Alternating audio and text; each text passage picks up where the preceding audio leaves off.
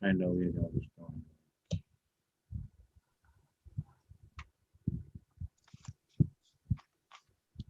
She said with me on WhatsApp. Let me see. Probably WhatsApp. Said with me on WhatsApp.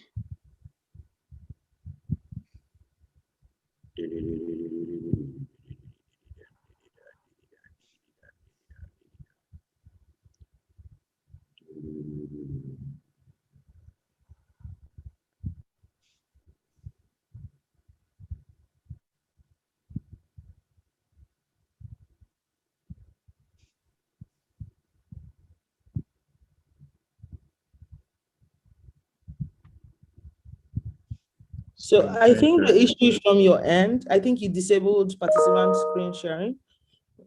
It says host disabled participant screen sharing. So I think that if you just share, we can just get started. Okay, ma'am. Just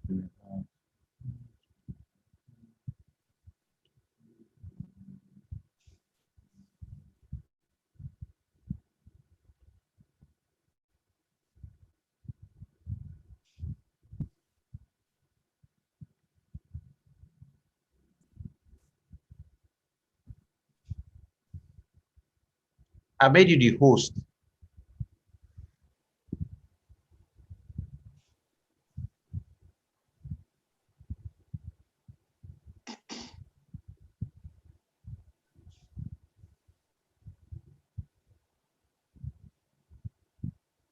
Yeah. 3, 4, 7. Sorry.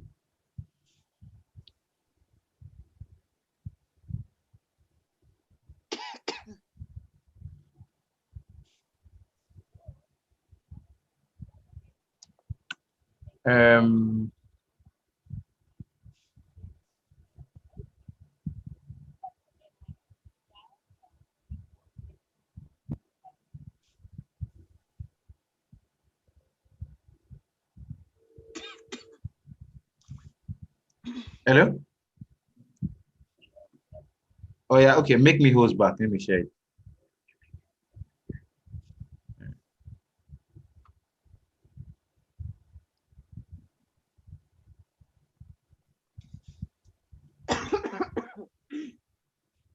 Excuse me. Spiritual ginger.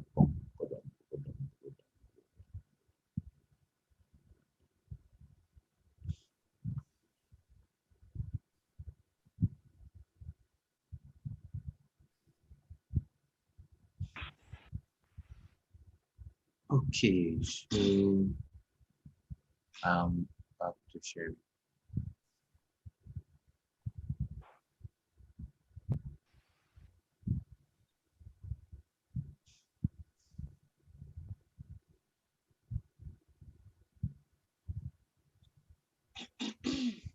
I can get started now. Hello, everyone. Should I go ahead? Hello. I'm supposed to tell them how I met you first. Oh, okay, sorry about that. Okay, so I'm just trying to bring up the screen now so I can share. Can you guys see my screen yet? No.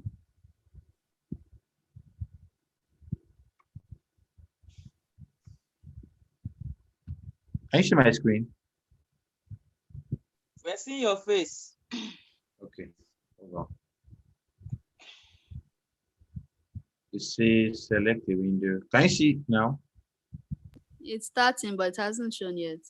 Screen sharing. Okay. Yes. You can see it now. Yeah. Okay, fine. That's fine. So now let me tell you who Ized is. Okay. Now, how many of you remember Max Okada? That's, what they call them. Those guys, their bikes were always yellow.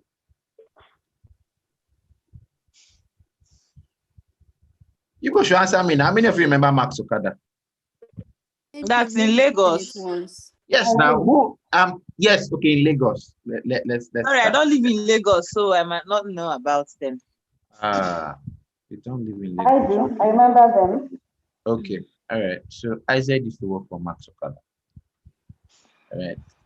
You know, Isaac used to be somebody, or rather is somebody that when she agrees to speak, you know, at your event, you go and do something. You understand? You know, so I have always looked at her and felt that, as in, how she's able to achieve all she does, or rather, how she's able to do all she does, and how she has, you know, put together and helped some other people do that. She runs a clan, a community, one of the largest digital communities in Africa called DigiClan. I belong to that community, right? So that was the first place where I actually had an opportunity to, you know, to get really, really close to her, right?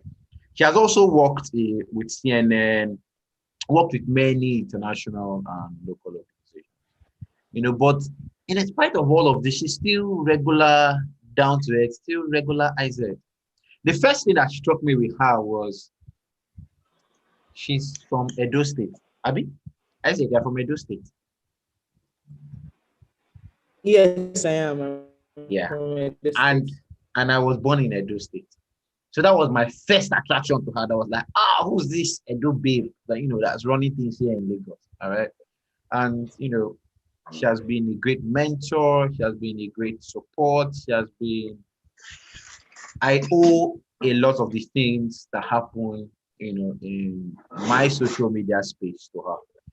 All right. And I'm very grateful that she is here to talk to us today. So, ladies and gentlemen, please put your hands together for Ized. Today, she's going to be talking about female digital entrepreneurship, opportunities in the digital economy for women. All right. You got the floor, ma'am. Hi, everyone. I'm just Ized. Don't mind anything that Victor said. Regular Ized Uanikhehi. Yes, I'm from Edo State, but I can't remember the last time somebody used my state to describe me. Victor, we don't do that anymore. We are forward thinking. So nice to be here. So for me, as a person and as a brand, it is really, really, really, really critical that we're using our talents and our skills to help other people achieve the same, especially women. So they say I'm particular to women, but you know, they can say, especially You can women, say. they can say in the workplace. For context, I moved to Lagos in 2014. I sort of always tell this story. I moved to Lagos in 2014 on the 14th of March, actually. So in a few days, I'll be celebrating another 7 years in Lagos. Wow, 7, wow. Wow. Where did you come from? Where were you before you I moved was in there? Abuja. I was working at a company called Studio 24. I know that a couple of you know the photo studio. I was managing the studio at the Wuse branch in Abuja. And then one day I tweeted something online. This is a slightly personal story, so I'll just say it as fast as I can. One day I was online and I tweeted something very random. I was thinking about people that could not have children. And I remember how they used I remember how they used to tease the women in my family that were very fertile. They can't touch us. So if you touch us, baby. So I just tweeted it very random that I want to have a baby. I want to be a surrogate mother for somebody, like for a woman who cannot give birth. I want to be a surrogate mother. I was just one of those random conversations that you put online. And as soon as I did that, maybe about 30 minutes later, one couple reached out to me from Canada. And they said the wife could not have birth due to complications. And they saw my post and it was like a random, and they asked me if I was serious. So I said, yes. At that time, I wasn't even sure if I was serious, but you know, and then all of a sudden there was a lot of conversations, lawyers were calling me, asking me to sign documents. And in the middle of all of this, right, they said, we want to do a background check on you. I know how this story leads to.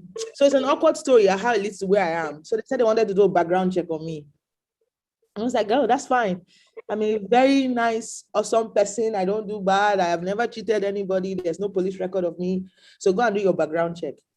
But for some reason, I decided to also search myself online to see, let me know what these people will find in case there's something I'm not seeing. So I searched my name online, and it was only one page of Google that came out. You have to have been really inconsequential for one page of Google to come out. And the page had my LinkedIn profile, my Facebook, my Twitter profile, and nothing else actually. And for some reason, rather than make me happy that these people will not find anything bad, it made me very, very, very sad that I got a first class in biochemistry. I graduated. I was doing the things that I love to do. I was making some sort of money online, but I didn't have anything that, maybe my children will look at and say, oh, that's our mommy that did this. Or it was almost like I was just living my life for salary and for rent and for food. I wasn't doing anything extra. And at that moment, work just became too much. I wasn't earning badly, to be very honest, in Abuja standards. I was staying in my own apartment. It just became too much. And I'd only recently discovered digital media, and I'd fallen in love with digital marketing. And I just got up one day and said, let me go and look for companies in Abuja that would do digital marketing. I went around a lot of them. Then Abuja is still a government town, but it was mostly government businesses. I didn't have the connects that I needed. And so Abuja wasn't just the place, it was Lagos. So I left Abuja and headed to Lagos. 14th of March, sorry, I know that you're signaling me to hurry up. I'll be very fast. 14th of March, 2014, with 13,000 naira. 2014. Yes. With 13,000 naira, 13,500 to be exact. My bag of clothes, my shoes, because I'd paid rent. It was slightly more, but I'd paid rent before I left Abuja and I came to Lagos. And in that space of 7 years, everything I'm about to tell you today is the same strategy that I used to grow myself, my personal brand, my business. I have worked for Fortune 500 companies. I have taught this same social media for USAID. I have spoken across the country based on the things that I have learned and I have done. I have worked for CNN Africa. I've worked for, being the director of marketing for Max Okada. I had my own startup, Tora Africa, and now I am the founder and CEO of Lose Media, an agency that only started last year, but is doing very, very well in the digital marketing space. We launched the VBank brand online, and in the space of 9 months, we got over 300,000 downloads for a new bank and well over 4 billion naira. We're working for other brands and they're all doing very well. So these are tested, proven strategies that I used to build my personal brand. Some of them I learned by mistake. Some of them I learned deliberately along the way. So I'll just run you through conversations. If you would please go to the next page.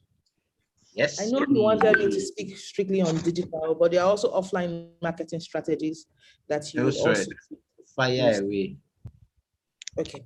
All right. So for again, right, I know that this is also for women, but I think that I also like to talk to both male and female. This is Women's Week, so I know it's focused on women, but these strategies can also be used by a man to grow their brand. So number one, develop expertise. Now, thank God for Google, and thank God for social media, and thank God for access to digital media. Thank God for access to money for data. No matter how small, there's always a data plan for your budget, whether it's a 300 naira data plan or a 200 naira data plan. Because online, there are sites like Coursera, sites like Udemy, and several other sites that I use to learn social media marketing. I didn't go to school for social media marketing, but I made myself a promise every single day, learn something about what you're trying to do. That way you become top in your field. And when USAID is looking for somebody to come and train their staff, they won't think twice about calling you all the way from Lagos and flying you first class to Abuja to come and train their staff. So develop expertise. An investment in knowledge pays the best interest because you are investing in yourself. So develop expertise. Roles are becoming more specialized every day. So it's not okay to know one thing. You have to develop the expertise for that thing, because every day they're looking for the best in SEO marketing, or they're looking for the best in a specific subject. So I'm going to incline towards digital, but whatever your field is, pick a niche and develop expertise. When it comes to job placement, a lot of people talk about how experienced a candidate is. However, it is the expertise that helps you land the job and to offer you great job security, because they are very reluctant to sack people who are experts in their careers or who are experts in their field, because they know that the minute they tell the person to go, somebody else is there willing to take up that, give the person a job. If I announce now that I need to work, I know that in the next 10 minutes, and I'm not joking, in the next 10 minutes, I will get job offers, because I've been able to constantly develop learning in my field. So learn.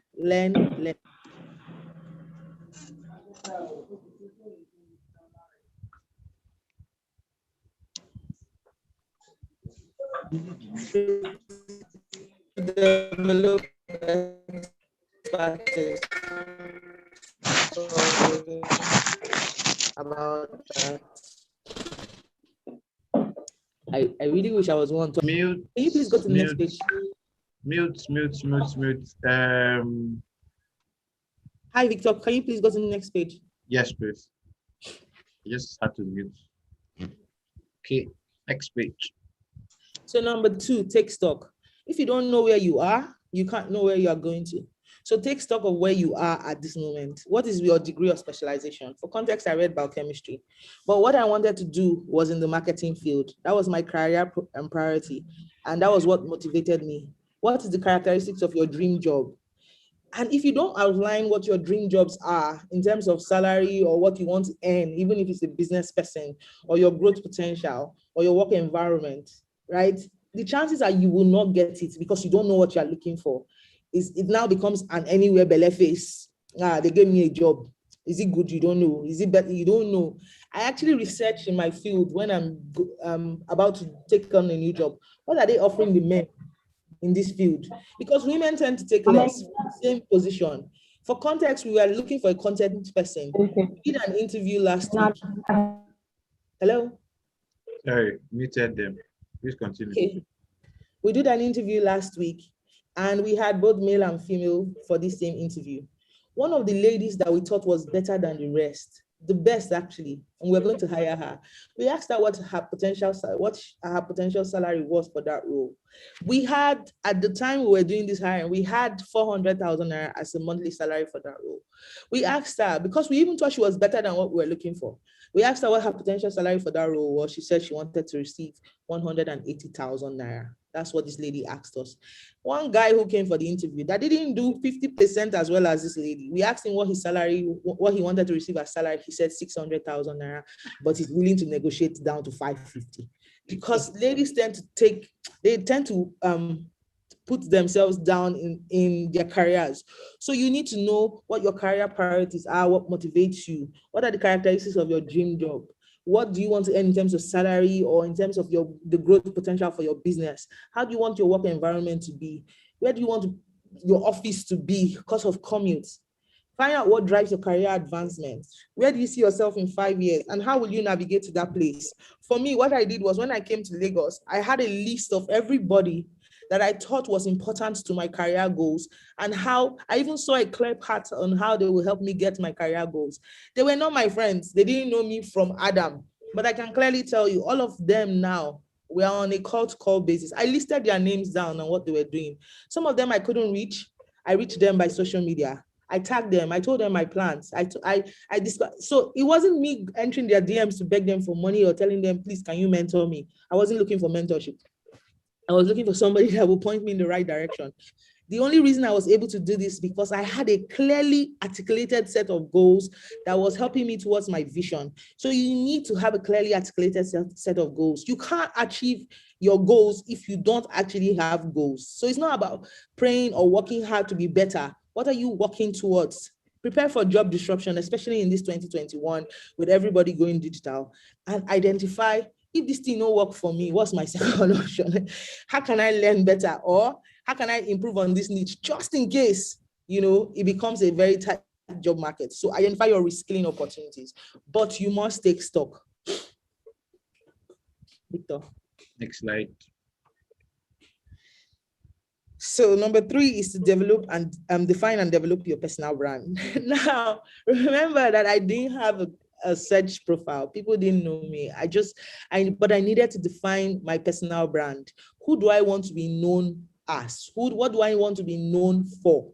What was the most important thing that I wanted to be known for? I even had my own objectives. I put my objective down on my social media profile. Sometimes at the time it was critical. I'm not saying that you have to write, I want to be this, but for me, it was that critical, so that in case anybody looked at my profile for whatever reason, they were very clear about who this person was and what this person was trying to achieve. So I defined my own personal brand.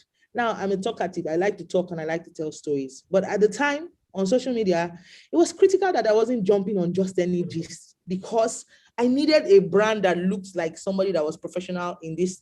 So I even had a burner account. I don't know if people know what the burner account is. I had a burner account that I used to tease. But on my personal page, on my profile, it was clear that, they're discussing about how somebody can use 100 naira to cook.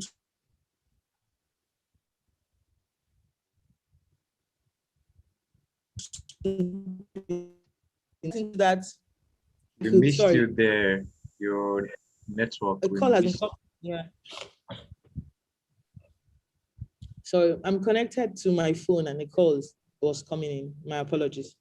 So the only reason I get into conversations that everybody is going on about online is if I can. Yeah.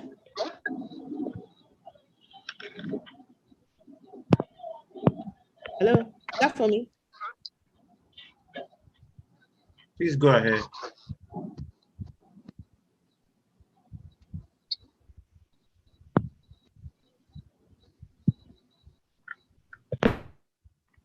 Okay, so let me just go ahead. So the only reason I could get into conversation, there's no feedback echo. Susan, I think it's you. Please, can you please mute your mic?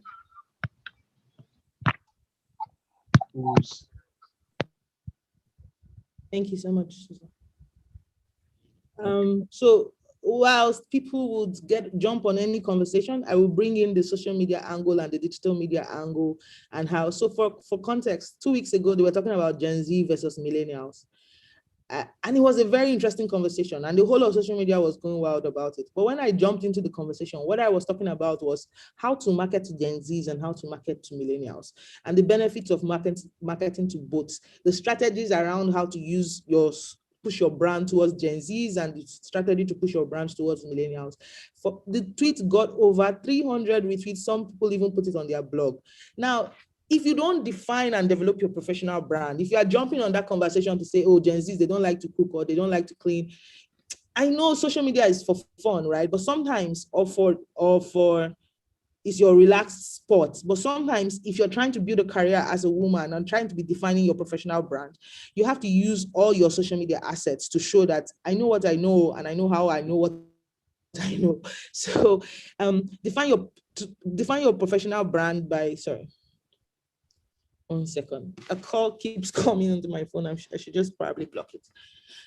Define your professional brand. You can articulate what you want your colleagues or your employer or your clients to know about you. Your body of work, your career timelines, your previous positions, your reputation, what skills are you known for, what is your expertise, what you've been able to accomplish. Even if you haven't accomplished anything, you can talk about what you are looking forward to accomplishing, your network, and your definitive skills. What skills are you bringing to the table?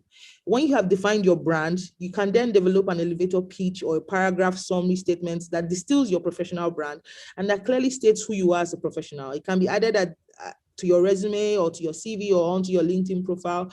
You can incorporate it into the conversations you are having on social. Victor, please. Excellent.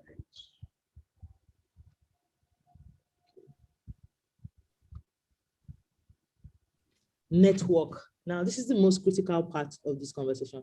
And the fact that you're here means that you already take this very seriously. The most powerful tool you can have in your career development is effective networking. I told you guys that I started Lose Media last year, May. That was because I started a company before Lose Media called Tora Africa. That had to do with the Okada brand that someone who woke up one morning and all of us, Lagos will not contain all of us. So he canceled Okada in Lagos. And it was a critical point because the job of Tora was to train Okada riders and deliver to them to companies like GoKada or O-Ride or Max Okada. So all of a sudden we didn't have jobs because because we're not training Okada riders to ride Okada. We're training Okada riders to be professional, to dress well, to know how to use Google Maps, and then deliver them to mobility companies like GoKada. And all of a sudden they say GoKada, Max Okada, O-Ride cannot work in Lagos, and then we didn't have a job. We woke up one morning because they didn't have a job, we didn't have a job. So one of the things that happened was, I know my core, and my core is marketing. So I said, okay, I was going to go back to start a marketing company. I didn't have the cash to start a marketing company because everything I had invested into Tora, bought motorcycles, rented a training center, 6 training centers across Lagos. So we're broke. We even borrowed money to develop Tora. So we're broke and we're owing. At the point I needed to start Lose Media, it was through one of my networks that I met somebody who is the MD of a bank that I didn't want a loan because I was already owing so much and I just needed an investment. I was able to gather his group of friends. So my own one personal network now used his own network to gather themselves together. And I was able to get an investment of over 150 million to start my social media company.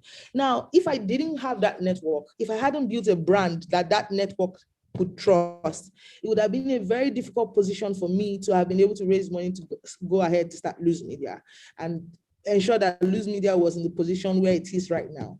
So networking is the most critical part of everything you're going to do for career development. You need to network as communities. The reason why there's a clan of social media marketers, it's called DigiClan Africa, is because as a community, we're able to learn together, grow together. Someday somebody will need somebody that needs my expertise. And then they'll call me and say, Ized, they need you so place. They need you so place. And I've gotten travel opportunities. I've gotten speaking opportunities across the world because somebody knew somebody that could make a phone call for me.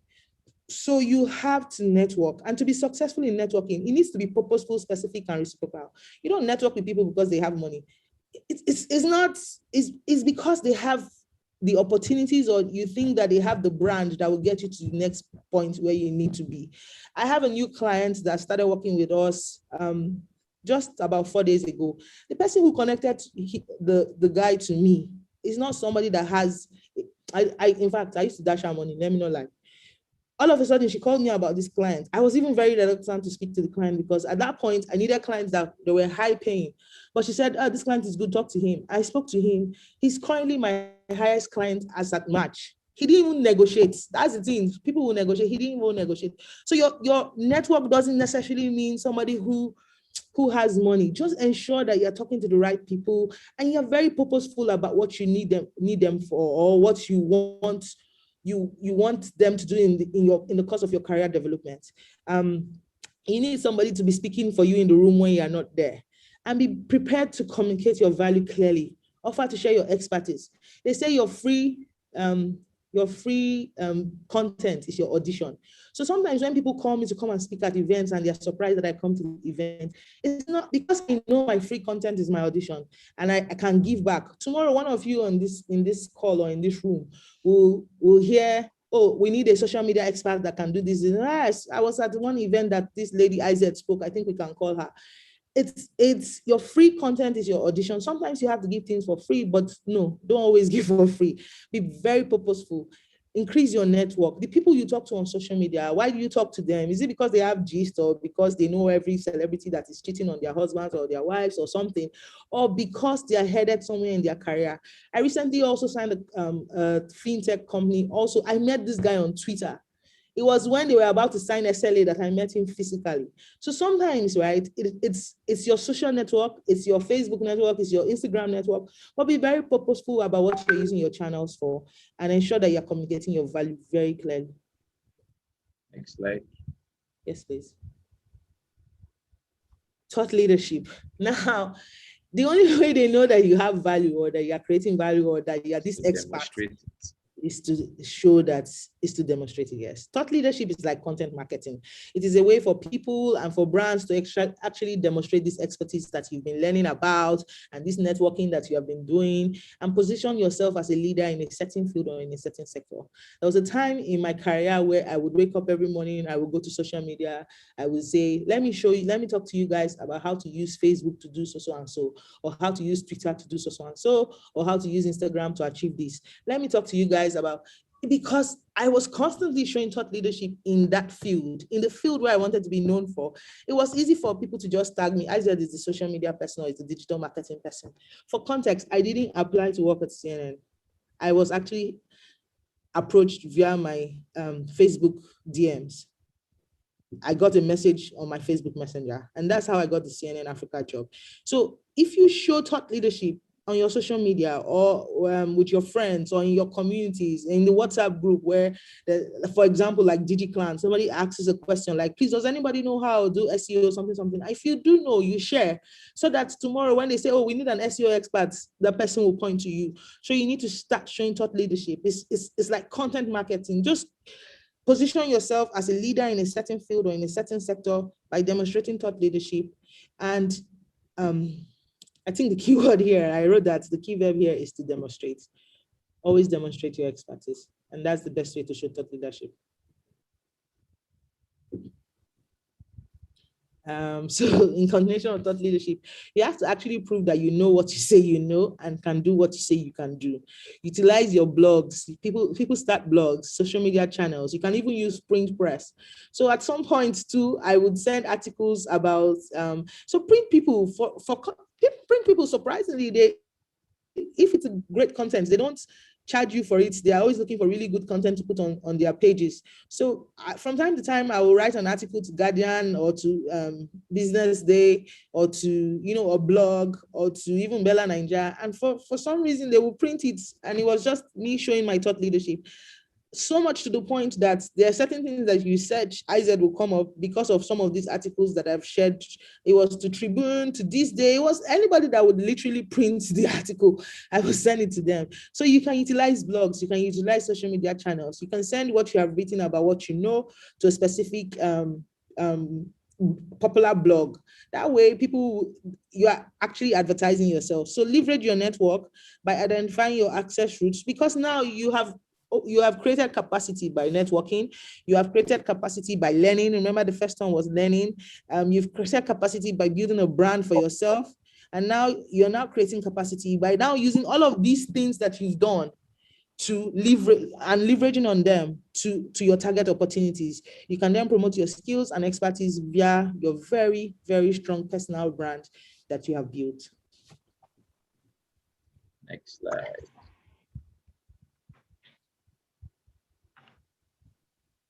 Mentoring, get a mentor. So sometimes when I get to the slides, it's a bit, people say, I met somebody who I want to mentor me, but the person is so busy. I said 2 years ago, my mentors didn't know that they were my mentors, but they were my mentors. I didn't need to reach out to them to say, come and mentor me, because I get some of those messages. I said, I want to learn from you, come and mentor me. Man, fam, I'm busy building a business. I'm busy ensuring that my surname, as difficult as it is, look at this surname, Uanikhehi, doesn't have a W after the U. It's the funkiest surname ever. I'm busy ensuring that people around the world can pronounce it. I spoke at an event yesterday that had Elon Musk as a speaker too. I mean, I want people to be able to say, oh, Ized Uanikhehi very easily. So how do I have the time to do all of that, build a career, build a business? I'm still struggling in this game that we are in. As much as people think that, oh, Ized has reached, I'm still trying to grow my brand more. And then somebody says, Ized, come and teach me. Come, I want to learn from you. How? Where? When? When? I didn't sleep till 1 o'clock yesterday because I have a brand and a client that needs to do a photo shoot. We didn't have anywhere to do the photo shoot. As at this morning was when we decided to go and rent out an Airbnb just to do a photo shoot because we needed a very particular scene. We've been working on the clothes and all of those elements. And then at what time do I have to then take a mentee and teach? But there are specific people that I end up working with and I'm their mentor. So sometimes mentor relationships are not necessarily in your face because people are busy. They are growing their businesses and they're growing their family. You can't force yourself into their face. But there are ways to learn from them. There are ways to even get into their network. There are ways to be the person I was talking about that invested in the business Lose Media. He's currently my biggest mentor right now. I learn a lot from him. There was a time he had to even create a WhatsApp group and he was teaching me every day. But when he didn't have time, because he's the MD of 13 companies, he's the MD of a group of companies that has 13 companies under the group. When he didn't have that time anymore, it was left for me to go and be following what he's saying on social media, what he's saying on his personal blogs, what he's saying on his channel. And if I see anyone that I think that I don't understand, I send him a question, sir. I don't understand what you meant when you said this. He takes his time when he has the time to explain to me. And sometimes mentor-mentee relationships are slowly built before it can become something very, but they're very important because this same person was the one who went ahead to go and call 8 of his friends to join him to invest in my business. So a mentor-mentee relationship is critical because it helps you to hone the leadership skills. It helps you to develop new talents. And a mentor offers insights, perspectives, and provides career direction, especially if it's a mentor that is in your field. You don't want to make mistakes now. So you already have a list of all the mistakes that they have made. They tell you all the mistakes that they have made and you learn from it so that you don't repeat the mistakes that they have made. And when identifying your mentor, keep these goals in mind. Keep your goals, the goals that you set for yourself in mind. And know what are your strengths and weaknesses and how can a mentor guide you? And then manage expectations. Because somebody is your mentor doesn't mean that he doesn't get tired or he doesn't get busy, or there are times when he's not cranky. Or so some people place their mentors on a pedestal such that, I mean, I'm pretty certain that if some of my mentees see me twerking in the club, they'll go on social media and go crazy like, I saw Ized. Is this the person that you say should mentor? From time to time, I like to get down too. So manage your expectations because these mentors are human beings. I mean, I don't know how to twerk, but if I knew how to twerk, I'd definitely be twerking in the club. So, but not the conversation we're having here. So manage your expectations. And it doesn't have to be somebody far. You can start with a mentor and you need to grow your mentors. So at every stage in your career and every stage in your life, your mentors can be different. I had a mentor for thought leadership. I had a mentor for digital marketing. I had a mentor who was a CEO because I wanted to, at the time I wasn't a CEO, but I was looking towards becoming a CEO. So I had a mentor who was already where I wanted to be in 8 years. And at the time that person was my mentor, I wasn't anywhere close to being a CEO of the kind of organization that he was in. But right now, I'm working towards that because I put that goal in my mind. So always have your goal in mind when choosing a mentor and look both within your and outside your organization. Also, most importantly, you become a mentor. They say the fastest way for something to stick is by teaching others. So when you learn something and you give it back, you learn something, you give it back, it gives you great satisfaction. You feel like a leader. And when you start to feel like a leader, you start to develop leadership skills, you grow, you hone your leadership skills, and you're able to expand your network. And always consider where you offer the most value. Don't say, I can't be a mentor for this, or I can't be, just always consider where you can offer the most value and then deliver that value to potential mentees that are looking up to you. Because as we go up, we should always drag people up with us. And I think that I've come to the end of, can you go down one more slide? Oh, very, very, very, very, very, very, very, very, very important. In fact, I said networking was important, but this is the most important one. Start now. All of you, I'm sure there's nothing I've said here that you haven't heard a million times, or that you haven't heard before, or that you haven't heard other people say. But people always say, I'm not ready to start. Maybe next week, or maybe I'll start working towards my goal when I get my master's, or I'll start working towards my goal when I get this, or when I get some money, or when I get... If you don't start now,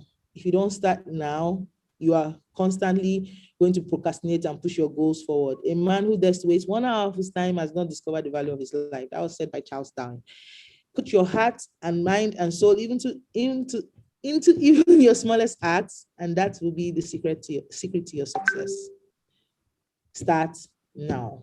From wherever you are, with whatever you have, there's always something to do, towards your goals. You have a long list. So pick the ones that you can start doing now as you work towards your goals. Thank you so much.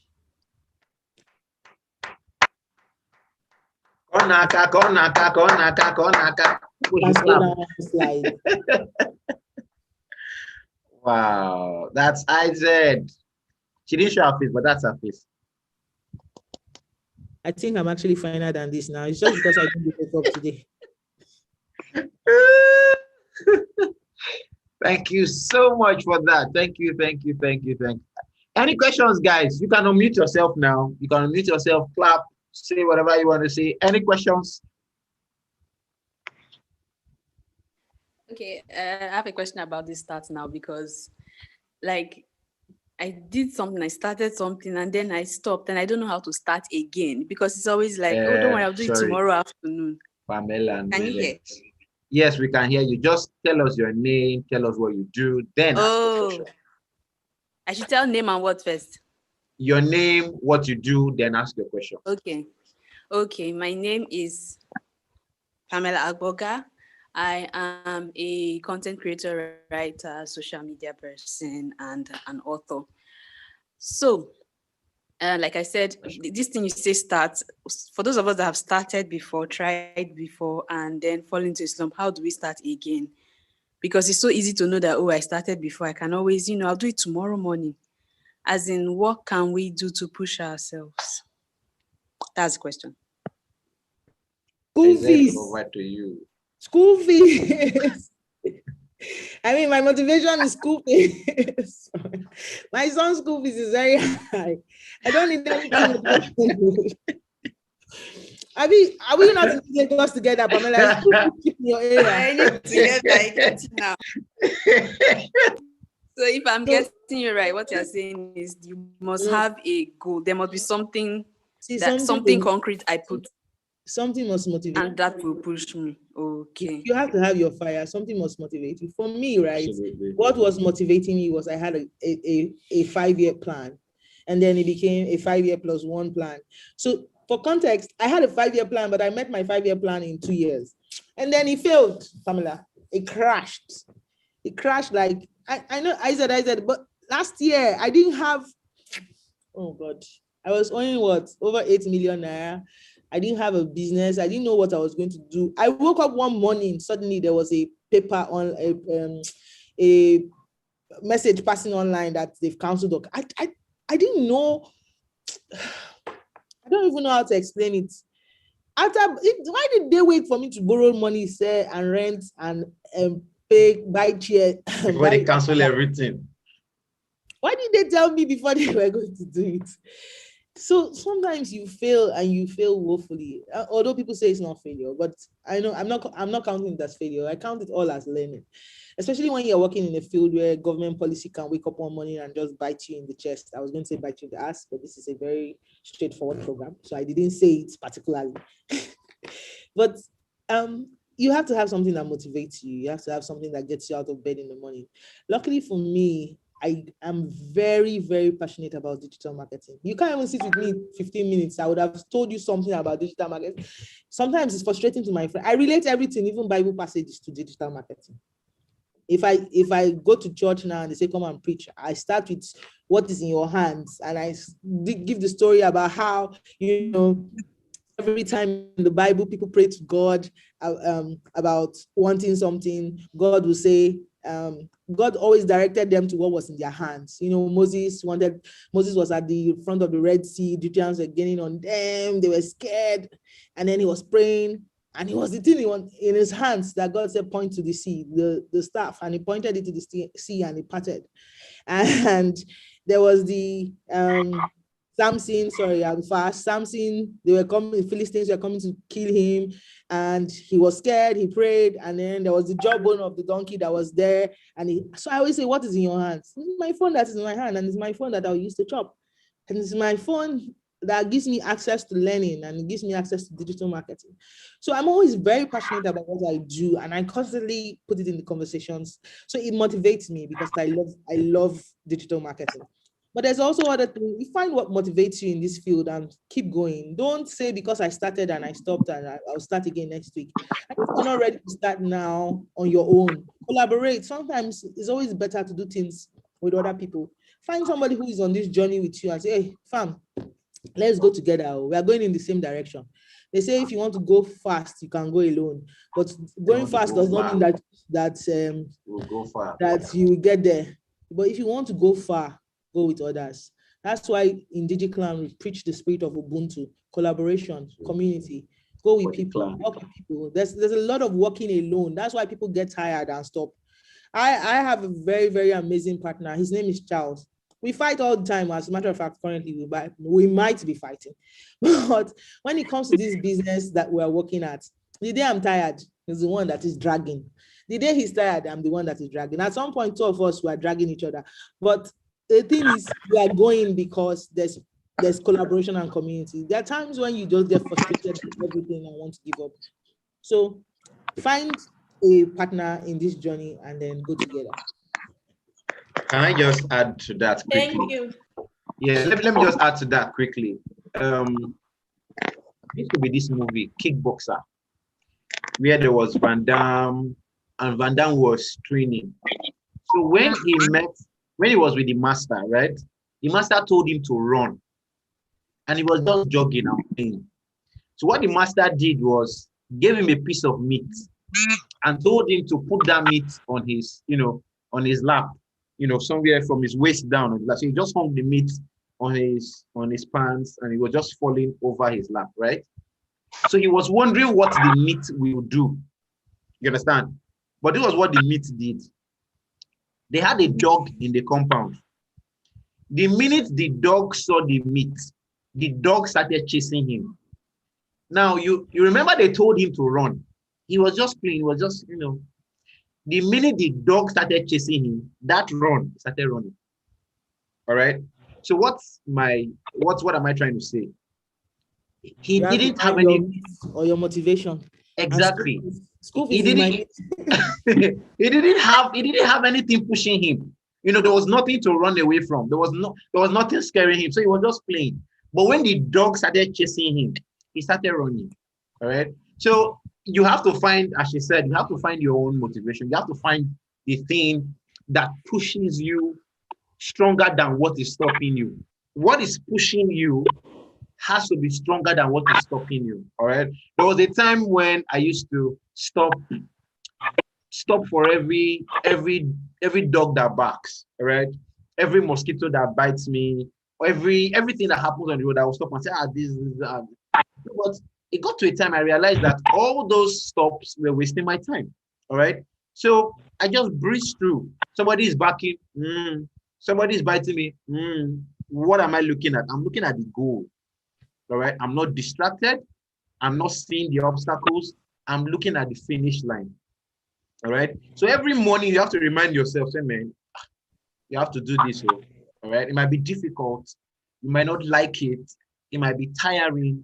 You might sleep 3 a.m., 4 a.m., 5 a.m. It might be difficult for others to even understand why you're sleeping at that time. Okay. But you know where you are going to. You know the goals you have set. All right. And you know you must achieve them. All right. So find your motivation. That's the thing I would just say. Find your motivation. Any other question? I saw a question about telling my story on. I'm very big about telling my favorite stories. So I used to go to women's meetup and ask why do we come to these meetups and then we sit down and everybody's talking about how I raised $2 million and how I did this. Why? What? So you people don't have issues in your office, and so I'm always big about hearing what things the people face and how they overcame. So I've actually told this story, this Okada story, on Tech Point. I think it was a Tech Point blog. It actually had a lot of readers. I think as at the last time I checked, it was well over 3,000 clicks on read. But I'm always happy to tell from whatever to say.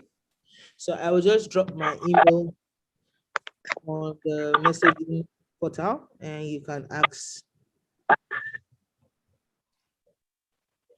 If there are no other questions, I have a few questions, Shao. Can I ask? Question. Oh, you have a question. Somebody has a question. Who has the question now? Informal Okafor. Oh, hi, Ifoma. Oh, hi, Ifoma Okafor. Hi. Hi. Okay, hello. Good afternoon. Yeah. Okay, so please go ahead. Yeah. So more of a digital marketing enthusiast, and I'm always very curious. You're always on what? There was the time I had someone say, "Oh, do this thing on TikTok." As in, I'm trying to say something. There was a time a friend of mine was trying to like have a good social media engagement and grow her followers. So she tries to do everything that has to do with content, meaning products, testimonials, everything. She put it out there and she was very consistent with how the things go. But she was forever troubled that she wasn't really gaining followers like that. At the time, it was almost like we wanted to blame it on Instagram, but she did it all, include everything that has to do with, including hashtags, she did it all. But this thing wasn't doing, and that was supposed to be her goal to grow followers, and she wasn't getting it. So I don't know. Is there an exact mathematics to this thing aside the common things we all know? Thank you. Ized, you want to take a look at I that? actually started talking, but I was muted, so sorry. So, Miss Ifoma, or I'll just say Ifoma, if you don't mind. So for me, right, I've been in this field long enough to know that it's not a one size fits all, but the barrier to entry for this job is so low. It's so low. Anybody that has a phone now, tomorrow, next week, and they think that they understand social media because they've done one post that 300 people retweeted. They'll just tell you that they're either a social media influencer or they're a social media marketer. The barrier to entry for social media marketing is so low. You only need a phone with data. So, but there are a couple of us, there are a few of us who know this thing and who understand that it's not a one size fits all for all companies. A company approached us yesterday and said they want this, they want this, they want this. If we had given them everything that they wanted, there is no way they wouldn't have paid at least for the duration of time that they wanted it. They wouldn't have paid at least 60 something million. But by the time we reviewed, we just know that they just need some of these. They don't need everything. We actually did an analysis. We did an audit of their brand. We went on social media. We just gave them recommendations. At the end of the day, what was charged to them was like 8 million naira. I know that some people will say you're stupid. We should have just done everything, collected the 60 something million. But it's not about that. It's about being able to deliver to your clients the best possible way. Sometimes it will not work, and then you can retweak, take responsibility, retweak, fix it, and redo it again. But there are a lot of people who are doing one size fits all because they did it for Antonia that is selling hair. So they will do it for Bimbo that is selling shoes, and they will do it for Jane that is selling dress. And it's just different. Bimbo's clients and Bimbo's target audience is different from Antonia's target audience is different. I mean, I just called 3 random names. I don't know anybody like that. If there are people with those names in the group, I didn't mean that. So you have to understand who you're selling to, where they are, what platforms you should use, and then utilize those platforms. It's not just about having money to promote a particular content or to dance. There was a time one lady was dancing to sell hair and it went viral. The next thing you know, everybody on Instagram was dancing. Everybody was dancing. Now I don't know who is buying hair from people that are dancing, but people typically copy as opposed to look for what fits their brand. That's why there's specific social media agencies that are very, very key on ensuring that it's not a one size fits all. We're looking at your brand and we're determining this is what you need, and then we're ensuring that that's what you're getting. Mr. Vic, you want to add to it? Okay. Now, the things about growing brands, as she said, it's exactly that. You have to first start with what you actually want to do. What's the objective? What do you want to achieve? Okay. Now, when you think of what you want to achieve, then you walk from the goal back. All right. So I'm thinking every day I want to get 20 customers, right? So you want to get 20 customers, you need to be sure of where those 20 customers spend their time. Okay. You need to be sure of the type of content those 20 customers consume. You need to know maybe what platforms those 20 customers like to use. All right. If you know, you probably have to know maybe the type of hashtags that they engage with, right? So if you spend your time there and you start having conversations with those 20 customers, all right, then your next plan will now be to move them from conversations, all right, down to conversion. All right. Now I have a training after they've all spoken, all right, and I'll be talking about strategy, funnels, and conversion. So we can deal a lot more as regards all of this. But I think what she said plus what I just said now should suffice for now before we get into the main part. Okay, is that fine? Hello, Ifoma. Yeah, that that's works. right. Thank you very much. Thank you. Now, Ized, I just wanted to ask a quick one. Okay. Yeah, I know you have to run, but a quick one. Sorry. For women now, are they in the digital space, right? Are there particular areas you feel that women can easily go in and they can easily dominate? You know, the only way they will ask this question, you know, the question is coming from a man. Once you just hear this question, just know that it's coming from a man, because no woman will ask me this question. Because it's like you're limiting us to, no, I'm not. No, it's a limitation. No. Like, let's do the easy ones, or let's do one type, let the men do another type. I'm saying to all the women in this, there's absolutely absolutely nothing in the tech or digital space that a woman cannot do. Please, there's absolutely don't let anybody discourage you or tell you that that part is for men. There's absolutely, as a matter of fact, the reason why I call myself king, I said, is when they say the part is for men, that's the part I'm going. That's the part is the one that I will go and do. Then when I conquer it, let them come and tell me that, you know, it's for men. Because I've gotten a lot of that. Oh, you can't do that. That's typically men that handle that. Okay, I will go first. Let me get wrong results. And so far, I've not seen anything in the digital tech space that is limited to men or things that women cannot do.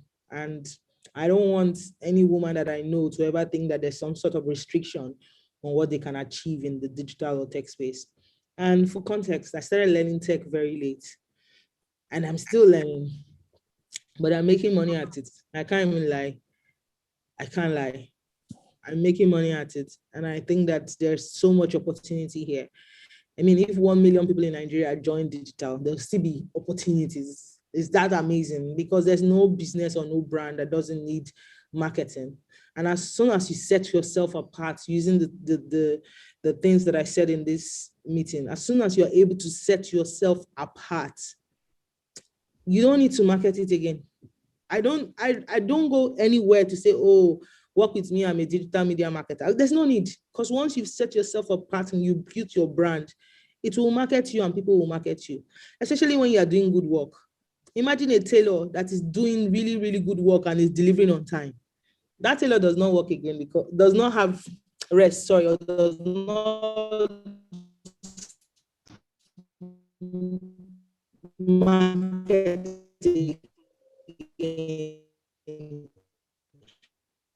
Your network. because every time somebody asks to whoever needs, so it's about setting yourself apart, showing thought leadership. I'm so sure. So sorry. I have to actually run because it's another meeting, but I really hope that I was able to give impact, knowledge, and this is my social media handles: Twitter, Facebook, Instagram, even emails. Just reach out to me. I promise I will respond and I will answer whatever questions that you have. Thank you so much. It was nice to meet everybody. Thank you very much for the clan. All right, guys, thank you very much. So that was Ized. So any questions? If there are any questions, we can still tackle questions before. We have 5 minutes before our next speaker comes. Oh, our next speaker, yeah, my apologies. Say again. The clan. So our next speaker is already here, Mrs. Tonye Faloughi Ekezie. She is here already. Her topic is Storify. Why do we have that topic? People have been saying, how do I create content? How do I create content? How do I create content?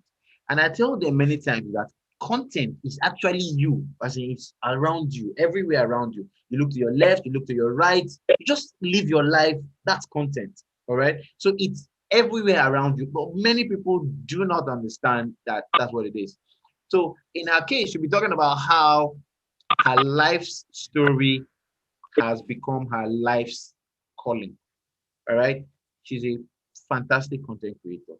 All right. She's an accomplished movie person, as in she's a TV and movie person. You guys will meet her. So, but before that, can we have, if there are any questions, we have about 4 minutes to answer before she comes up. She'll be live at 1:40. So we have 4 minutes to go. If there are any questions, we could just, browse through, take it before we go. Are there any questions?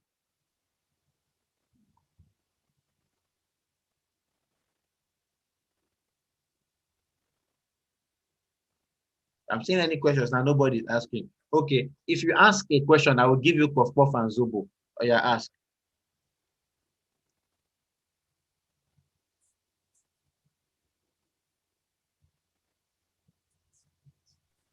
I don't have questions to ask, but I'll take it puff puff and zobo. Hello, ma. Okay, so Susan has a question. Susan. I have a question, even though it was answered a little bit. Okay.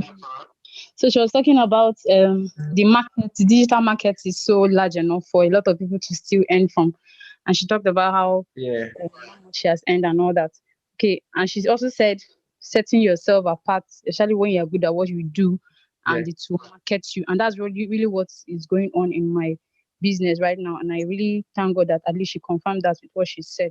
So, but my challenge here is now I'm trying to get it out online.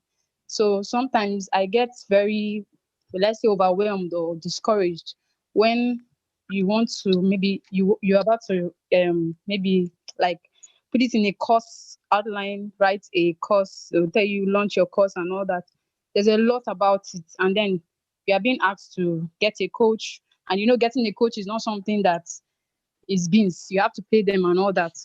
So that is true. So sometimes I look at them and I'm like, where do I start? As in, how little can I start at least to get to this digital space, to get there and then show what I can do and teach what I can do, and then to be able to earn as much as I wish to earn, and not just maybe dealing with people physically, because I know that the market out there, or people that may want to patronize you, are much. So sometimes I get discouraged. I don't know how can somebody actually with the little space and time the person have, or will I say the person's capacity, how can the person just go into that space as little as the person have or can afford? I don't know how to put this in English, but I don't know if you understand what I'm saying. Okay. All right. Now, let me just explain something. This is how I started, right? Okay. always speak out. She mentioned something as regards your mentors. Your mentors can be far away. Yes. Okay. So that was how it was for me. Okay. Okay. So I I had I have mentors in a variety of areas, as in just name it. I have mentors in a variety of areas, right? Okay. Okay. Maybe when you're thinking of how you can focus on something in particular, there's some people that you just notice that this person is very focused in this area and he just goes about what he's doing without fear or favor. I want to be like this person. All right. Okay. This person is fantastic in maybe keeping to time, and maybe you know that that's something you are struggling with. I want to be like this person. This other person is good with details, right? They can write everything down. They bought pin, they bought ice cream, they bought granuts, everything that they bought, they write all those details. You can also, that person can also be your mentor. Do you understand? So you can have a million mentors for a million things that you're probably struggling with, or things that you look, or things that you want to become. All right. So they can be close, they can be far, but really it might not be when you talk about paying for a coach and all that is when they become close, when you want them to get closer. All right. Okay. The first time I paid for coaching, it was who did I pay? It was Steve Harris. All right. Steve Harris coaching was the first coaching I paid for. Now let me explain how this happened. I didn't have the money at that time. It was many years ago, right? I didn't have the money at that time to pay for his coaching. And the coaching at that time was 30,000. 30,000 naira. I didn't have 30,000 naira at that time. So I just got into Lagos, like maybe a year or two. Um, so then he advertised his coaching course and all that, and I wanted to do it, but I couldn't because I didn't have the money, right? But I didn't leave his page. So I was always in his page. I was always talking to him. When you are on his page, he's teaching and he's training. Do you understand? And you are learning from that. Okay. All right. He's sharing videos. He's giving free seminars. You are also learning from that. Okay. So you're picking those little things. You're picking those little things. You're applying them. You're getting closer and closer. You're gathering your money. Right. Then one day, out of the blues, um, he announced that somebody had paid for like 20 people or 10 people or so. Somebody had paid maybe like 10,000 off. All right. So it meant that you just had 20,000 to pay. You understand? You just had 20,000 to pay. And that was like an eye opener for me. Like, it's just 20,000 now. Guy, you have to sit up. And I was, I rallied around. I was able to raise 20,000 and I paid and I got into that space. Okay. And since I got into that space, I have remained very close close to him. So we have been close. He has been working with me, but that was how I entered. Are you getting what I'm trying to say now? Yes. Yeah. So sometimes you might not have the big money to just go in. All right. So you probably have to spend time consuming the content that they are dishing out first. All right. The content that they are pushing out, how they are going about their stuff, consume that content. I remember there was a time somebody said, I should mentor him. As she said right before she left, I really don't have that time. And at first, when I was looking for a mentor, I didn't understand why they didn't have that. I was like, it's not just for you to just sit down and work with me. They were like, it's not really like that. You understand? But that was what I thought it was. So, but when I got on the other side and people were now asking me to mentor them, I now understood what my mentors were saying. It's not really like that. You want to make sure that you give the best value. All right. So you want to make sure you sit down and actually work with that person. But you might not have that time. It might just be once in 2 weeks or 3 weeks or 4 weeks, as the case may be. All right. Yeah. So your best bet is bring the person close. Let the person take from the content you're already sharing. All right. So what I started doing then was I started making sure that I delivered value, very good value in the content I was pushing out. So content I was pushing out on social media, content I was pushing out across board, I was putting in a lot. So that when you even watch one video, you get something that would enable you deliver, enable you get results All right. So it was me indirectly mentoring you without actually sitting down there with you to do it. Yeah. Do you understand what I'm saying now? So on my YouTube, I have over 100 videos. All right. 100 videos talking social media and all of this. Why do I have that out? So that people can just watch it.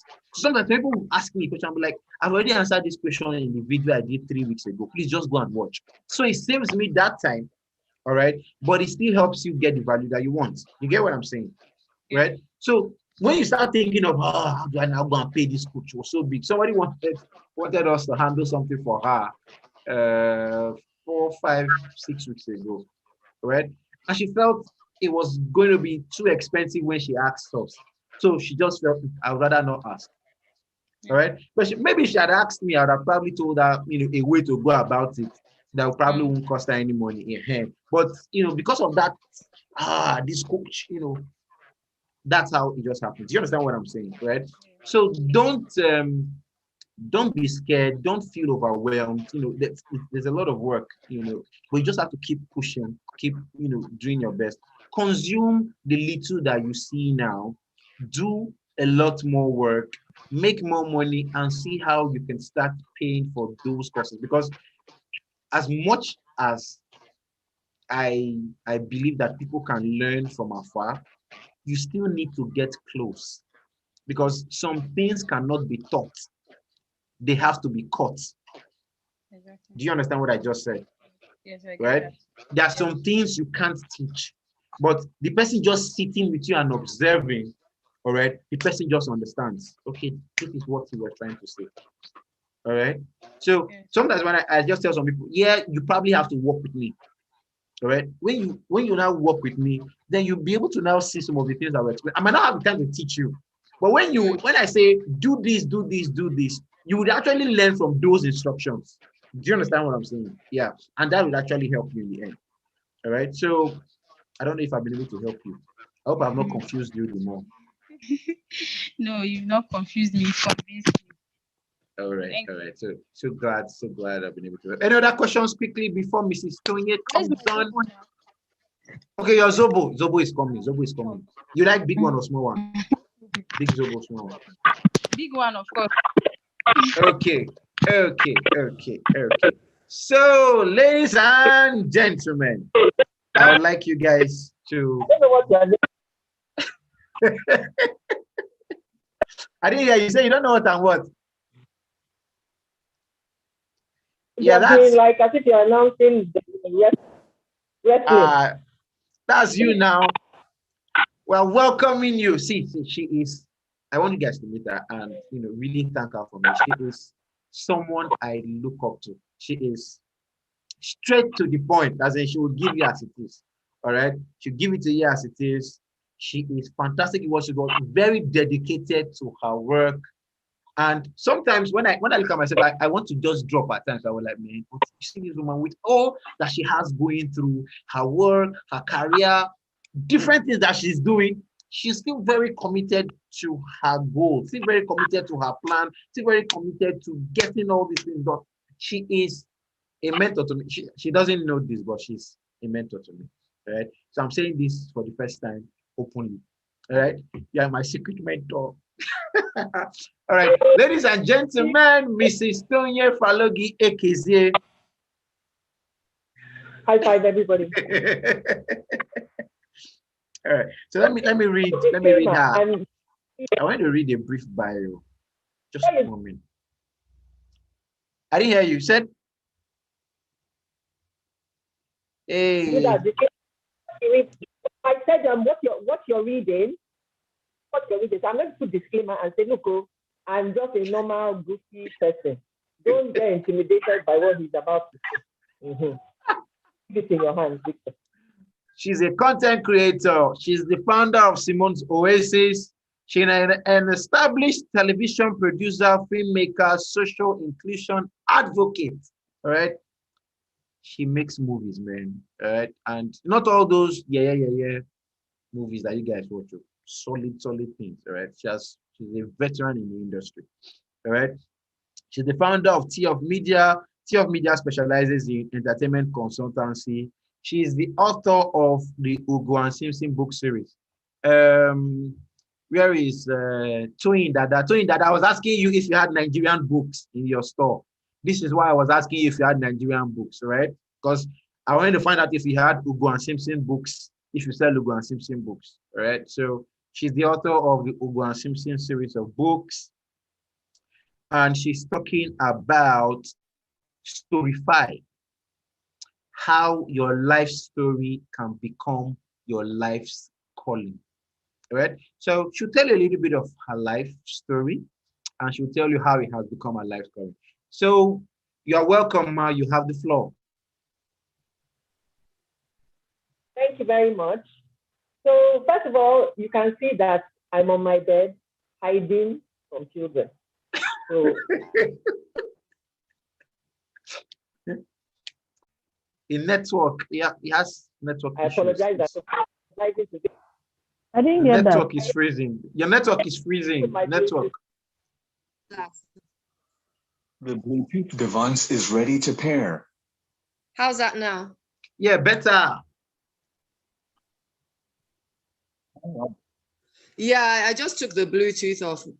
Maybe that was affecting everything. Okay. Okay. Okay, how are we now? You guys can hear well? Yes, ma'am, we can. Better now. Okay, fantastic. Okay, so just because of the nature that my life story has become my life calling, there's really like a foggy boundary between my home life and my work life. So I work from home. Often during these things, one child will just come straight through, run past, you may hear, because I'm very hands-on with the children, and they are and I want them to also be able to understand what I do, and also for people to understand I don't separate them, because really they're the basis of Simone's Oasis and the Ugo and Simpson books. So that's one. But anyway, my background is that I'm a Nigerian. At the age of 6, I was sent abroad to boarding school. And I had an upbringing that was between the UK and here and the US, between school and university. Sorry? Feedback. I don't know why there's feedback, but okay.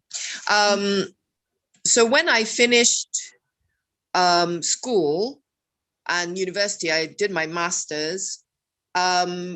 During university and everything, I worked all the way through my 1-2 jobs. I worked, a couple of jobs through university and everything. So when I finished my master's and was looking for a job, I found it difficult. I had some opportunities, but it wasn't until my CV landed on the Big Brother Nigeria team that I got a call that I needed to get to Nigeria like the next day, that they want to hire me as for production crew on Big Brother Nigeria. And that really kind of now got me going in the Nigerian side of the industry. Obviously, I've been aware, I've watched all kinds of films, Dark Goddess, Sophia, the Sophia series and everything. So, but it was a great opportunity for me. In England and America, I've been working as intern, production assistant on films, and I'd been modeling throughout. But really, it wasn't until I came back to Nigeria that I got given a real opportunity to really get stuck in. And it was a 3-4 month contract, but it was hectic. I'm sure you guys are familiar with Big Brother Nigeria because they just did a season. But you don't see a lot of what happens in production, right? And there's similarities when it comes to social media. You don't see a lot of what is really going on the back, right? What a lot of people show you is just the surface. It's just the image. It's just the effigy. It's not actually the work that's been going on behind. So 90 days, you're there 90 days, but just as the housemates are in there 24 hours a day, you too as crew on the other side, you're there 24 hours a day for 90 days. So you really get to understand the mechanics of how certain things work. Anyway, from there, I got a job at Mnet between SA, going back and forth. And then from there, I became GM of Storm. So you guys will be familiar with Storm Records and Storm, Obi Asika and Asa Asika and Nato C, Kachiku, all those people. So I worked with them. And eventually I decided, you know, that I wanted to break out on my own, go out on my own. My dad has always been an entrepreneur and always kind of encouraged us that one day you people, you must start your own business, however, which way you're going to do it. So I felt like I had learned on other people's money. So I advise you to do that. I'd learned a lot from other people on other people's time and money, and felt that, okay, I'd saved up a bit and I can open a small production business, consulting, editing scripts, doing productions, coming up with production Bibles, pitching, doing corporate production jobs, etc. So that's kind of like my background of work, and that's how I ended up starting Tee Off Media. Now, in terms of my personality, I've never been someone who likes to be on the front. Yes, I was a model, but I wasn't model as me. I wasn't being Tonye. So for me, I'm not really someone who likes to be on the red carpet. You never saw me on the red carpet, maybe once or twice in like 10 years. I don't do, it's just not my thing. I'm not into that. So personality wise, I'm a worker. I'm someone who gets behind, I get the work done. I'm not interested in fine boy, fine girl. And it's important to understand what your motivation is when you want to follow a particular path or career. What's your motivation? Your motivation, your primary motivation cannot be money. And your primary motivation cannot be that it's all about, the image. That will only get you so far. Because at times you'll be, we're all disappointed. But the thing that keeps you going is your motivation. And you need a long-term motivation. Yes, short-term, obviously, we all need money. We those are short-term motivations. Oh, it will look good. But really, what's your real motivation? What's your reason for doing this? What is your impact on the wider world? What's your impact on the environment? God forbid, if something happened to you today, what's the legacy you've left behind? And I always say now that it's a responsibility for us people that are here to try and leave an example or try and help in any way we can others out there, those younger ones, those coming up, because we're in an environment where a lot of people have neglected that responsibility. We have, as citizens, have to take on that individual responsibility. So going on about my life, I got married to my best friend in 2012. And we had our first child in 2013, and his name is Ugo. And then in 2015, we had our second child, Simsim, or Simone, but we call her Simsim. And hence the title of the Ugo and Simsim books. They're actually based on my children. Now, when I started having children, getting married, I made a decision with my husband that any child we have, first 2 years, hello Edith, nice to see you. First 2 years of each kid, any child we have, I would majority be at home. I could consult a little bit, but for us, it was really important that those first 2 years, a child must know you must bring up that child. And if we could manage that financially, that was our goal. Now it was just a few months after her birth, we returned back to Nigeria. Say when she was about Christmas 2015. Now, it was in January 2016, I started getting worried about my daughter, and she had a choking incident, and I knew baby first aid, and I was able to do baby first aid for her, and I took her to the doctor, and the doctor was like, it's not like she looks like it or she's showing any of the symptoms or any of the features I would normally look for, but something is telling me to test your daughter for Downs. I was like, Downs, okay, but no problem, let's test her. And it came back a few days later that she has Down syndrome. Now, nobody had picked it up at all. She didn't look like she had Downs. Nobody had, even in my anomaly scans when I was pregnant, nobody had seen anything. Nobody had heard anything. Fine, no problem. She has Downs. What's the next move? So the next thing was to get an echocardiogram, because about 60% of children with Down syndrome have some kind of heart issue. It's usually minor, but hers was severe. It was life-threatening, and they gave her a window of like 6 months to live if we didn't do anything. So that's really when life changed. And we had to bundle her up and head to the US because they couldn't do the kind of heart surgery she needed here in Nigeria.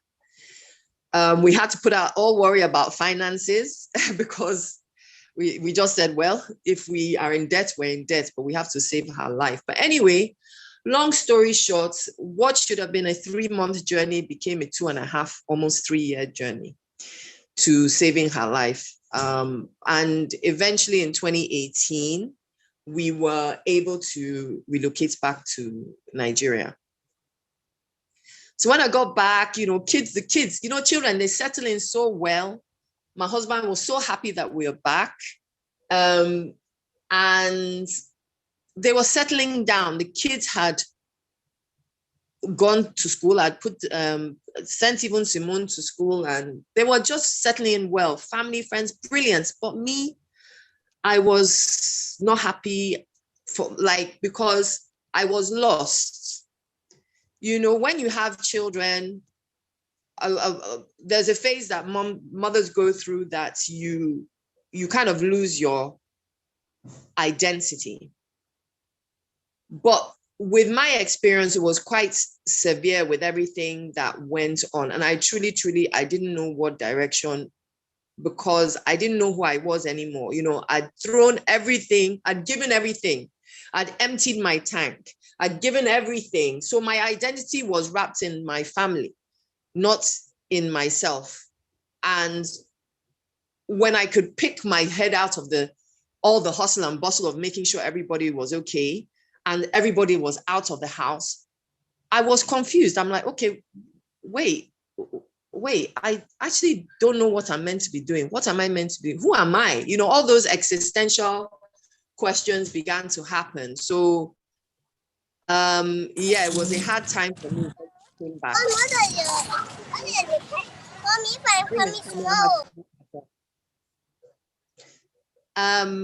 And so thank God I have an understanding husband who stayed throughout all this special needs issues and is still here. And he just said to me, you know what, Tonye, you have worked your behind off, not only before we had kids, but for the kids and myself. You've worked, take some time, you deserve some time to kind of just think about what you're going to do. So I took my time, which was hard for me. It's hard for me to stay still.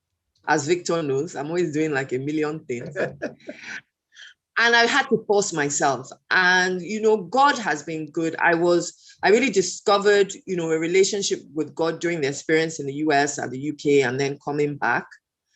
And it was really like finding that relationship with God and understanding that the message I got was stop, wait, listen.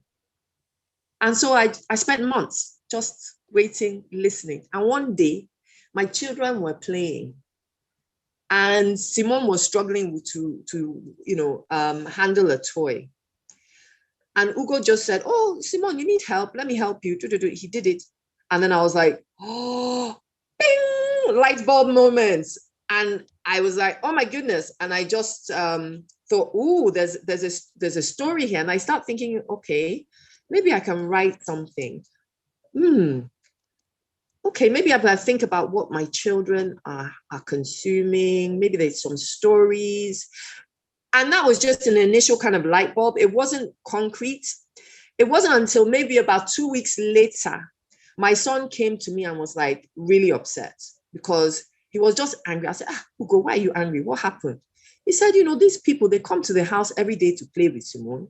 I asked to play with Simone, and I'm not allowed, and it's not fair.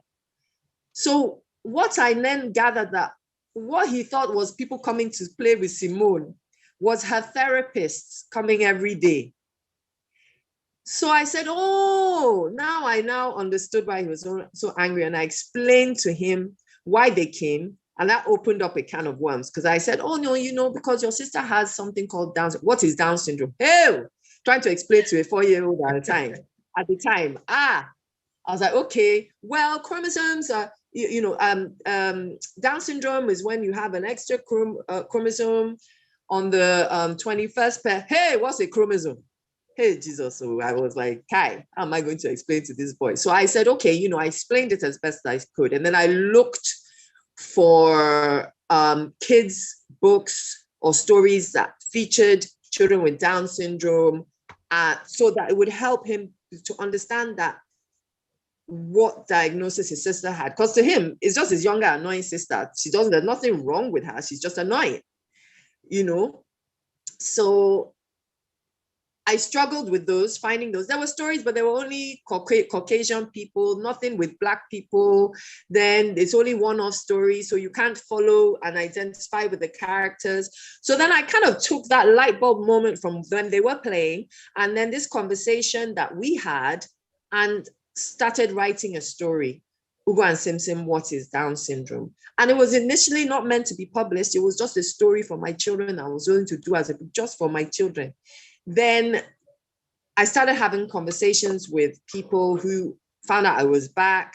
One of them had a child with Down syndrome. And once she was back, she came over and she started gisting with me, and she was weeping. And she was weeping, and she couldn't stop. So then I understood from that conversation that all the knowledge I had gathered in the 3 years of my experience with the heart journey and being able to educate myself about therapy and what I was going through could actually help people. And I never thought that would be like, helping people in that way. You never know what your journey is. And she said, when I now told her, oh, I've just written this book for my children, I'm just going to do a nice print and give it to them so they understand. And she was like, no, you have to publish this. Are you mad? Like, only for your children. So then I began to understand, okay, I actually need to make this a thing because there's a need. And then people just started contacting me, and people started reaching out to me and asking me questions. And then I just found stories started coming. And I wrote 13 stories in the space of maybe 2 weeks. Currently, I've published 4. But I just couldn't get them out fast enough. So I realized, okay, well, maybe this is what I'm meant to do. So I said, okay, let me start publishing these books. Let me maybe get onto Instagram, because I wasn't on Instagram or anything like that. At least just connect. But I wasn't focused on that. My thing was, let's get the books, let's print, let's do a test run, and let's see how it does with the first one. And it did well. And so I started, talking with schools, working with special needs awareness programs. But my problem was, okay, I've made this book, and there's not a lot of places to distribute. There's not a lot of stuff to distribute. And I've already started working on the cartoon version. Where am I going to put this stuff? Okay. And then you find that there's not a lot of avenues for distribution.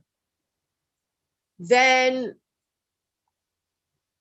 at the same time, my son, again, a lot of these conversations that come up seem to come from my son.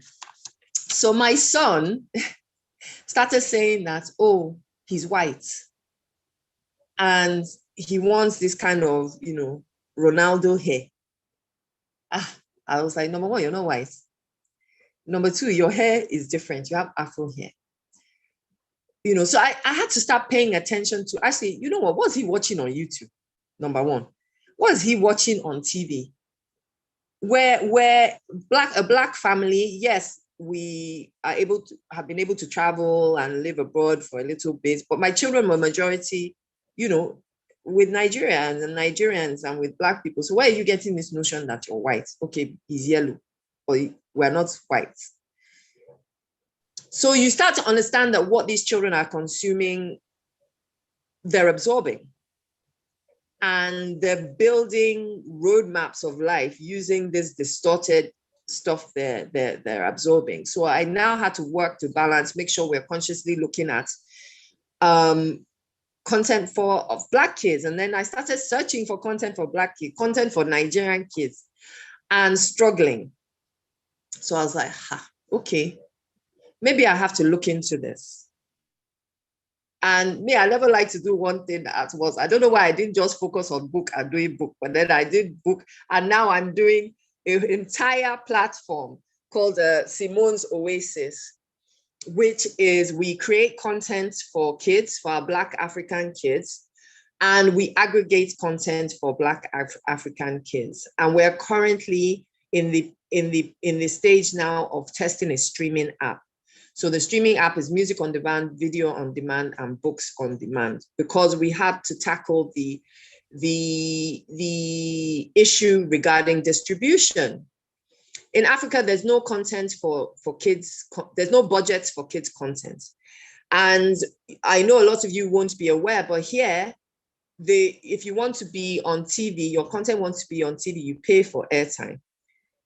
Meanwhile, you're the one making the content and giving them the content. So I just decided, we have to do a new roadmap. We have to collaborate. Collaboration is the key for whatever industry you're in right now. You must collaborate. You cannot survive right now without collaboration. And so we've been able to generate a lot of content. We have our YouTube channel, which is working in the meantime while our app is being built and developed and tested.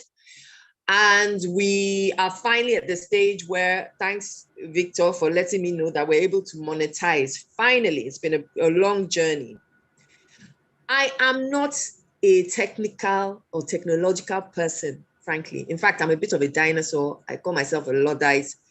I struggle with it. However, I have learned some, but also you have to make sure you collaborate with people who pick up on where your weaknesses are. So their strengths are your weaknesses, and their weaknesses are your strength. So that when you collaborate, you really can make an impact. My concern in terms of things wasn't about my number of followers, because of the nature of what I'm doing. It's not fashion, it's not lifestyle, it's not beauty products and things like that. It's actually about our life, and it's actually about our Black and African children, whatever their ability or disability. So for me, I had to step out from behind and really make my life's journey, my life's calling, because I really feel that this is why I've been put here. And so it's intimidating, it's scary. I have bouts of anxiety, you are fearful, but at the same time, I love to create content.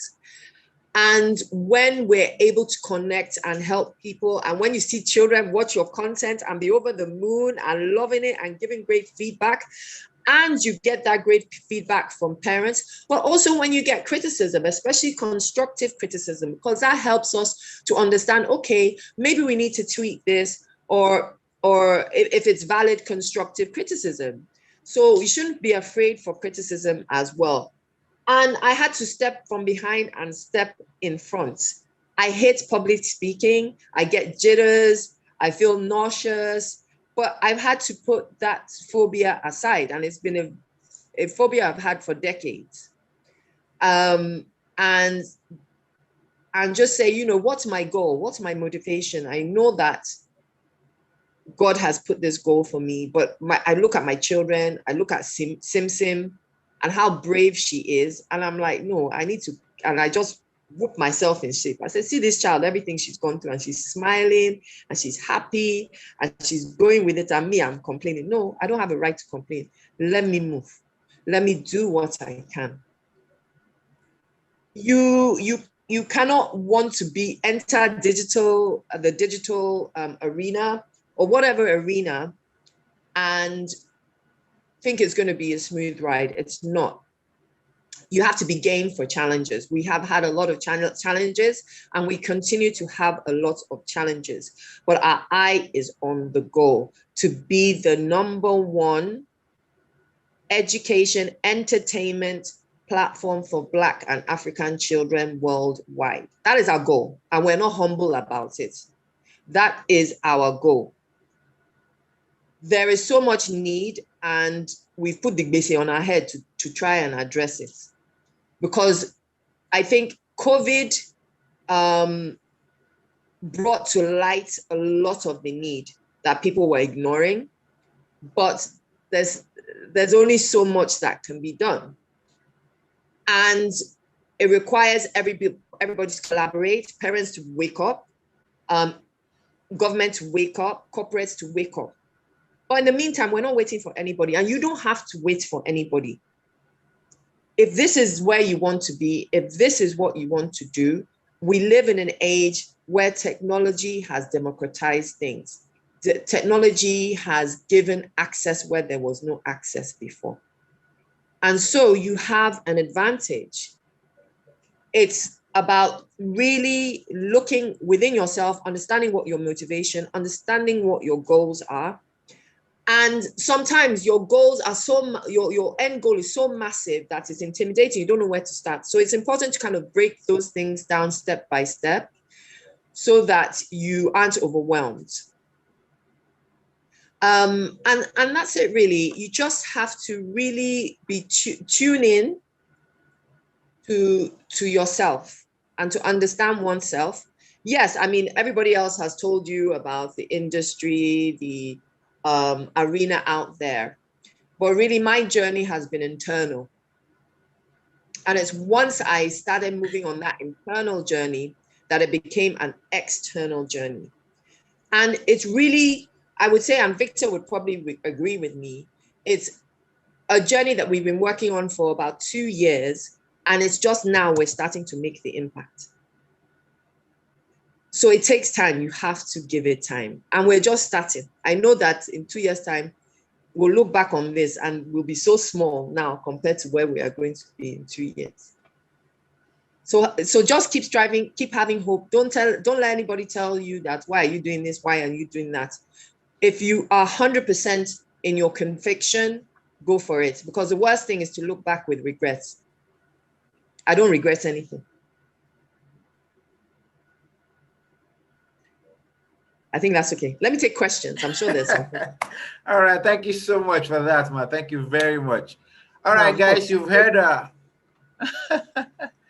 any questions? Are there any questions? Tonye, you sell children's books. She writes children's books. Yes. So any questions? Any questions related to? All right. No, I don't have any. Pamela, you want to say something?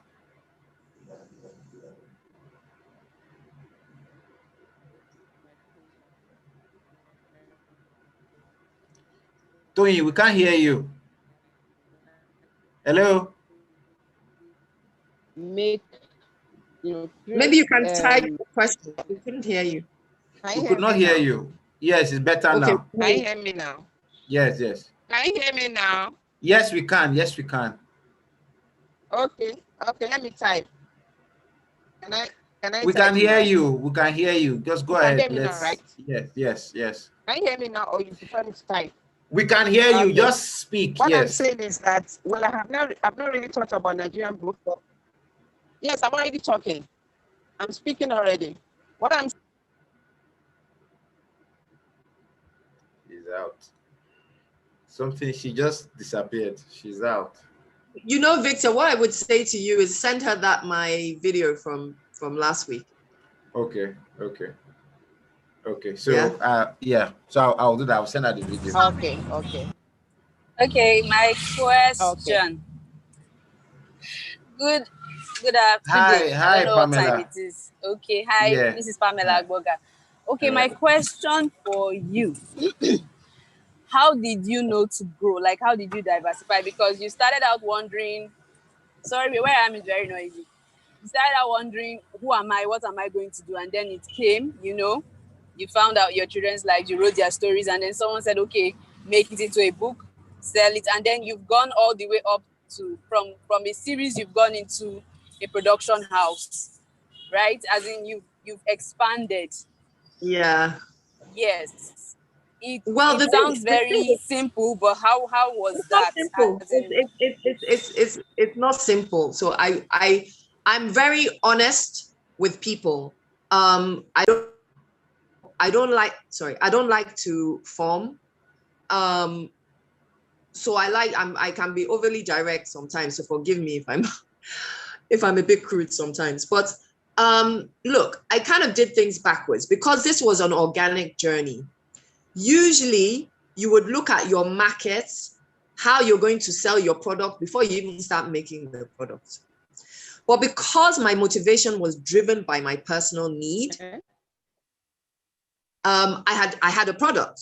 Now the problem was, okay, is distribution, is selling, is market.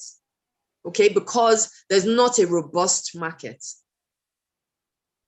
So I just did, with my background in TV and film production, I was able to kind of speak to a few people in the industry, but also kind of talk to also people in the publishing world and really get a feel for what was going on. Because don't forget, I'd been out of the work markets for a few years because of the children, and then additionally more than I expected because of the cardiomyopathy, heart failure that my daughter had. So I was really out of the loop. So I just took the time to kind of understand what was going on, and I was like, okay, then what is my options here? What are my options? And then I understood that people have been making stuff and are still struggling because there really is no ownership of distribution, right?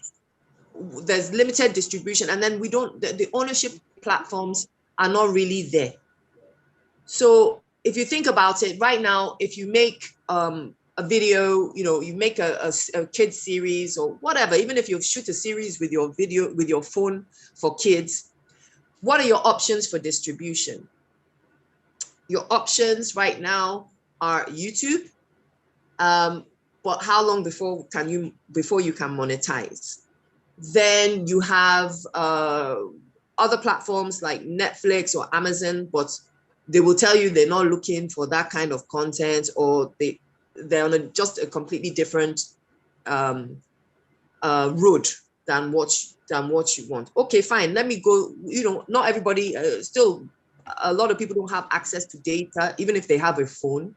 So people still watch TV, and so you still need the traditional broadcast avenue. And as I said earlier, here in Nigeria, it's done backwards, which still doesn't make sense to me. Why you are giving content that they need, but you are paying for airtime. So that means that cuts off a lot of people, because who can afford without a sponsor, right? Or without a brand sponsor or bank sponsoring or something to pay, however many millions for airtime. Usually what happens in other markets is that you license your products, you agree on a licensing fee, they pay you. So I understood that. I was like, okay, well, we're still going to do these routes. We're still going to do the YouTube. We're still going to do traditional broadcasts, which we've been able to do. We have our YouTube channel. We're on Star Times as well. But really, how are we going to make an impact in this market? And that is to take ownership of our distribution. So I started doing research on streaming apps. I'm finding there's not one streaming app that was focused on Black kids. Now, since there's a couple, but still not in the mind's eye and method that we have put in place.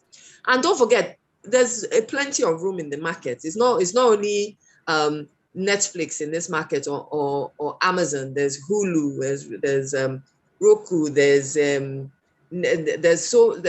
Mobdro, there's so many kinds of streaming apps. However, a lot are limited in terms of children's content and very limited in terms of Black children's content. And I feel that we are at a disadvantage as Nigerians because they will just disregard you just for being Nigerian or say that nothing of quality comes from here.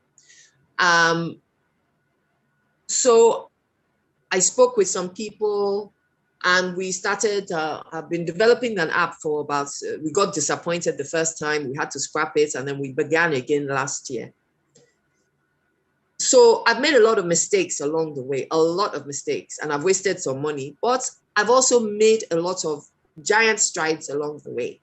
And that's the journey that everybody will have. You can't succeed all the time and you will fail, but it's what you do with those failures and mistakes.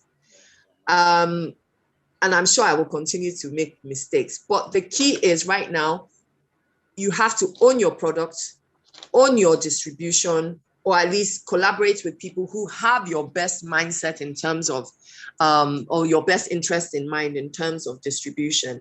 And the mentality that I am trying to change and we are trying to change here is that colonial mentality that says that it's only things from abroad that are worthwhile. It's only things from abroad that are good, because I can tell you 100% of the work we have done has all been Nigerian made. Every single person, creative, even our book printer has been Nigerian, because I took it on myself to prove a point. So also trying to change perceptions, and I learned that from the special needs journey of my daughter, because we are also trying to change perceptions about special needs, about Down syndrome, which is why we've opened up our lives, why I show my children on social media, so people really understand what it's like, that it's not a curse. Nobody has cursed you. It's not at the end of the world. In fact, it can change your world. It's changed our lives for the better. And I've learned a lot that I can apply into my work life from my home life. So they've actually become kind of one and the same. And I've understood the importance that we must take ownership of our stories, and we must take ownership of our platforms. And we need to understand that we are Nigerian, and that we have quality, we are worthwhile, we are good, we are valuable, and we have a story to tell that the world needs to hear. And we ourselves need to stop holding ourselves back and stop saying, oh, you know, it's made in Nigeria, it's not so good, it's Nigerian now. Oh no, give me the foreign one. We have to start changing that mindset. You know, there's no reason why bookstores, why should not be carrying Nigerian books. I'm sorry, in this 2021.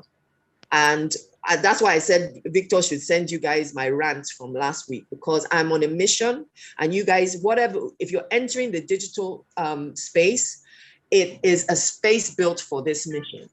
And whatever you're doing, whatever your brand, whatever your goal, you have to, mediocrity, you know, we need to stop this mediocrity. You need to give it your all, because we need to show that anything from Nigeria is good enough for the international stage. In fact, it's better for the international stage. And that means even you with your small business, with your couple of 100 followers, you need to make sure that what you're doing is done to the best of your ability. You learn your craft and you own your craft. Ownership, ownership, ownership. That's my advice. Make sure you own everything. I love that part. Pamela. Yes, thank you so much. I listened. Yes, I am. I'm so grateful. I learned a lot while listening to this part. Yes. Okay. It was like I said earlier. People keep asking me, so how do I create content now? How do I create content now? And I'm like, if only you just observe your environment, if only you just look around yourself, there is content staring at you in the face. I told a particular lady, I said, just go to Oshodi, sit at that bus stop, just spend 10 minutes there. You will see enough content that you can use for whatever you're using. So it's just for you to be able to recognize it when it happens. Like in Mrs. Tonye's case now, when she saw those things happening, she recognized it. All right. Some people would have seen it and say, and I saw that they play, Moku leave them, made them play, give this one puff puff, give this other one zobo. It's just a regular thing to those people. But having the eyes to recognize it is the key. All right. Having the eyes to recognize it is the key. There is content everywhere. All right. Okay. For example, when you watch Big Brother Nigeria, what is the content there? People's lives. They're just living. All right. They're just living, eating, playing games, concert, all those different things that they do in the house. That's all they are doing, and you're just recording that, and that's heavy content. All right. So that's what content basically is. What people are doing. Just sit down, recognize those things, look for those patterns, and it can form a major thing to help your business grow. All right. Don't always feel that it has to be one glamorous thing. All right. If you watch Miss Tonye at times, she just records her video with her phone. All right. Yeah, I'm not glamorous. I'm not glamorous. I just put small blusher and lip gloss and eyeliner for you people. Otherwise, you just see me as my regular self. Victor knows. But to be honest, he hits a point. That's part of our brand. So the fact that not everything is polished, the fact that I'm a naturalista, the fact that it's just regular, has become one of the staples of our brand. And we're finding that people connect to that because we're not so polished, because it makes them feel, oh, well, she's like me. Or they're like me. They're just not, a normal family. Or she's just, a struggling mom. And so so because of that, it started off because I'm just lazy in terms of that aspect of things. But people have picked up on that and have identified with it. And thank God they did, because if I was to do all that influencer makeup and stills, yeah, we wouldn't be here today. Victor is really so correct with that. And I just wanted to add one more thing. You have to recognize what your gimmick is. Okay? What is your story? What's your gimmick? What's your niche? What's your point? What's the voice of your brand? You have to have a clear voice for your brand. Okay, because otherwise you're going to be tossed and blown around like the wind. Okay, so in that you might say, yes, I want to be a digital entrepreneur. In fact, I want to be an influencer. Well, of what? And why? And what's your angle? There has to be an angle, because that helps you focus what your content generation will be. Okay, otherwise you're not really going to have a voice, and it's going to be hard for people to connect with you. That's true. People connect with those things. Those imperfections make it, what it is, And many of us, we always think, when we think content creation, we always think, Mnet, Hollywood movie, it doesn't have to be all that, right? Just small. Look at some of the videos that go viral. Just look at some of the videos that go viral. Are just regular videos of people just doing stuff. Somebody just stayed somewhere, recorded it, and boom. All right. So and the back that's happening in the industry right now. So this is something, because, for example, we've been told to send some of our content for review by the BBC. Now, this is the battle that's happening internationally right now, okay, is about your technical specifications for productions. The world is changing, content is changing, right? And a lot of content now is being made with phones by non-professionals, by amateurs. Yeah. Okay, so it's not the most well lit, it's not the best audio. It's not, there's so many things that quote unquote are wrong with it from a professional productions point of view. But the content is gaining viewers, millions. Okay. So now, in terms of, you know, broadcasters, BBC, you know, all the, let's say NBC in America or Fox or whatever, here in the international broadcasting world, these are the heated conversations that are happening now. And they are obviously a bit slow and behind, because right now, this is how content is being made. Content is being made by phone, by people who are telling the stories that they want to see. So yes, there's still going to be these huge productions. There's still going to be these, you know, massive professional influencers with, you know, 3 million followers. But you're still, if you notice what is happening, it's the regular Joe blogs on the street that is creating content that is hitting with people. So again, it's technology has allowed the democratization to happen, and you can take advantage of that. And I'm telling you, we're going to start seeing it on the broadcast side, because they will have to give in and widen their technical specifications because of the fact that hundreds of thousands or millions of children are watching this content. And if they want to sustain their business, they're going to have to reduce the barrier for technical specifications for content, because they want to survive. That's just the truth. That's just the truth. So sometimes when I say, you know, okay, for example, that was it 2 days ago, 3 days ago, I was watching, was it was Al Jazeera, and we're talking about Myanmar with these issues of protest and all. The videos that they had were all taken by phone. All right, those are the videos that they had all taken by phone. All right, look at this protest, like the Nigerian protest. A lot of the videos that you had on were all taken by phone. You know, so phones now are like the cameras. All right, so people are capturing content every opportunity. So the thing I would always say is, are you capturing your own content? All right, capture the content around you. Take the images, take the pictures, take the videos, record those shots.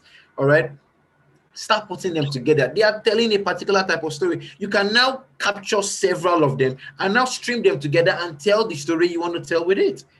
All right, and that's basically what it is. It is just simple. You know, it might not be easy to recognize that type of content. So my advice usually is capture everything. All right, now sit down and go through, then cut it, rearrange it. Now tell the story that you want to tell. All right, but capture everything. Do not fail to capture it. Okay, I don't mean when maybe you see an accident that happened on the road, you now stand there and start recording. No, help those people.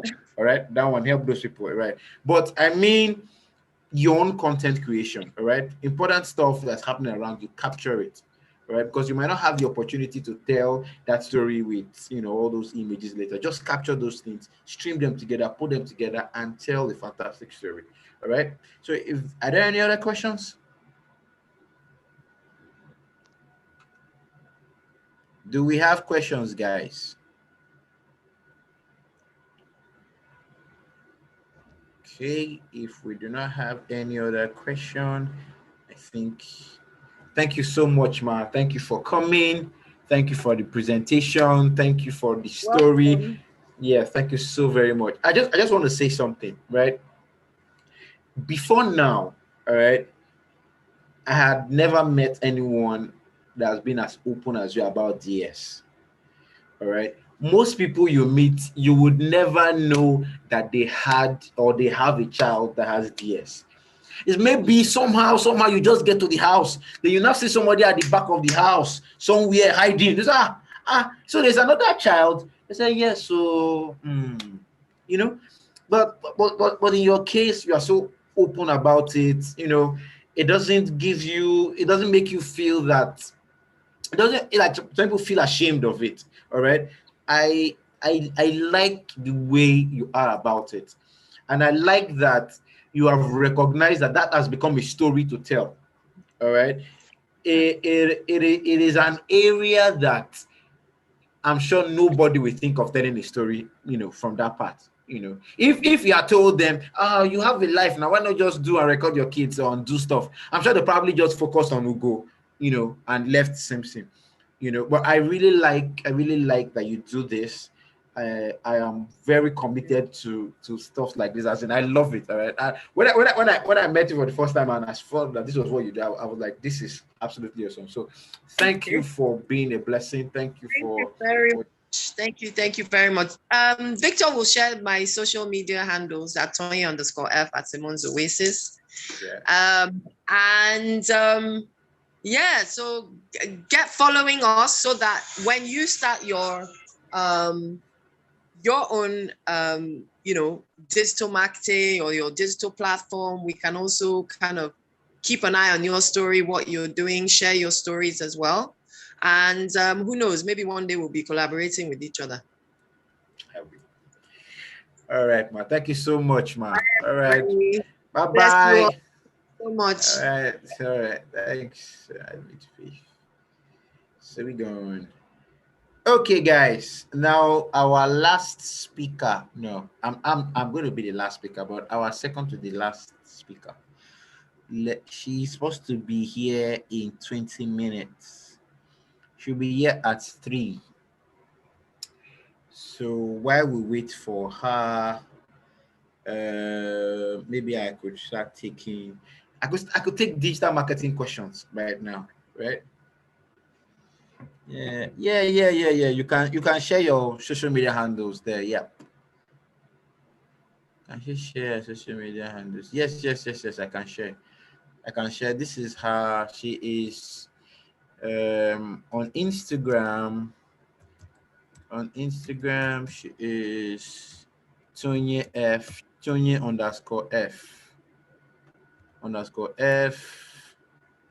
Oh, sorry everyone.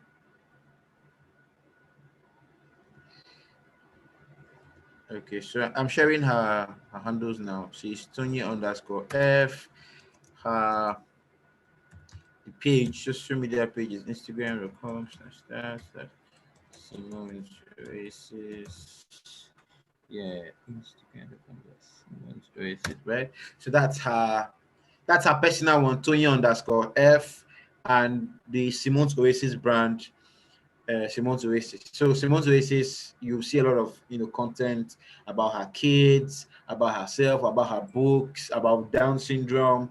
They celebrate Down syndrome, all right? So Down syndrome models, Down syndrome dancers, Down syndrome artists, Down syndrome athletes, anybody in the special space, in the special needs space, that's into that but has Down syndrome, yeah, but it's in the special but it's doing something. So they celebrate them, all right? That the models are the actors, are the business owners, right? So they celebrate them all over, right? So she does that. So that's the page.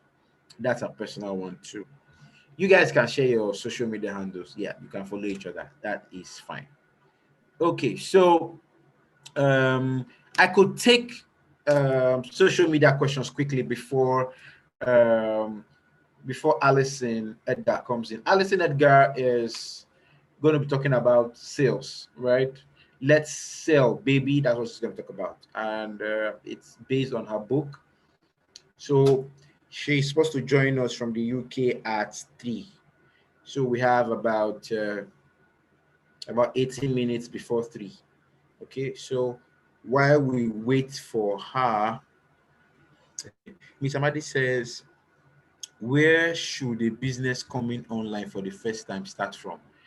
The business should start from where the customers are.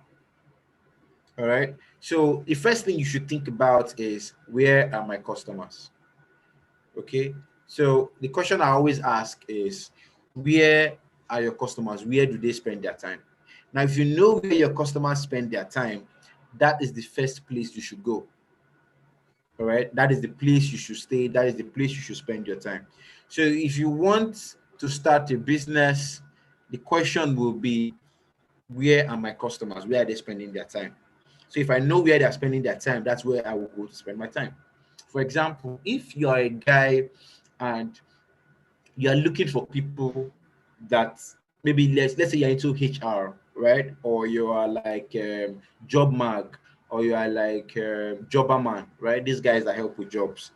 You have to spend your time on places like LinkedIn, because that is where people who want to change jobs, people looking for jobs, that is where they spend their time. So you'll be on LinkedIn looking for those guys, reading through profiles, right? Looking at comments, posting job opportunities, responding to um, uh, people that would have said things related to asking for jobs. All right. So you would go through, if you go through profiles, you can see a lot of that, right? If you post job opportunities, when they apply, you will see a lot of that too. Okay. So being where your customers are, or being where your audience is the first step to knowing where to start. So you start where the market is, you start where the audience is. Any other question?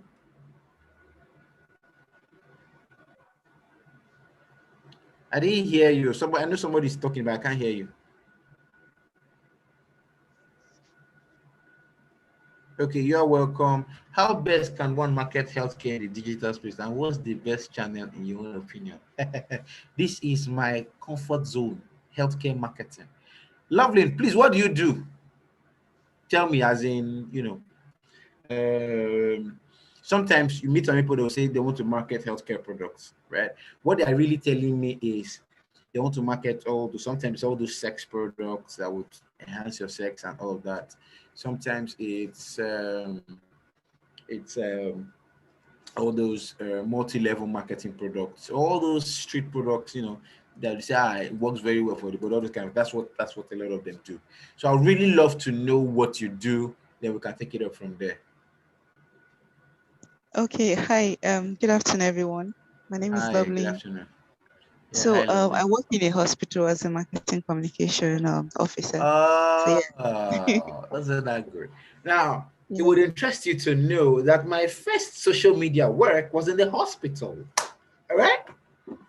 So that year, I won 3 awards, 2 international awards, 1 local award, and I was like the fantastic guy of the town. I was the guy. Once I entered inside the hospital, everybody was like, "That's the guy that is doing it." It was really cool those days until they fired me. Now they fired me because I wasn't learning, I wasn't improving, right? I wasn't growing. Other people were growing and doing things faster. I was just doing the same old thing, right? I wasn't growing. So healthcare, the easiest way to sell healthcare is education-based marketing. All right? The fastest way to sell healthcare is education-based marketing. Now, MDCN, right, will not let you sell a hospital, because what I mean by saying, my product is better than this product. My product will help you do this. My product will help you do that, right? That is not ethical in medicine. All right, you can't do that. It won't happen in medicine. It doesn't happen in law. It doesn't happen in pharmacy. It won't happen in all those fields, because there are some very sacred things that will follow. Okay, so it won't happen. So, but what will happen is education-based marketing. What do I mean? Explaining conditions to people. All right, what do these conditions actually mean? COVID provided a very good opportunity. What exactly is COVID? You explain what COVID is. All right, where does it affect? All right, you explain where it affects. All right, what are the issues and symptoms that you might notice if you have COVID? You talk about it. All right, now people would easily go from pain or fear, all right, or rather go towards pain. What am I saying? People would easily run away from pain or fear rather than go to something that they like. All right. So if you put well, I put it now. If you put ice cream here, they like ice cream, then you put a lion running beside the ice cream, running at them. Because of the lion running, they will run away from that ice cream. All right. So they prefer to go away from what they like, but what is actually making them go away is the fear of that lion that wants to bite them. Do you understand? So people would run away from fear, run away from pain, they run away from the negative things than go towards what they like. All right, they'll run away from negative things than go towards what they like. Are you getting that so far? So if you focus on telling them these stories, all right, telling them how to prevent all these things, telling them what they can do, telling them how bad it can get, all right, you most likely get people to take action more than if you're telling them beautiful stories. Okay, but it might be regarded as negative marketing when you start talking about all the negative and painful and horrible things that can happen. Okay, it might be regarded as negative marketing, but we have found out that people will most likely take action that way than take action the other way. Do you understand? So healthcare marketing, basic, deal with. Joy, you want to ask a question?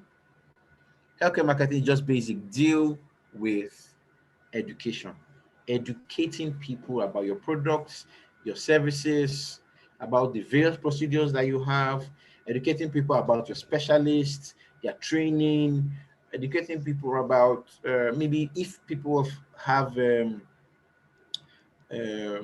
recommendations, good stories to tell about your company or about your hospital, let them come and talk about it. It might be difficult to get people to do that because that's one thing. People don't want to tell anybody that they were at this hospital, that happened in this hospital and all that. And so many people don't want to mention that, but that is a key thing that can happen that can sell your market. If somebody they know is telling them that this hospital, I got this there, they were able to take care of me like so and so and so. So that can also help.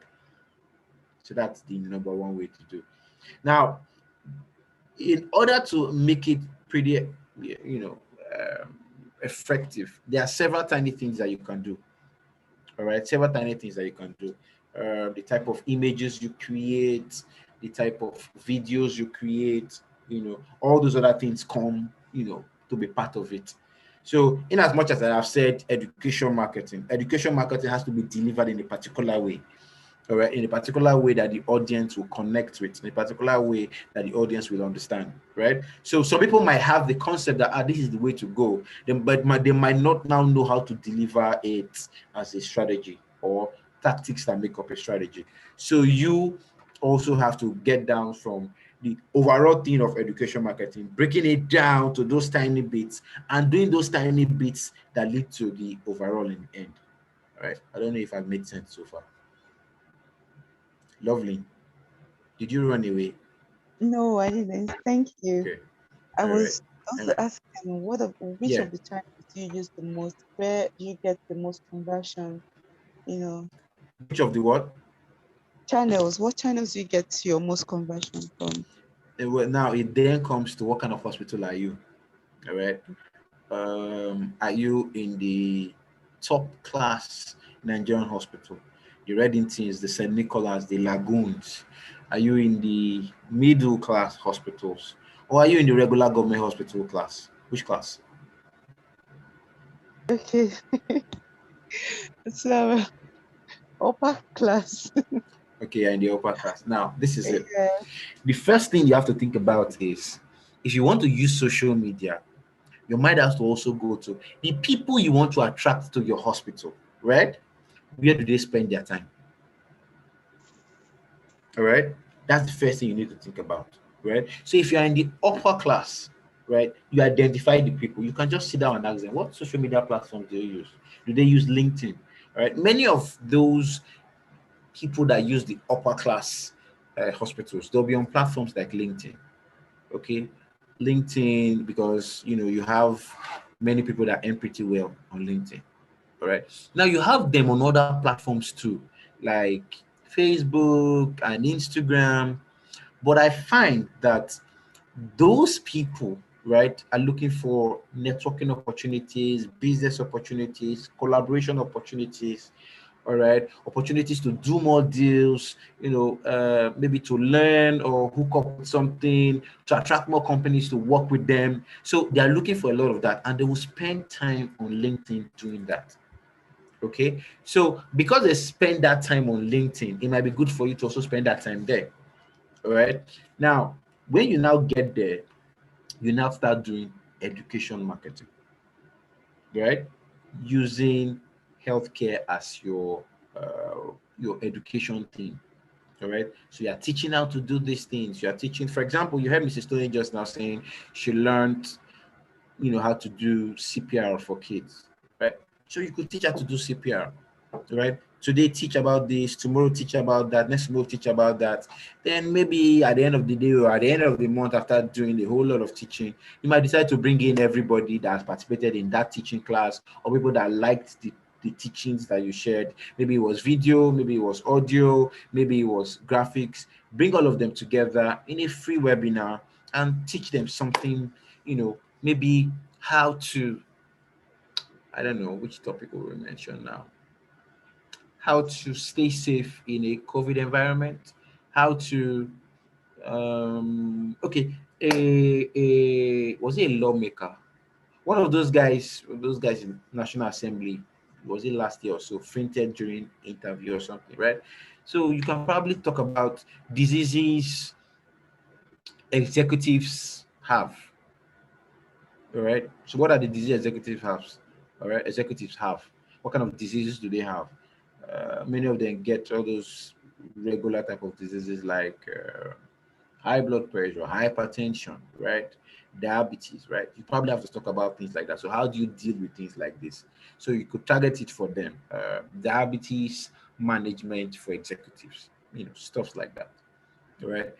Off from what you were teaching initially, right? Bring all of them together, do that training for free, all right? But you've gotten them to sign up for something, all right? Now, those people, you could now offer them a plan on your, your program plan or your hospital plan, all right? Oh, she is here.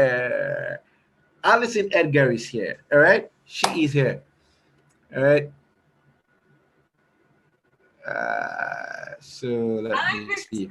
Hi! She's here. All right, welcome. I was just about to finish responding to a question. I'm almost done. Just give me like 5 minutes and I'll be done. Okay, so I want to explain a particular time when I got my first healthcare gig. All right, I want to tell you how we got a particular. It's a different strategy we used then, but I'll just share it with you. I shared it in one of my videos. I shared it in one of my YouTube videos.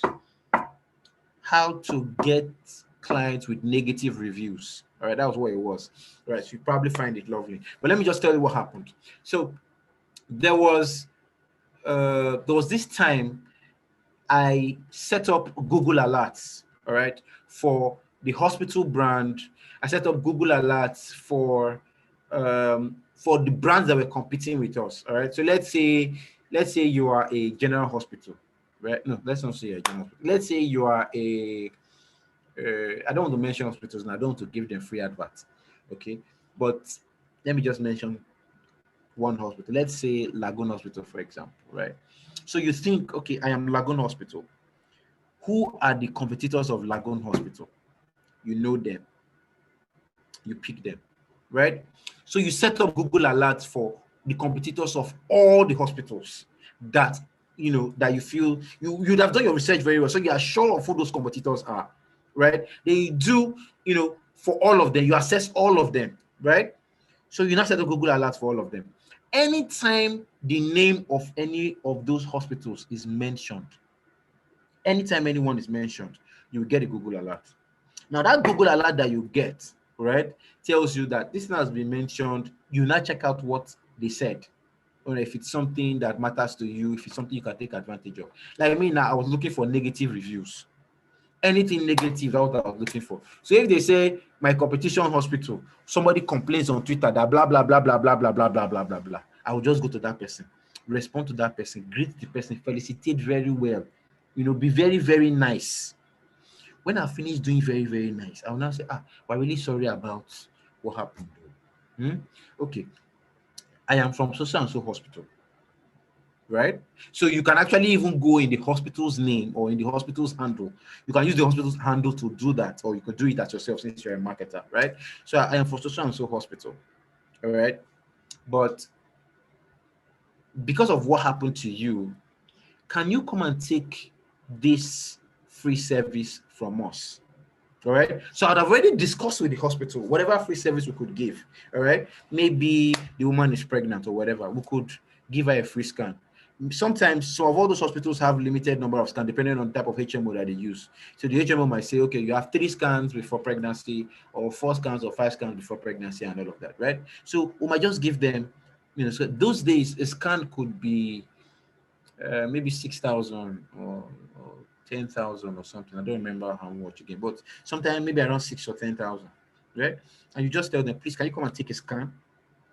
All right. Can you come and do this procedure? Can you come and do this glucose check? Can you come and do this? Just different little things like that, right?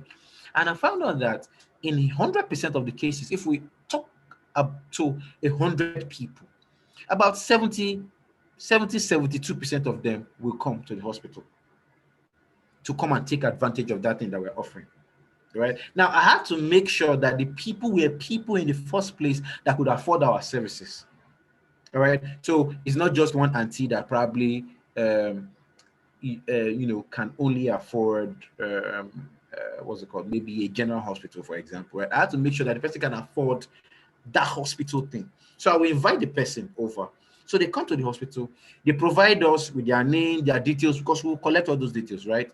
We'll collect all those details, do basic clerking, register the patient, do the procedure, but we have the details. And many times, for those that came, 70% of those that came, about 80, 90% of those that came stayed. All right. So we're able to gain those patients from those guys. All right. And how did we gain them? Because those guys didn't pay attention to what was being said about them. All right. So you have positive reviews, you have negative reviews. You have to listen for both of them. All right. Positive reviews, you thank them and probably offer them something nice. Negative reviews, you apologize and find ways to mend the relationship. Do you understand? And that's what we did with another brand, and we got all those patients from those guys. So sometimes some people will say, what does a social media person do? It is not just about posting. It's about creating strategies like this that convert to sales. All right. So some people will say, hey, I can do social media too. Now, it's not just to sit down and post. It's deeper than that. All right. Your work is to bring in these guys. So you are doing a lot of crazy things behind the scenes to bring in these guys.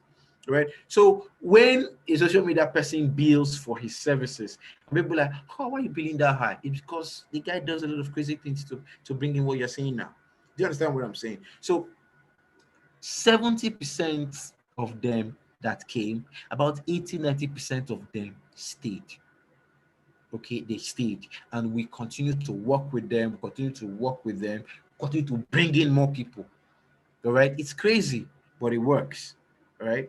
So that was what we did then. So I just shared with you one of my secret strategies. I don't do this unless you are paying me for consultation or mentoring or something, or coaching or whatever. So you just got my secret strategy for free. So congratulations, lovely. Thank you very much. Thank you. Yeah, I hope you got value. Yeah, sure, I did. Thank you. Okay, guys. So if there are no other questions, it is time to listen to Alison Edgar. Alison Edgar. Hello, ma'am. Right, she's in the UK. We can't hear you. Oh, you're muted. I'm muted. Yeah. You think I would be good at this by now. Hi, Victor. Thank you for having me. Thank you for being here with us. Let me read a little stuff about Alison, right? You guys don't know her, so let me read something a little small about her. Now, Alison Edgar MBE. You guys need to go and check out what MBE means, all right? It's a cool stuff, cool title from UK. You guys need to check out what MBE means. She is the UK's top 10 business advisor, author, TEDx, and keynote speaker. Alison Edgar, also known as the entrepreneur's godmother, to a plethora of the world's most successful entrepreneurs, brings a master's amalgamation of out-of-the-box thinking, insight, and knowledge to the world of professional development. She's absolutely awesome. Her teachings have pioneered culture change, within her 5-star global clientele, such as Sky, Equifax, the NHS, Sure, you know the NHS, the medical guys in the UK, NHS. All right, you guys better know that too. All right, and the Discovery Channel, where she has delivered world-class entrepreneurship methodology to enhance the development of teams by helping employees think like entrepreneurs. All right, the first time I heard her speak, I was like, she has to talk to you guys. She has to talk to you guys. All right. She is the author of a W.H. Smith Top 10 and Amazon best-selling book, Secrets of Successful Sales. Alison combines her 20-plus years of experience as a top performer in blue-chip sales with her abundance of hands-on involvement, transforming small businesses to provide a clear-cut methodology which has been likened to the E-Myth. The book has been recognized by The Independent as one of the top business books written by a woman. Showing that one of the top business books written by a woman. All right. So today she's talking about let's talk sales, baby. Thank you, Victor. I can see lots of ladies. I can't see anybody's faces apart from yours, Victor, but I see lots of little photos of ladies in the audience. So yeah. I think it's... you guys, show your faces now. She wants to see you. Okay, show your faces. Show your faces. I want to see your lovely faces. I've got my face. Woo! Oh, yeah. Hi. More faces, guys. More faces. I think a lot of them are working. Some are in the office. So I think that's why they just put off, images so they'll just be watching with, That's all right. I can see them waving. I can see them if they have to have the cameras up. Hey, you've got lots of ladies in your group. You're really popular, Victor. Well, we actually expected, a lot more people to come in. We had, we're streaming live on YouTube too. We have we had over maybe 600, 700 registrations. All right. We're streaming live on YouTube too. So there should actually be more than this. All right. So, but I feel a lot more of the people will probably come in later. So, but let's just, oh, lovely. That's you. I love it. Hey. Uche, Zoom. If boom. Yeah, see all of them. Even me, I'm tripping to be seeing them now. Do you want to ask me some questions then, Victor? What do you want to do? I think I should just let you write. All right. Just let me write. Yeah, I just want to let you write. All right. Do you have slides? I have got slides prepared, Victor, because I wasn't quite sure what we were doing. So I have got some slides. So if you want to make, do you want to make me host and I'll share the screen? Okay, please. Let's see. Don't let me break it, because you're obviously recording live on YouTube. Like, oh, don't let her near the tech. Oh, okay. Can you send me the slides so I share? The answer to that is I probably could. I could email them. How about I email them? Is that a good idea? That's fine. Yeah, that's fine. Well, I sent it to the email address that you sent me the link to. Yeah, absolutely. Please go ahead. Okay, the answer to that is yes, I can. All right. Why? You can chat. You can chat to the audience while you're waiting on me. Okay, guys. Let me tell you how I met her. Okay, so it was Clubhouse. All right. So I was in Clubhouse, and she was in the same group. She was one of the moderators, and I just listened to her once, and once was enough. All right, once was enough. At times there's some people you just listen to, you just once that you need, right, to be convinced that this person will just break the thing. As in, once was enough. Immediately I listened to her, I went back, followed her, followed her profile on Clubhouse, went to check her out on Instagram. All right, and it's awesome, all the beautiful things. She even gave us her free book. All right, she gave us her book. Then it was awesome, and you guys you have to listen to her. All right, she's what she says she is. All right, she's absolutely awesome. You can give them the address for the book. It's www.alisonedgar.com /smash it. I'm trying to get you the slides, Victor. You've worked out my little nemesis. It's working all the tech things. Usually Rebecca does that for me. Okay. Are you sure you can't just make me be host? When I tried doing that, I signed the type.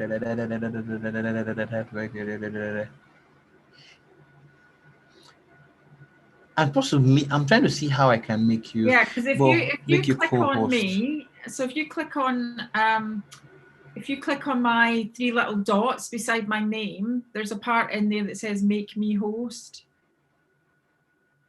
So what I mean, so like here you've got like on three little dots, and then it'll just say "Make me host." Yeah, I've clicked on it and it's not. Sorry. Did you check? I just tried to see. Oh, no, Please check. I'm in. I can do it. I'm in. Can you see? Good. Yeah. Woo-hoo! There we go. Right. Yeah, done it. Right. Okay. Let me move this across. Let's put some slides on. Keep everybody busy. So from the start. Right. So can you see this? Yes, we can. Give me the thumbs up. Right. Okay. Let's talk about sales, baby. Baby! Sales. All right. I think one of the things that's quite important here is the title here. Like, I genuinely believe when it's delivered correctly that sales and customer service is exactly the same thing. Mm-hmm. So if you really believe in what you sell and you know it's the solution to someone's problem, it is not sales, it is customer service. So that's the most important thing. So I did get the big up from Victor, but a little bit about me. I did get an MBE from the Queen. And for those of you who don't know, in the UK, the Queen gives out awards every year, only about 1,000 per year. And it's for different things, for charity, for sport. And I got mine for business and entrepreneurship. So I do work closely with the UK government. I do a lot of talks at events and also some radio work. So that's a little bit about me. And as Victor said, the book was voted one of the top books written by a woman in 2019. But what I want to talk to you today about is the content of the book, because this is the things that will help you and your sales. So a lot of people say to me, Victor, like, what's the main thing that's important about sales? And I think if we have a look at sales, a lot is to do with your mindset. So many people are frightened of sales. They're scared of sales. And they think, oh, I'm not good at that. Oh, I've tried sales. I prefer email, or I prefer marketing. I don't like to be challenged. So the first thing that you need to be good at sales is a growth mindset. You know, you need to be able to engage in conversations. You need to try things. And, you know, it's great to make mistakes, but you have to learn from them and really take the feedback on board from your customers of why they didn't buy. Were they not buying because, you know, they didn't bond with you? Or was your product or service not what they were looking for? So the first thing you need for sales is, number one, a growth mindset, baby. The other thing, Victor, this is one of the things I see all of the time, is people don't know the difference between sales and marketing. They think it's the same thing. And in Clubhouse the other day, Victor, I was asked, what's the difference between sales, marketing, and operations? So, you know, the three things. So like if you look, for example, at a manufacturing organization, you know, you're going to have the marketing and then the sales and then the actual product at the end. So that's sales, marketing, and operations. So to try and make it quite clear to people, I talk about golf. I bet you get some good golf courses near you, Victor? Yes, we have.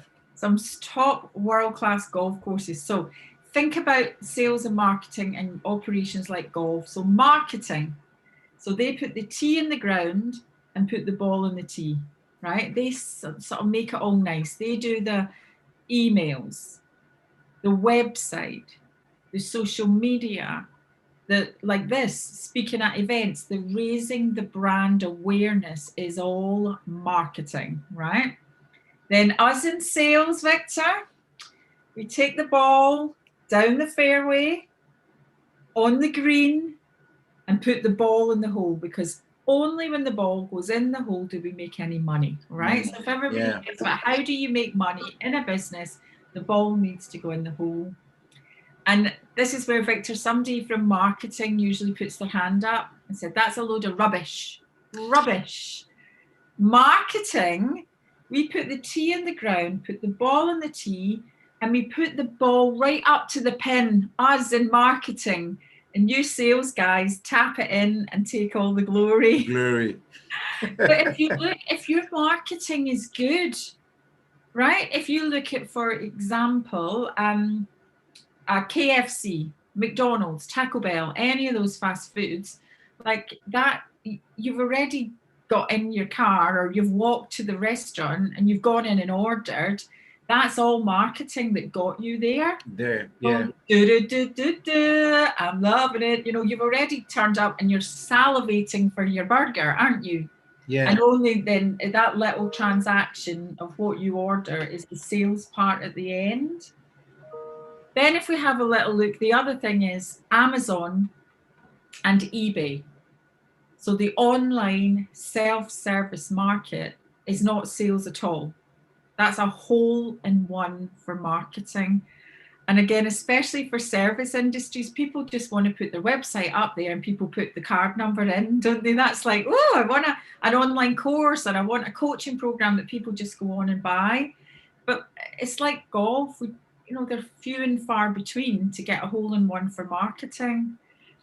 And then somebody said, right, okay, Alison, I understand that sales and marketing is like golf, but what about operations? And I had to think, Victor, and I'm like, well, they're the greenkeepers.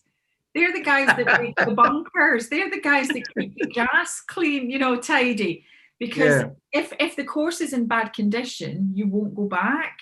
So again, if you bring that into KFC or McDonald's, if you go and the food is rubbish or the restaurant's always a mess, you won't go back again. It's that getting them in the door, the good experience of buying the product, and then going back time after time is how golf and business are the same. So hopefully, again, if there's any questions, Victor, I'm sure you're checking the chat. If there's any questions, I'm happy to take them. But that I think that really helps people, because a lot of people do not understand where the land lies, where it all fits together. So, you know, coming back to, a lot of people have got a fear for sales. I don't like sales. You know, I tried that before. I'm not good at sales. And they tend to, these are the people who hide behind marketing, Victor. These are the people who love marketing. So how do you change your mind? Because, you know, this is when you think that fear of sales, what happens is that thought then becomes a feeling, a physical feeling in your body, and you become anxious and worried. What if they say no? What if they don't like me?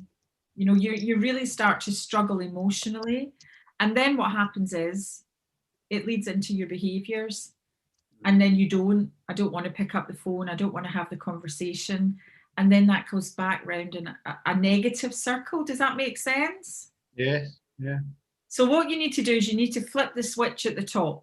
So you have to, you know, really believe that when it's delivered correctly, sales customer service is exactly the same. And, you know, if we turn that back round again, so what you need to do is you need to think, I love sales. Victor, today, I love sales. Love sales. I love sales. I want everybody that, I know you obviously can't hear it, but in your head, I want you all going, I love sales. I love sales. I love sales. Oh yeah, sales. I love sales. Everybody, I love sales. I love sales. Scream. I want to hear it now. Remove your hand. Scream. I love sales. I love sales. I want to hear them in the UK. Louder. Woohoo! So if you feel like you love sales, look, I can see Edith. Oh, Edith loves sales. Woo! Yes, I do. I love sales. So because you feel like you love sales, then what happens instead of being anxious and worried, you're excited and you're desperate to go for it and you're really happy and you're loving it. And then you don't shy away from picking up the phone. You want to talk to everyone. You want to have conversations with everyone. And when you more conversations you have, the more sales you make, and then you love it even more. And it goes round in a really positive circle. So today you're taking away the positive circle. So, you know, one of the things is people are different, aren't they? The people that we sell to. Oops, I don't know where the noise is coming from. I need to. We need to. I need to mute someone. Mute, guys. Check yourself. Mute. It sounds like Clubhouse, Victor. Is everyone on mute? Is everyone on mute? Yeah, I found the person. It's easy to be on mute. Okay, fine. So everybody is mute now. So I've got a hypothetical question, right? I bet money that everybody in the audience has met someone they don't get on with particularly well. And that makes sales quite difficult, doesn't it? If you don't get on with the person, how do you sell to them? So one of the ways is this. So if anybody's taking notes, I would write this one down, put the cross down, task, relationship, introvert and extrovert, because this is the fundamental, not just for sales, but I think it's a key thing for relationships. So the model that I use is based on psychology. It's based on Carl Jung's psychology, but the tool was created by William Moulton Marsden. So again, it's called DISC. So for those of you who haven't heard of it, it's DISC, D-I-S-C. It's like disco, but without the O, right? Oh, yeah. Without the O. So what I'm going to do to try and get you to understand this, I am going to hypothetically take you back to school. And I'm hypothetically going to give you an English test, which will last for 30 minutes, right? So a 30-minute English test. I'm not giving you, don't worry, Victor, no test. But after 20 minutes, someone in your classroom will actually put up their hand, the red behavior type, and say, Miss, I'm finished. Check me out. I'm a winner. You're all losers. Miss, I'm bored now. What do you want me to do next? But when the test paper result comes back, ooh, I didn't realize there was another side to that paper. That sounded like you, Victor. Is this sounding? Yeah, like I think that's me. That's you. Okay. But so when you deal with somebody like that, they don't want the detail, you know, they just want to, you know, just give me the price, give me the price, give me the price. So when you do sell to them, sometimes the sale doesn't go well because they've not listened to what you're actually selling and they buy the wrong things. So they're in such a rush, and it's because they're task focused. The other thing, back to our test, this might sound like you as well, Victor, that you can be a blend of the different colors. So some people are relationship focused extroverts. Does everybody know what an extrovert is? Yeah, so an extrovert is somebody who's quite outgoing, so outgoing behaviors. So back to our test, after 10 minutes, the yellow behavior type will actually then start to have a conversation about something else. So it'll be, what room do you go in, Clubhouse? Oh, I love it. I go next to you do. Can you stop talking and concentrate on the test? Oh, I forgot there was a test. We were talking about Clubhouse. So again, some of your customers, it's really quite hard to sell to them because they never stop talking. And you can see from that, do you sound a wee bit like a blend in there, Victor? Are you maybe red and yellow or the extrovert? So, you know, you look at that and, you know, sometimes it's quite hard to sell to those people because they don't stop talking. So it's your job as the salesperson to control the conversation. The next thing we do we move to the introverts. So already my tone, my pace, my gesturing is just a little bit slower, because introverts think introspectively, so they think in their heads. Extroverts sort of speak but forget to think. Sometimes the words bypass the brain and come out their mouths, whereas the introverts, they're quieter in their demeanor and they don't necessarily want to stand out. So you have to learn how to sell to all the different behavior colors. So let's go back to the test. After 10 minutes, the green behavior type, the relationship focused introverts, will notice that Loveland has got a headache. Miss, my friend Loveland has got a headache. I think we should go to the nurse. So the green behavior type will leave the class quietly without anyone noticing, and they'll fail the test because they cared more about the headache than the actual test itself. So you can see from that, from your customer perspective, if that is someone who's a relationship focused introvert as a salesperson, they do become quite naturally scared. They're scared of rejection. They're scared of what other people think. They're really focused on the relationship rather than the task. We then move into our final color, which is blue. So again, my tone and my pace is still a little bit slower because introverts do tend to go at a slower pace to extroverts.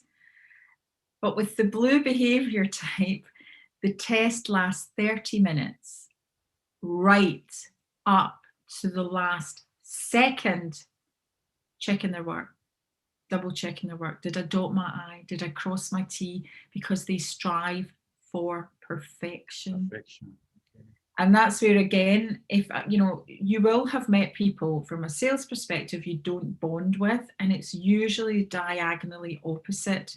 So if you're a red and you want everything now, and you want as fast and furious and now, it's the Carey, Sherry greens that take a long time to make decisions, and they have to speak to other people because they're worried about what other people think, that drive you mad.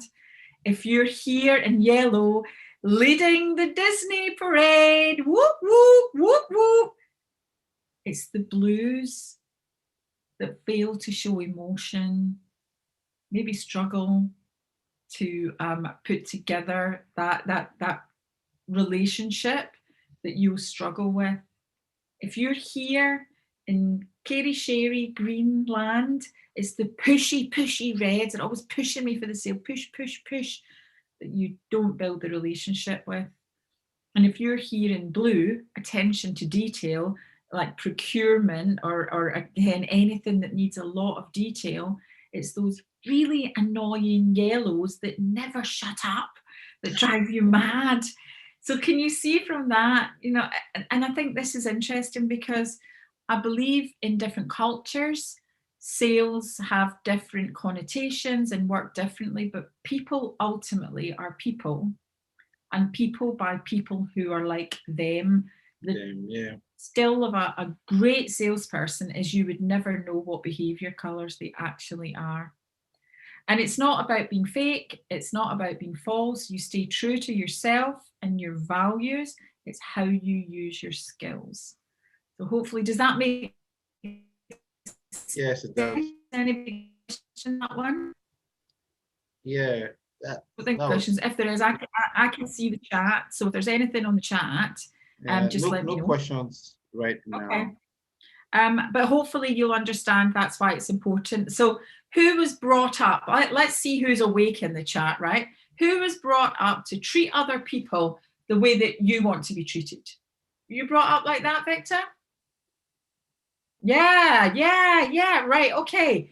As of today, I don't want you to do that. I want you to treat other people how they want to be treated, not how you want to be treated. And that's how you build those relationships stronger with the behaviors. So hopefully, does that make sense? Yes, it does. Excellent. Okay, the next thing is sales process.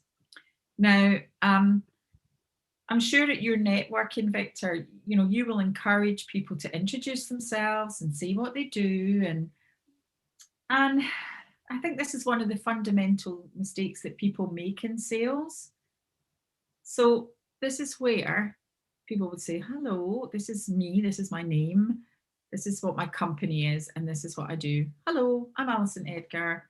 I'm from the UK and I teach sales. Yeah, but all of that is about me. All of that is about me. People don't actually, I know it sounds random, but they don't really care about you. They only really care about what's in it for them, what you can do for them.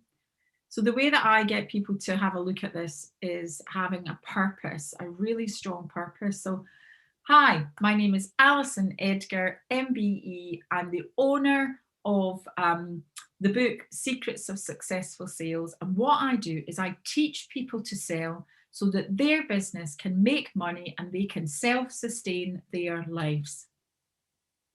Which part did you hear? Make money and self-sustain their lives. Literally. Yeah. Isn't it? Yeah. No one actually gives a damn about who I am or what I do. It's what I can do for them. So I think that's my top tip. It's really to make sure that you have that purpose of what is in it for them, because that's all people really care about deep down. And it's not a bad thing. It's just the way the psychology works. And it fits into Maslow's hierarchy of needs. People, you know, are on Maslow's, we're all on Maslow's, and what level are we at and what can we do to help people get higher up? Edith says, wow, treat people how they want to be treated. I think I've given Edith a brand new tip for today. I can see you, Edith, I see you. Right, so right, I tell you what, guys, all the way over there in Africa, from me all the way here in the UK, if you take nothing else from our little session today, this is the one that you want to take, right? This is the difference between how you sell and why you don't. So I would like you to think about children. Sometimes if I do this live, Victor, I go, who in the room's got children? And some people put up their hand, and then I go, who in the room has ever been a child? Boom! I get 100% a hand. So 100% of people put their hand up. So if you think when children start to speak, so let's say age 2 or 3, like these little kids here, age 2 or 3, what happens is they're not taught to ask open questions, right? They're not. They're born and go, why, who, what, where, when, why, how, who, what, when, where, why. I could make a song, like I feel like I'm at the DISCO, but it's all about the questions, right? So if you have a little look, these questions here, how, when, where, why, how, we're not taught to ask that. You don't teach your children. You were never taught to ask open questions. We are born to ask open questions. We are sponges. And that's why at the first years of our life, we learn more, we learn faster, because we naturally are inquisitive. Now, I don't know how it works in your country, but in the UK, children up until the age of like 5, so they go to school about 5, and prior to 5, they're like one-to-one with mum,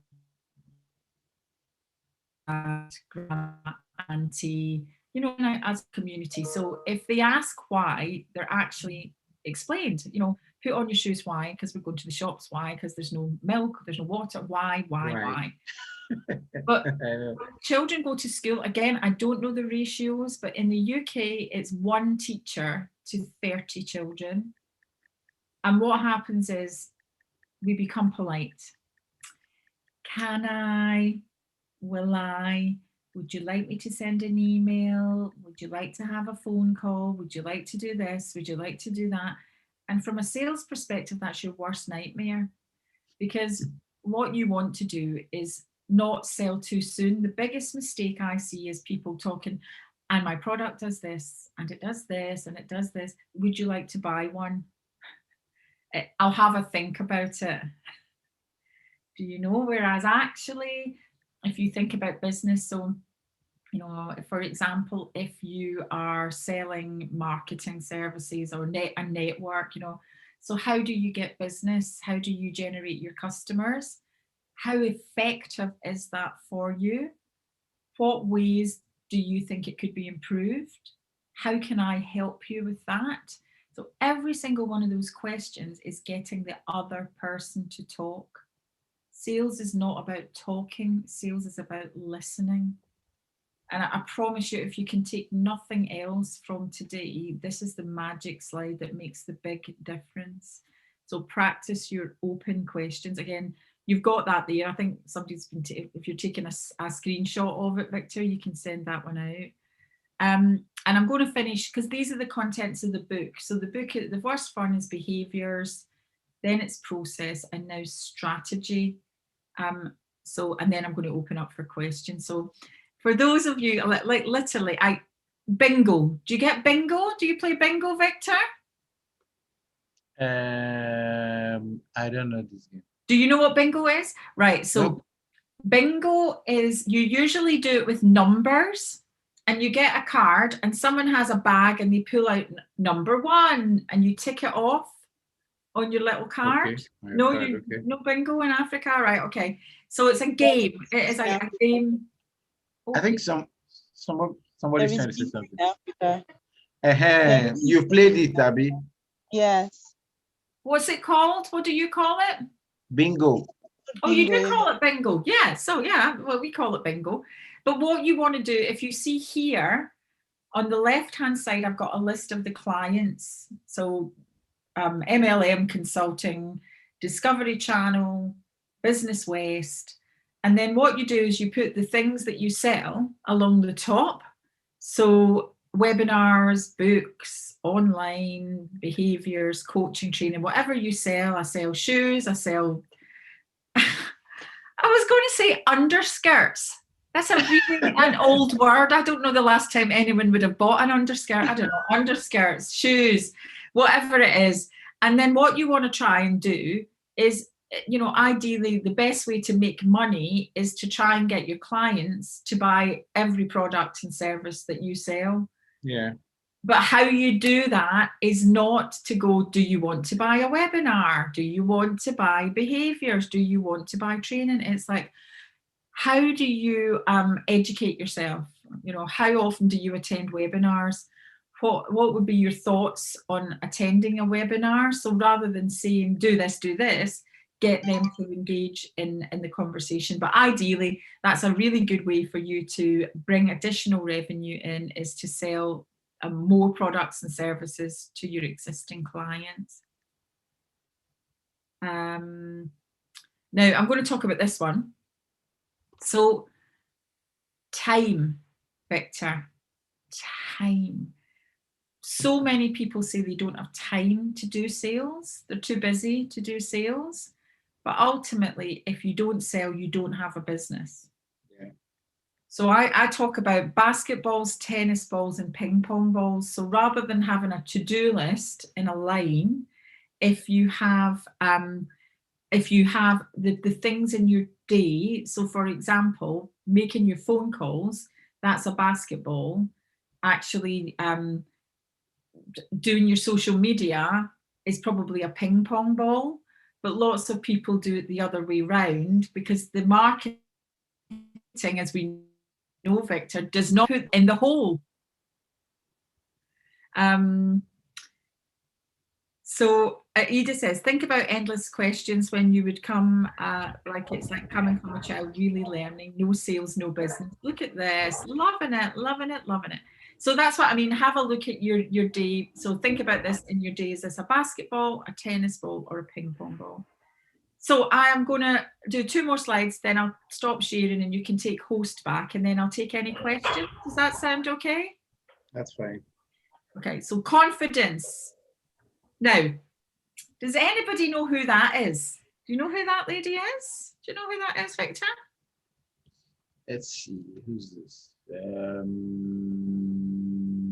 No.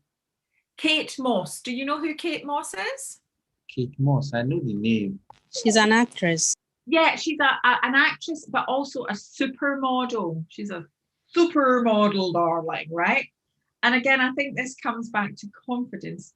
A lot of people struggle with their confidence. And for me, I am not a model.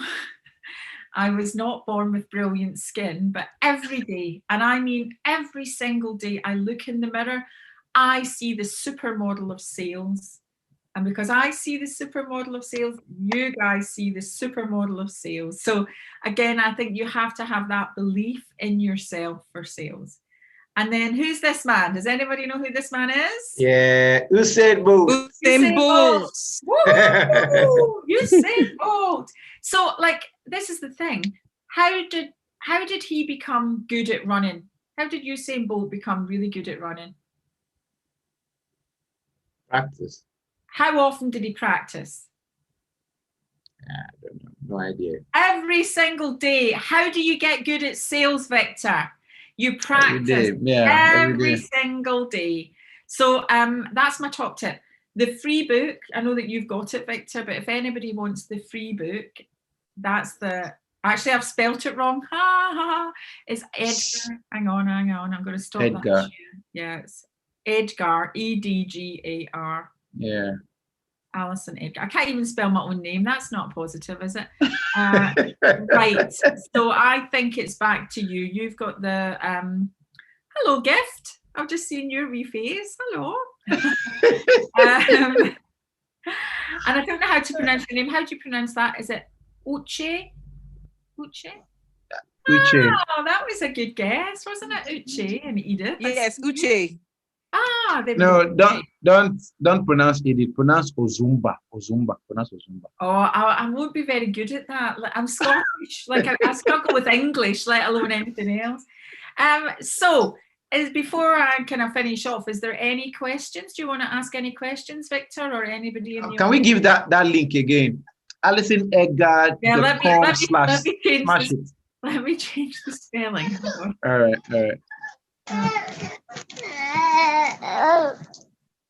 I just need to work out how to change the spelling. Oh, I know how to do this. It sounds really bad that I don't know how to spell my own name, doesn't it? Right, okay, let me jump back in here. Save. Okay. Oh, Victor, I'm struggling. I tell you what, it's the tech. It gets me every time, the tech. Hold on, let me see if it's there. Cancel. Right, can you see this now? Yeah. We can. From current slide, right? Okay, there we go. So that's it. I've spelt it right now. AlisonEdgar.com / So you guys can get her free book. Yeah, that's the ebook. If that one is the new one, which is more personal development, the sales book is on Amazon, and it's called Secrets of Successful Sales. But if you just put Alison Edgar into Amazon or Spotify, you will find the book, or Audible, anything. Audible, yeah. I'm everywhere. I'm quite easy to find, Victor. All right, you guys have any questions for her? Sales questions? Ask your plenty questions. She will smash it. Literally, this is a once in a lifetime offer, Victor, isn't it? I won't be back. If anybody's got the questions, they need to get on it. You guys had mine is not really a question per se. It's just the fact that sales is something people truly run away from because they feel, oh, that's like. Can you hear me? We can hear you. Okay. So as in, mine is not actually a question. It's just me trying to like. I'm just quite happy looking at the fact that sales is something a lot of people run away from. People see it as the main work. Are these people really going to buy this thing? What do you need to do to get this person to buy this thing? So to an extent, she just simplified it in a way that I can actually now stand on my feet and say, hey, I'm a salesperson. I can really get this thing done. So I'm really glad that I got to see this and hear this, considering most people fear sales a lot. In fact, I'd always said anybody who steps out to say, hey, I'm a salesperson is really a super what's that word? Not superstar. No, not superstar. There's this what are the superhero, because in this case you're kind of Hey. yeah, so yeah, right now I see you as a superhero. So I'll say thank you. I really got this right. Thank you. Oh, you're very welcome. I And want to ask a question. yeah. Now, if she, sorry, you were saying, sorry. I just wanted to say, the reason that you invited me in is obviously yesterday was International Women's Day and it's International Women's Week, and it's lovely to see so many women in the room. And because one of the things that I think women in sales, even in the UK, are very, very underrepresented. And I don't tell Victor or Gift or anybody else on the YouTube channel, but actually women are so much better at sales than men.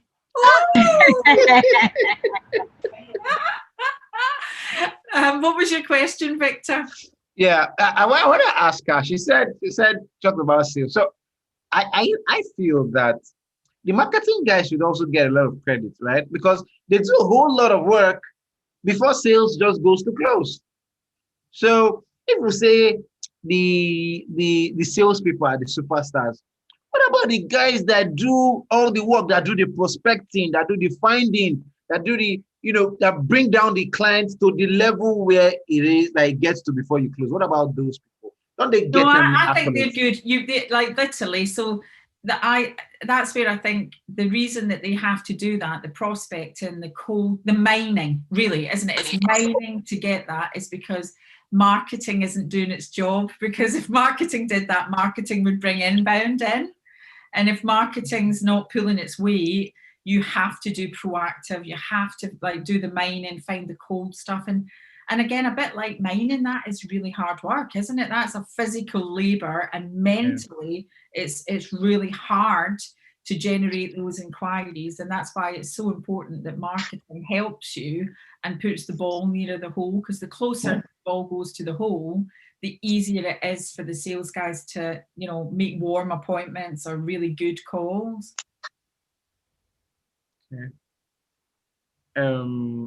Like in your book, the secrets of sales, right? Yeah. Can you give us before they actually go to get the book, maybe you can give us like a brief summary of the different secrets that you mentioned? Yeah, so I think it all fits into those 4 pillars, the behaviors. Now, again, I'm dyslexic, so you have to, I struggle with the name. So Faloughi says, how do you recognize people's Faloughi. Yeah, I'll let you do that bit, because again, I can't read English. I'm terrible. How do you?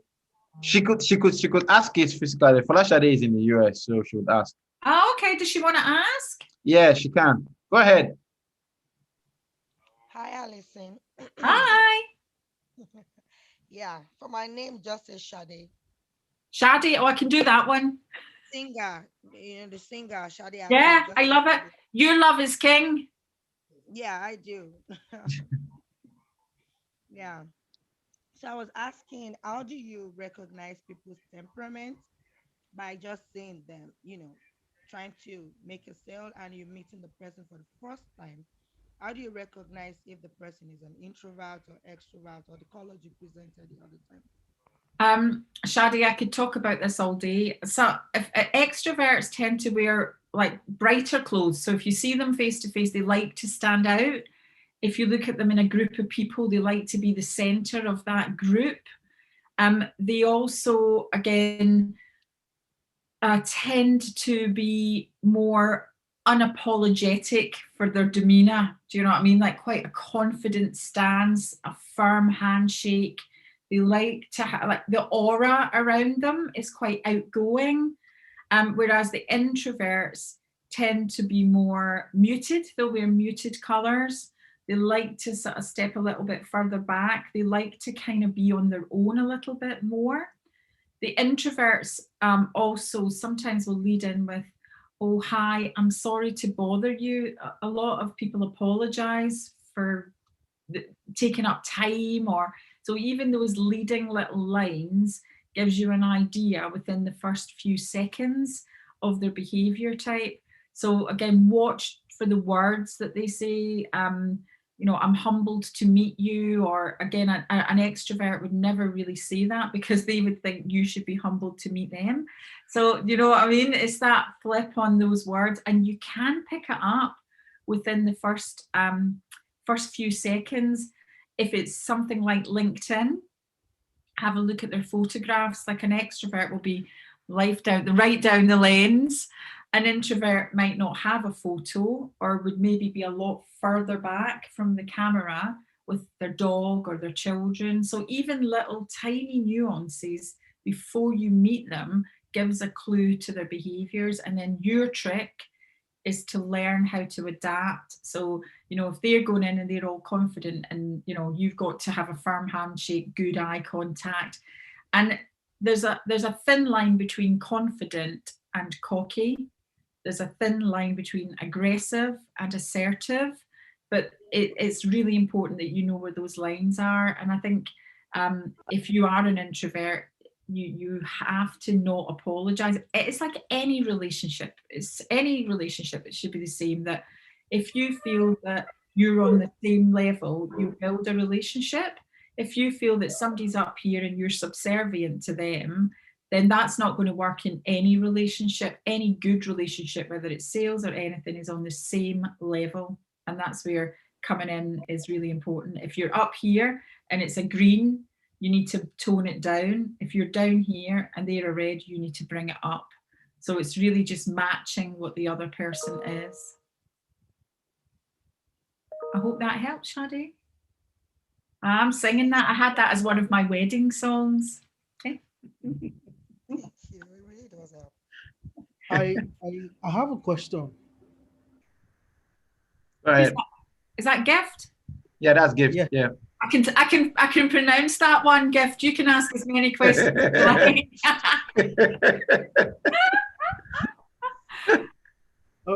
All right. Thank you, Alison. I think I got into this meeting quite late, but there is this thing you said earlier on about introducing yourself to someone. So I really want to get exactly what you said, the second phrase.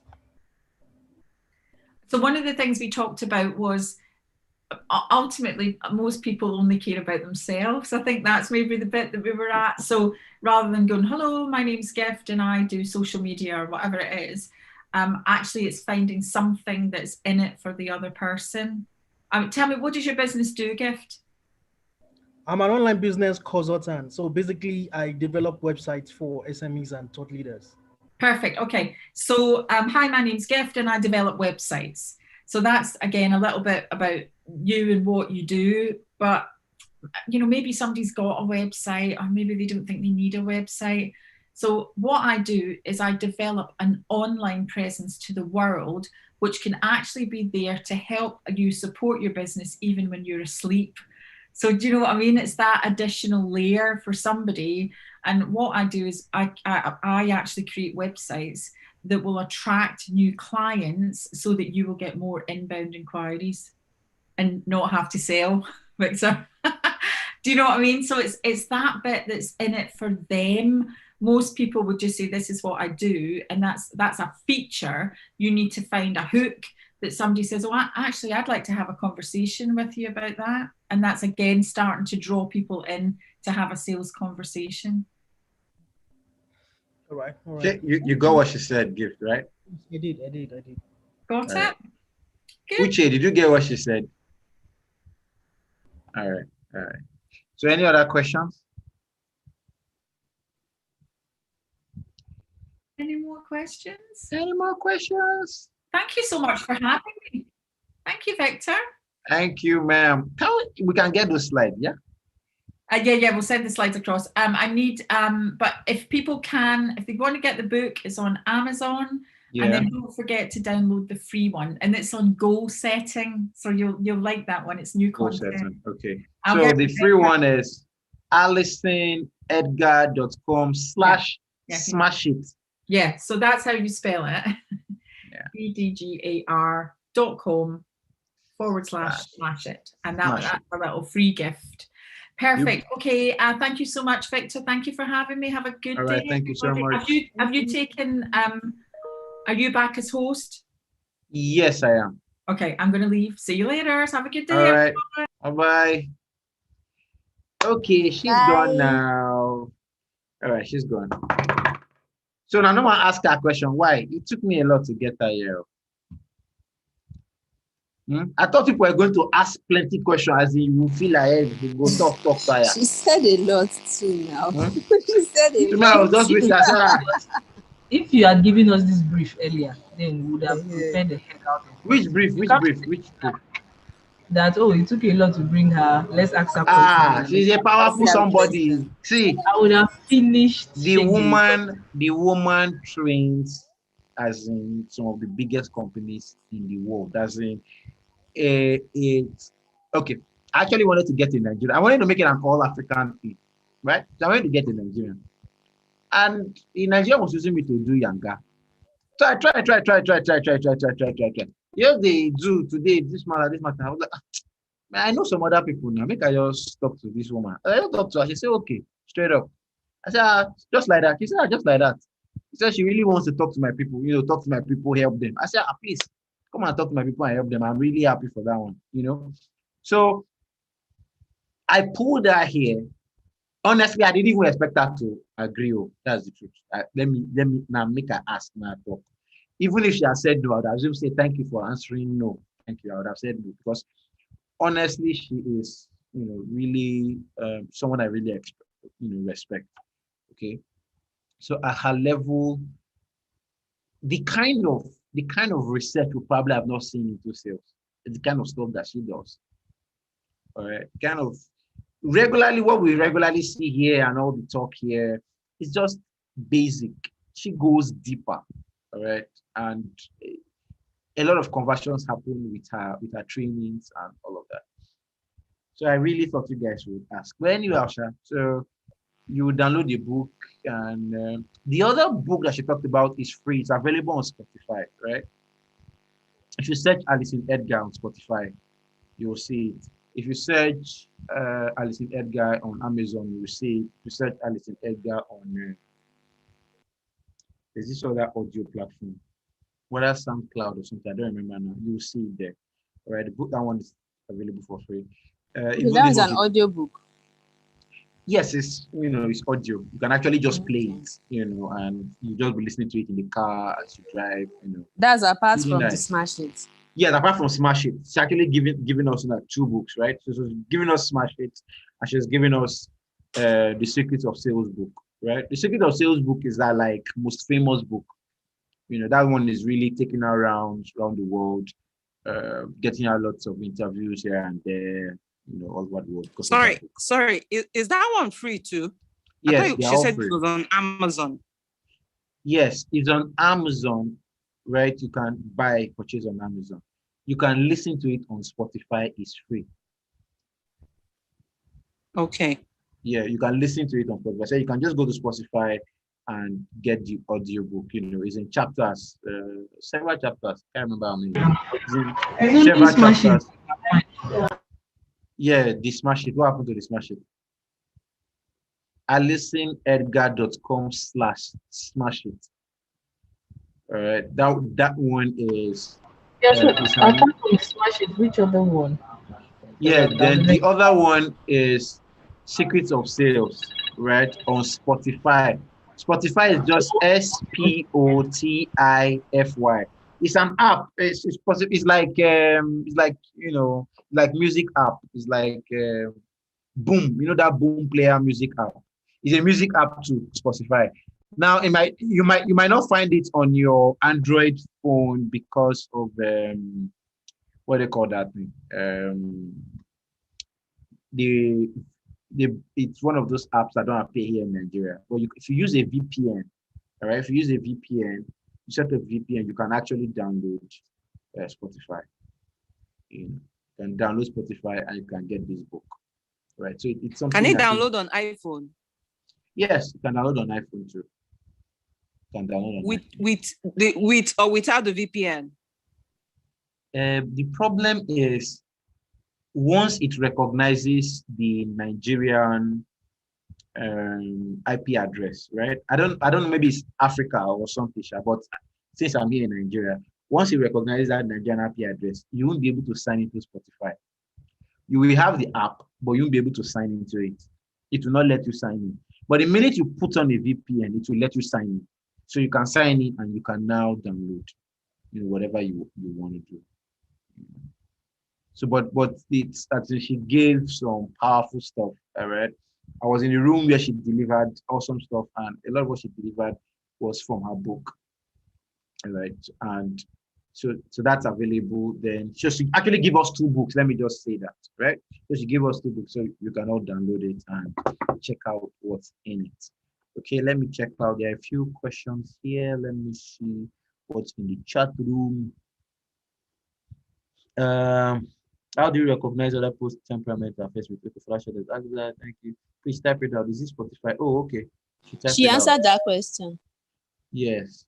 So let me type out Spotify. It's Spotify. Spotify. Right.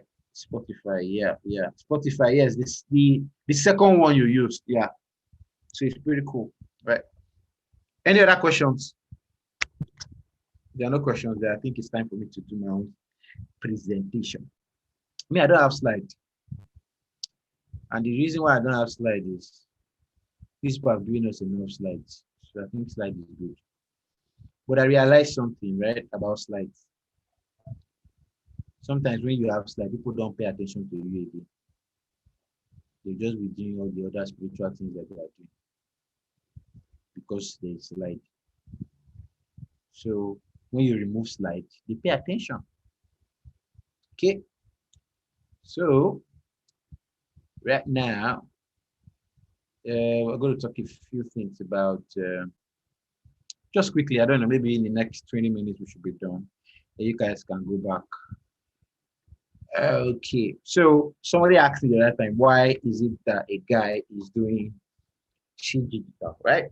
So I'm a guy. Why am I doing shit digital? Right. I'll tell you. I believe that Africa has, or rather, not I believe, Africa has many problems. Right? There are too many problems in Africa. Too many issues, too many up and downs, too many blah, blah, blah, right? So I thought to myself, how can we actually sort out these problems? As in, what are the ways that we can do things that would work? All right. The regular ways that I see people do stuff, many times doesn't work. All right. So oh dear. All right. So we have different presidents coming. Oh, can you guys give me 1 minute? It's like this light wants to go off. I pray it doesn't go off. But in case the light goes off, let me go and use the inverter. But as I was saying, right? So this president comes, he does something. I would say, this president is terrible. And that president comes, he does something. We now say, this president is terrible. And now president comes, he does something. We say, this is the terriblest president. All right. So I now told somebody one time, I said, okay, that one is the terriblest. Just wait. Wait for the one after that one. I wonder what you will say when that one comes. When Obasanjo was here, we complained. When Jonathan was here, we complained. Buhari has come. We have complained the most. I said, it's okay. Let us wait for the one that will come after Buhari. Let us see whether we will complain or not. What am I saying? I really don't see things changing. All right. So I was looking for a different way to do things. Right. So I stumbled on some reports, World Economic Forum, on different African Forum reports. Africa grows about 4%, 5%. At least that was the result last year, right? About 4%, 5%. So I was not thinking, or rather, they said that Africa can grow 10% if more women were given opportunities, if more women did stuff. The Africa can grow 10%. That is 2 times what Africa is doing right now. Now, the labor force, all right, is made up of 50% women. So you have men doing all the things that they're doing, and 50% women. Okay? So if women that make up 50% were actually able to, actually give that labor, do work, develop stuff, they probably will do a lot more or do better, as in, or the country will do better, or whichever state they find themselves will do better. Then they also said that unless we start looking at gender equality, all right, it might be a bit difficult for Africa to grow fast because we're not utilizing a major group, the women. Okay, they are not doing anything. And there was another one again. I'm giving you plenty ones, no vex. But there was another one again that mentioned what's it called?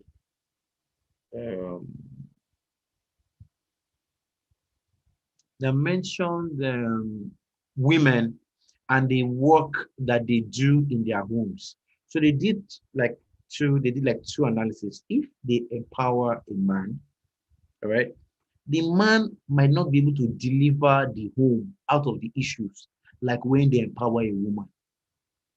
So if a woman is empowered, that empowerment tends to spread more, in all those people, and you're not seem to get a lot more people prospering than for the men. Gift, you are yawning. So what I'm saying is very boring like this. Gift. Oh my God. I thought I was saying something very important. Gift just opened his mouth on live television, international television, yawning. Oh my God. Don't worry. I'll soon be fast. I'll do my best and go away from here. All right. So, and I thought, okay, what if we had more things, more programs, more stuff that could actually help women? Okay. I have the SWAT group. You have more women on Instagram.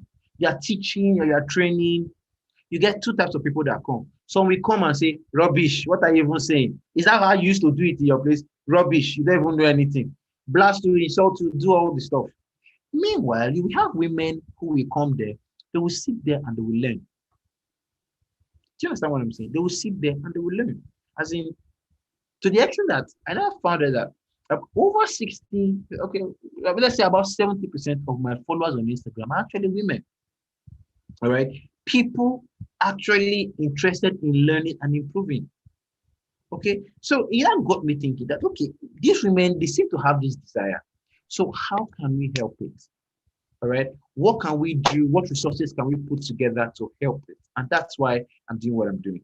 All right. That's why Digital is here. That's why I do what I do. All right. So I started this for that, and I've been teaching, training, doing all of this because of that. All right. I want to see how we can empower as many women as possible. If it's possible, all right. I was thinking that, okay, maybe I'll do a 30 days mentoring session, talk with people, share the ideas, talk about tools, talk about resources, just things, even if it's possible to bring more people on, all right? Bring Alison, bring Ized, bring Steve Harris, bring all the people I have relationship with, bring all of them so that, we can get people started, doing something in the digital space, maybe starting one business or starting, even if it's digital marketing, all right, social media marketing, virtual assistant, as in the opportunities are just too many, and I think if you had a lot more people doing this, a lot more women doing this, we'll probably have a lot, less of the issues that we're having, people misbehaving, all these guys having Boko Haram and kidnapping and all of that. Those women will probably help a lot more of those guys. So if the women are helping those guys are now making money, or the women are, supporting their plans or their dreams, whatever business they want to do, they will probably have less time to focus on kidnapping and doing their Boko Haram business and all of that. So that's just me thinking that, okay, I believe that a lot of all these issues that we see, the political issues and all these issues, are actually first economic issues. All right. If we can deal with them economically, I think we can fix everything in the end. That's my thinking. All right. My thinking is deal with the problems, come from the economic side. All right, empower these people, get these people to deliver. Now, my problem is I might not have the time to physically do this. All right, but I will try to provide the resources that will facilitate it to happen, like what I'm doing now, providing these resources. All right, giving you a stepping stone to start, to get something to do. All right, there are lots of resources on YouTube, there are lots of resources on Facebook, several people teaching stuff. Just learn, pick it, start work, get going, get working. All right, so that's why I'm doing all of this. That's just it, basically. So thank you for coming to my TED talk. Now let me go back to my presentation. So social media strategy actually starts from knowing exactly what you want to achieve and working your way back. All right. Sometimes people say, I want to do this business, I want to do that, I want to create this, I want to create that. What I always tell them is, if you actually understand, your how do I put it now? The final thing you should be doing, right? If you actually understand that final thing, what you will realize is the final thing that you want to achieve, walk back. All right. If you can walk back, then you can get the results that you want. Okay. So many times we just think about, the things that we want to do, and we find it difficult to walk back. All right. But that walking back is where the result is. All right. That is actually where the result is. And that is where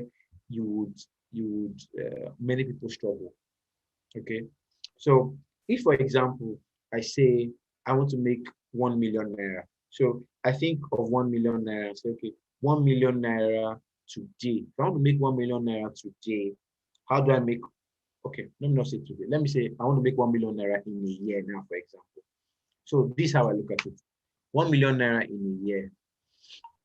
What that just means for me is a year is how many days? 365 days, right?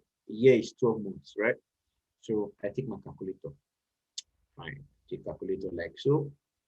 And I say a year is 12 months. And I want to make 1 million naira in 12 months, right? So I divide 1 million naira by 12. That is 83,333. So it means that I have to make 83,333 in a month, right? Because I divided by 12. Yeah, so okay, fine. 83,333 in the month. A month is about 30 days. So 83,333 divided by 30, right? It is 2,777. So it means that I have to make 2,777 per day, right? 2,777 divided by 24 is 115.7. So I actually have to make 115, let's say 116 naira per hour to do 1 million at the end of the year. Now, most people will focus on that 1 million at the end of the year and be having problems to reach it. They will be complaining about the different issues, talking and say, rubbish, everybody rubbish. This country is difficult. This country is like this, everything. They will complain about everything because they are focusing on that very major goal. But you forget that you want to go to Oshodi. You still have to walk to your door before you get to Oshodi. All right? You still have to move from your door to the gate before you get to Oshodi. You still have to move from the gate, all right, if you are driving, move the car at least to the junction of your street before you get to Oshodi. But they're already complaining and shouting about Oshodi and say, Oshodi this, Oshodi that, everything scatter, everything bust. 10 minutes, everything scatter. You'll just come with all of that. And, to me, all of that's just noise, just causing wahala, right? But if you do this, you break it down into these bits, you find out that it's a lot easier to do, all right? Focus on the very next step, all right? You need to do 1 million in a year. Focus on your 115 naira in an hour. All right, an hour is 60 minutes, yeah? So divided by an hour is how many? An hour is, yeah. So that gives us about 1.9. right? It's crazy. All right, it's just focus on the little things. All right, then work your way backwards. All right, the major goal is 1 million. Work your way backwards. It now gets to today. So how much do I need to raise every single day? All right, every single day. Every single day, you need to focus on 2,777. That's just 3,000 naira. Just 3,000 naira.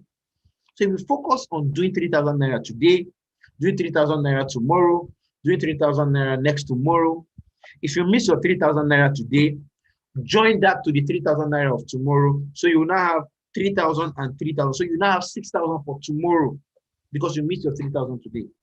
Or let's say you're able to get 1,000 today. So the balance 2,000, you add it to tomorrow's. So you need to raise 5,000 naira by tomorrow. All right, you just keep going. You will get your results. All right. So the first step is being clear of the objective, what you want to achieve, then breaking it down into tiny, tiny tactics that will reach that objective. Okay.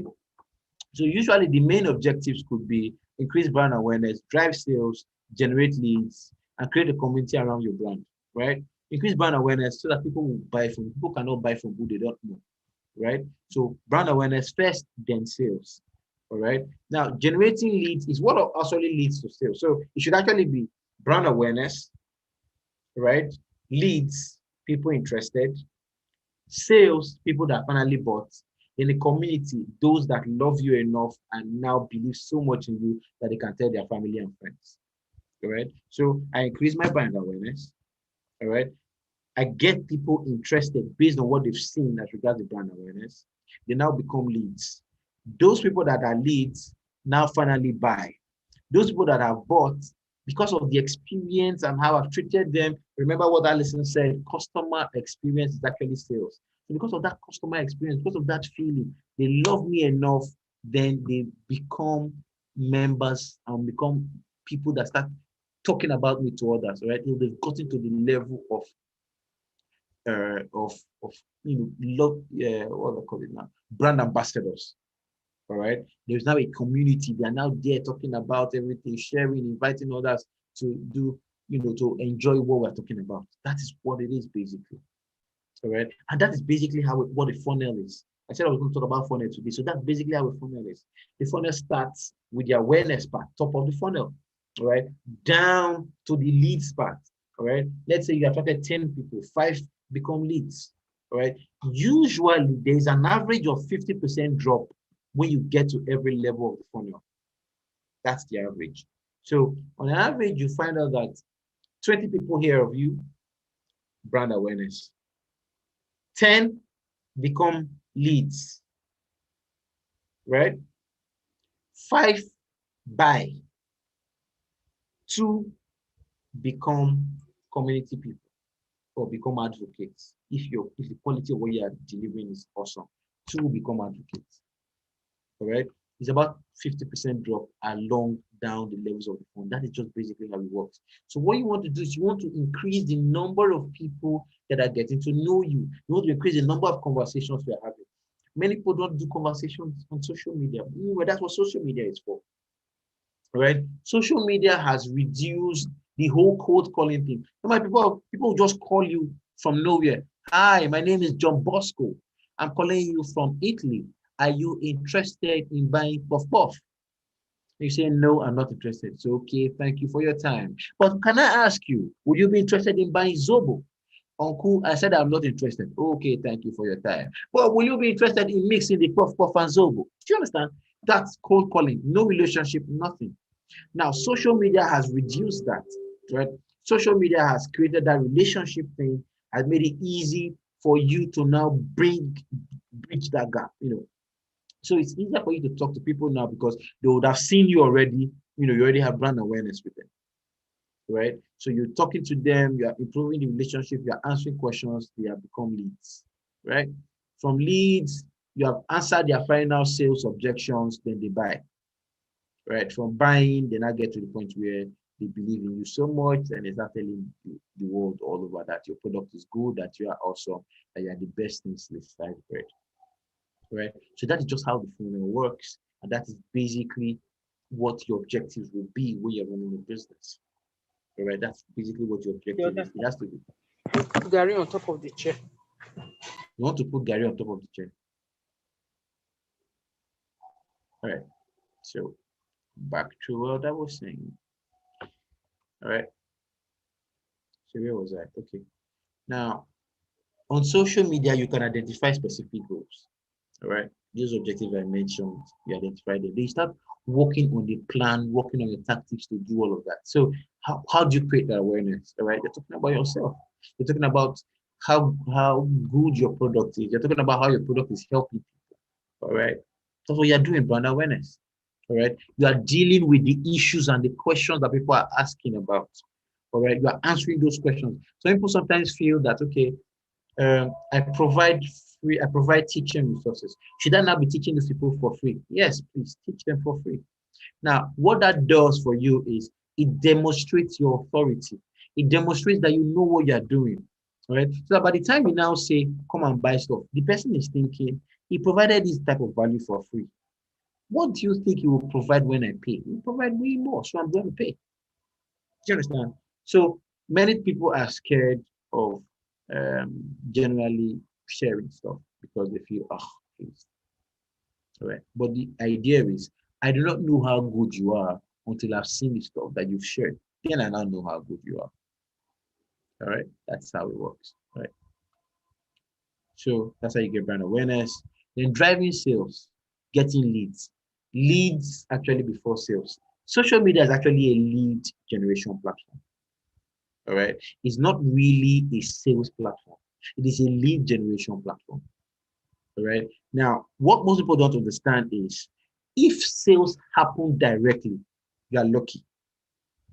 It was fine.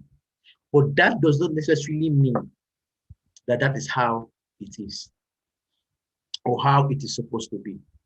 Social media is a lead generation platform. It is a brand awareness platform. People get to know your brand and know what you do. Then it becomes lead generation. All right.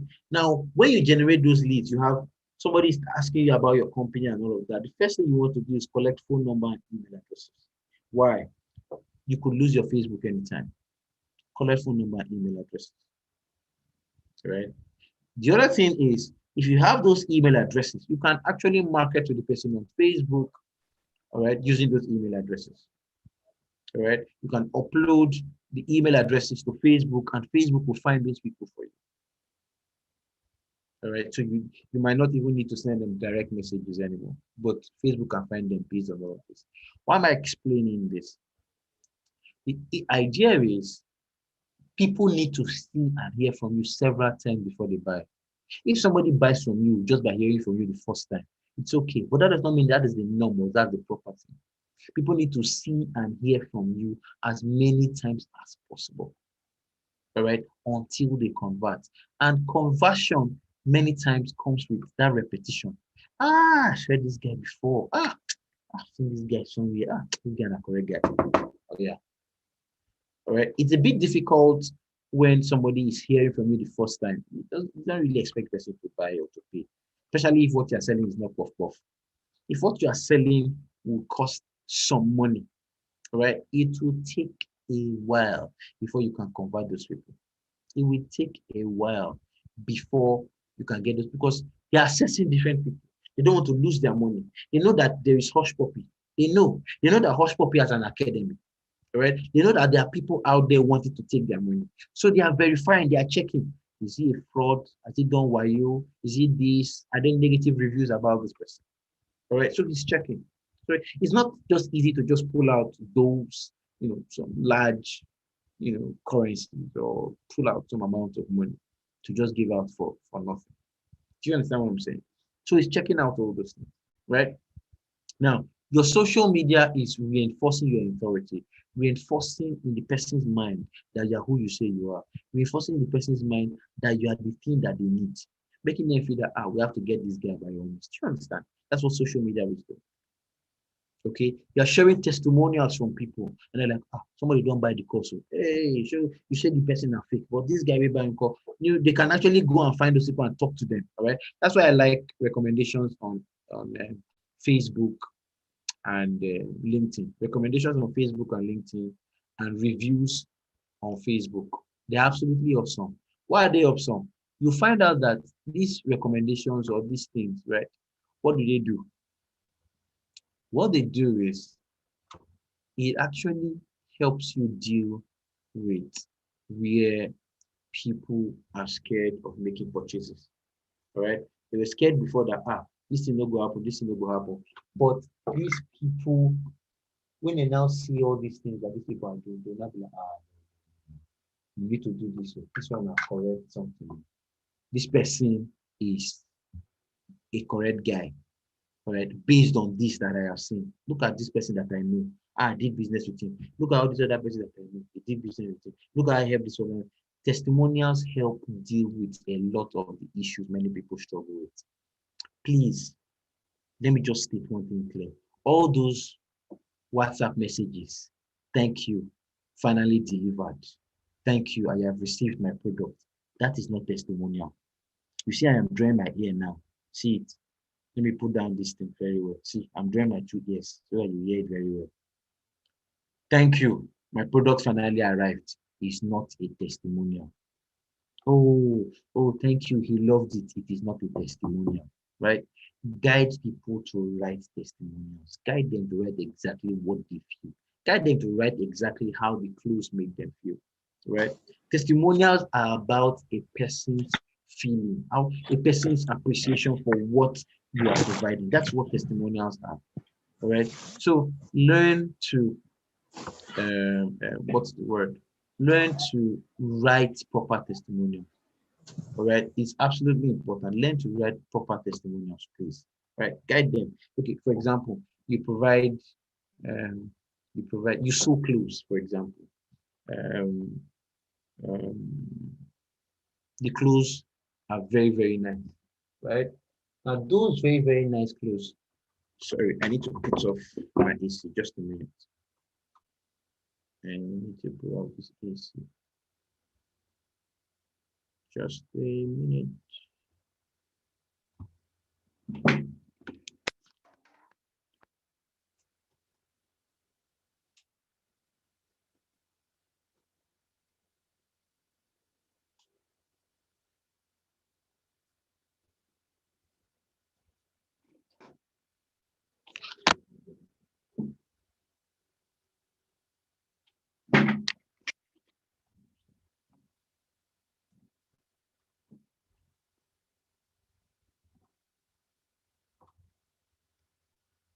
Okay, guys, so I'm back. So as I was saying, right, testimonials should be written properly, right? So if you have properly written testimonials, your results will be way better, right? You bought a cloth from a particular tailor. Let the person describe the cloth, how the cloth made her feel. So, this cloth was really nice, made me feel like so and so and so. This cloth did like so and so and so. This cloth did this, I wore it and I felt the silvery smoothness of the material. I love the finishing. I could actually roll my hands on it. It was really nice. Those are the kind of things that are actually testimonials. All right? Not finally my clothes came today. Thank you. That's not a testimonial. Do you understand? So guide people to actually say things, that communicate emotions. That is what actually communicates. That's what actually connects to the person on the other side. Okay. So back to the tactics. Now, a few of the tactics that I use that I always advise is one, the very first thing is have a very good visibility, right? Now, as I mentioned before that there is no way, or rather, I mentioned before that you should always collect email addresses and WhatsApp numbers. Why? So that you can move the marketing to other platforms. Right? You can move your marketing from just marketing on Facebook or Instagram. You can move it to sending mails. You can move it to doing WhatsApp. You can move it to all these other platforms. Why is that important? It is important because if by the time people start seeing your adverts or seeing your messages on other platforms, they say, I spoke to this guy on YouTube today. And they now see, he sent me a message on LinkedIn. Oh, that's nice. He sent me another message on Instagram. Oh, I just got a WhatsApp message from him, right? You are remaining in their mind, top of mind, very important. You are remaining in their mind. And by remaining in their mind, when they think of those things, those services you provide, or those products that you have, you are top of mind. The whole idea is to be top of mind, right? Coca-Cola, with all its money, right, still does a lot of adverts. Why? Because it wants to remain top of mind. Because even things, something like water actually competes with Coca-Cola for the same customers. All right, Coca-Cola is competing against water too. Yes, because Coca-Cola says they are first for first. Meanwhile, most of us that don't have money, we know that first for first is water, right? But Coca-Cola is saying they are first for first, that you should actually drink me rather than drink water. Do you get it now? So these are the things. So you have to understand all of this when you are dealing with the issues. All right. You have to keep being in people's faces. All right. They say they will get back to you. You get back to them. Don't wait. You get back to them. All right. It's very important that we understand these little things. These are little things, very, very, very important. All right. Now we also need to have, you need to make sure that your profile is helping you get visible.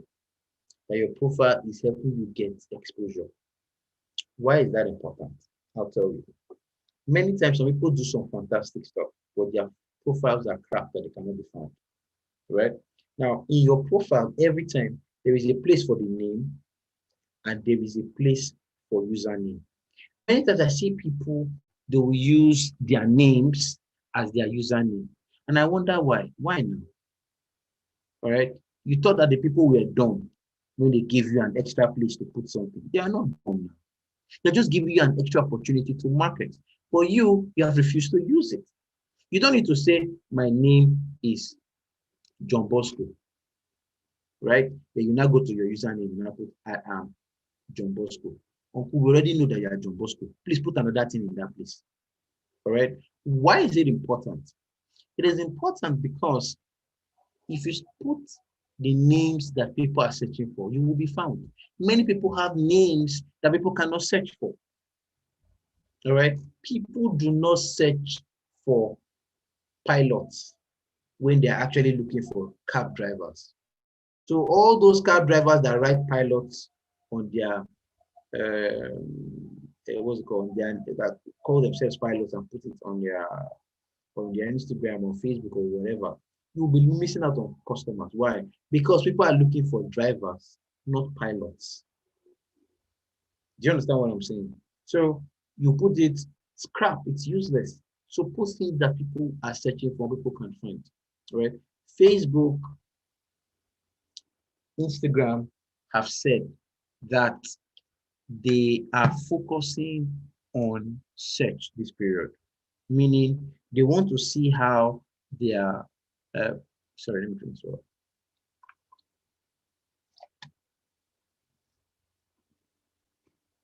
this. They want to see how their platforms, right, can become more search enabled. So when people search for keywords, when people search for puff puff, they will see somebody selling puff puff. When people search for ice cream, they will see somebody selling ice cream. So they are really trying to improve the search because that's one of the things that has made Google really big, right? So they are trying to tap into that space, right?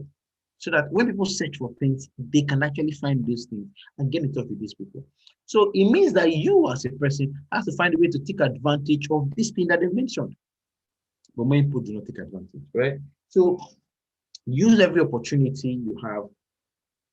Learn to use the keywords related to your brand, all right? Use it in your bio. Use it in your description so that when those keywords are searched for, they will find you, right? Now, someone asked me earlier, where is the best platform to start when you're just starting online? The best platform to start is where your audience is. So you need, first question is, who is your audience and where do they spend their time? All right. If your audiences are business people, the next thing you're thinking about is where do business people spend their time? It's like you want to go and meet all those orgas of those days, right? Many of all those orgas meet at, golf courses, they meet at clubs like Ikoyi Club and all of that, right? So you want to meet those of that, you go there.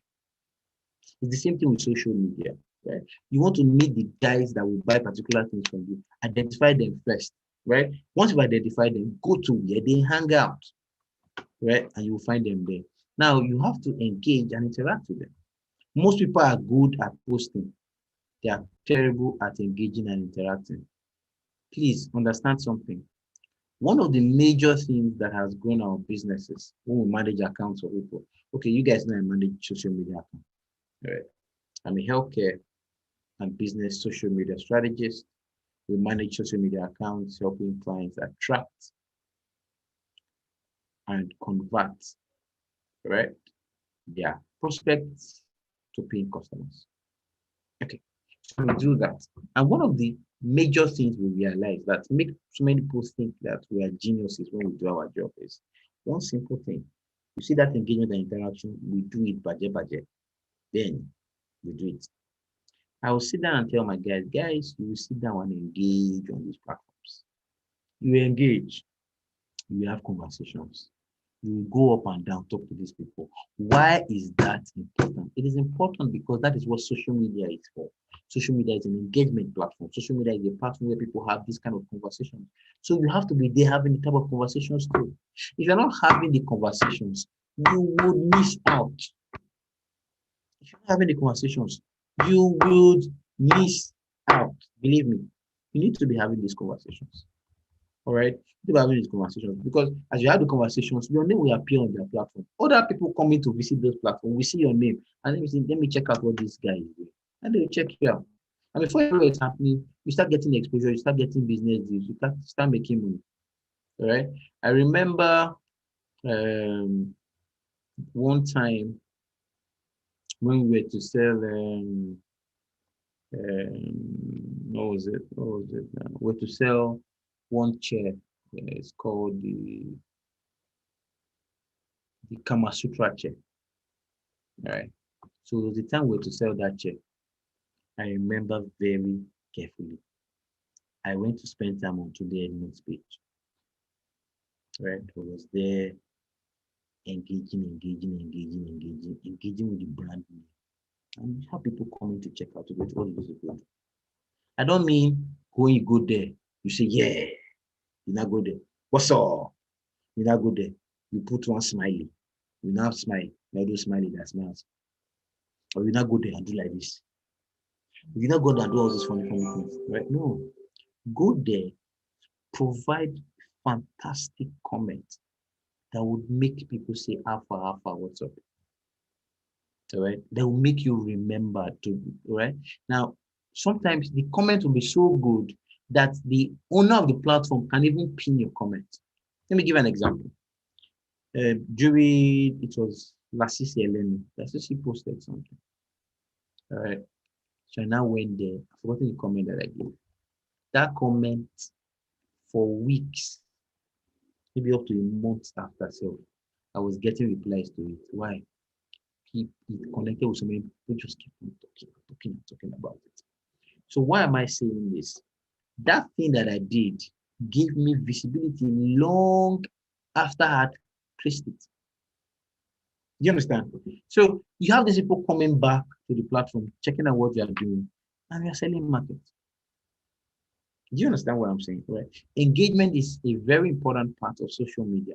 Most people just do posts, right? Even to reply to comments is wahala. Meanwhile, you are going about looking for more customers so that they will come and gather on your page and you will talk to them a bit. People don't want to hear they will not be spoken to. Remember what Alison just said, right? Treat people how they want to be treated. Okay? It's like many of you create fine aesthetics on your page. I ask the question, are the aesthetics you are creating for you or for your audience? You want your audience to come to your page. You are creating aesthetics of black and white or black and red. For goodness sake, what if the cult in their village that the person is running from is black and red cult? Or the person is trying to dodge. then you now come and you're not doing that. Do you understand what I'm saying? All right. So many times when people say to all those platforms is fine, it is for you. You are the one consuming that fineness. It's not for the audience. All right. But your social media is actually for the audience. If you are a seller, or if you are a coach, or if you have training programs, it's for the audience.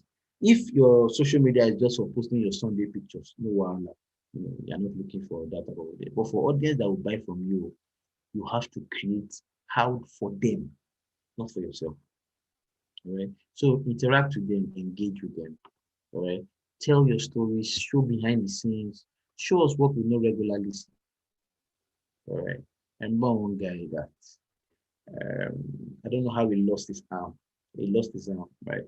So he was doing a presentation. He now said something really, really funny. He said, I'm going to tell you something right now that no one knows. You're like, okay, what is it? He said, anytime I use the toilet, I don't wash my hands. Everybody laughed and laughed. He has no hands now. So if he's going to use the toilet, what hands is he washing? He has no hands. All right. So it was very funny. People laugh, but that's just connecting with the audience. Right? That's just connecting with the audience. So sometimes you need to sit down and look at things from that perspective.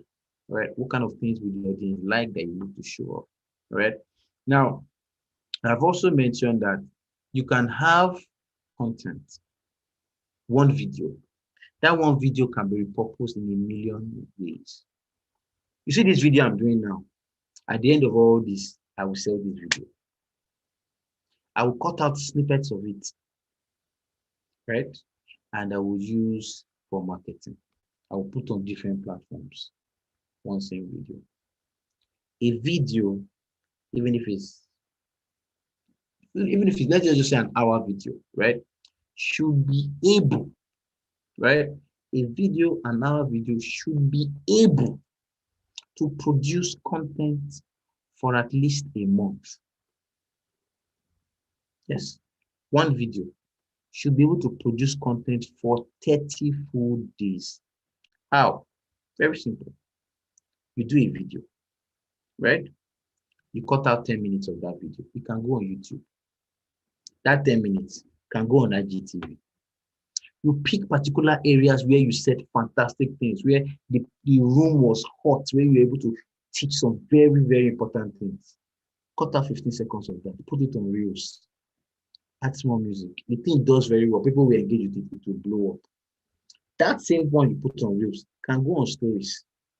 That same one you put on Stories can go on WhatsApp status, can go on Facebook status.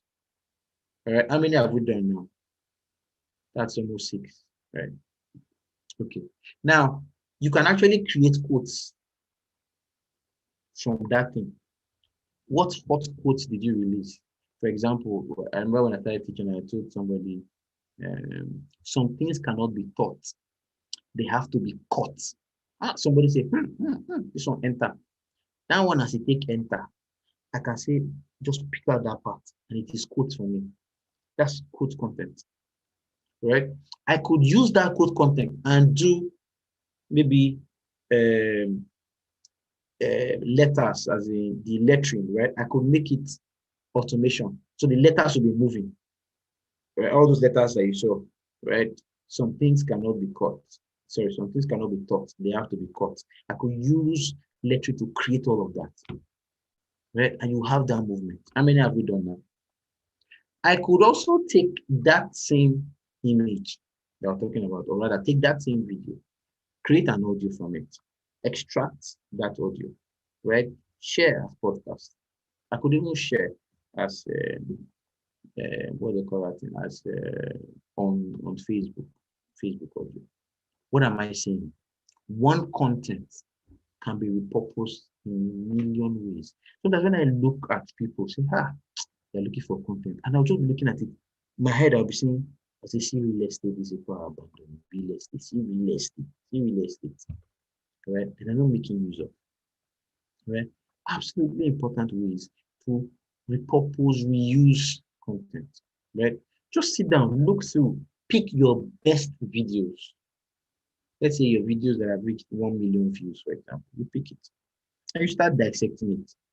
Okay, this important tip I gave you, share that part on YouTube, on Facebook, on IGTV. Share a 15 minutes part of it on Reels. Share it on what's the name of that other one?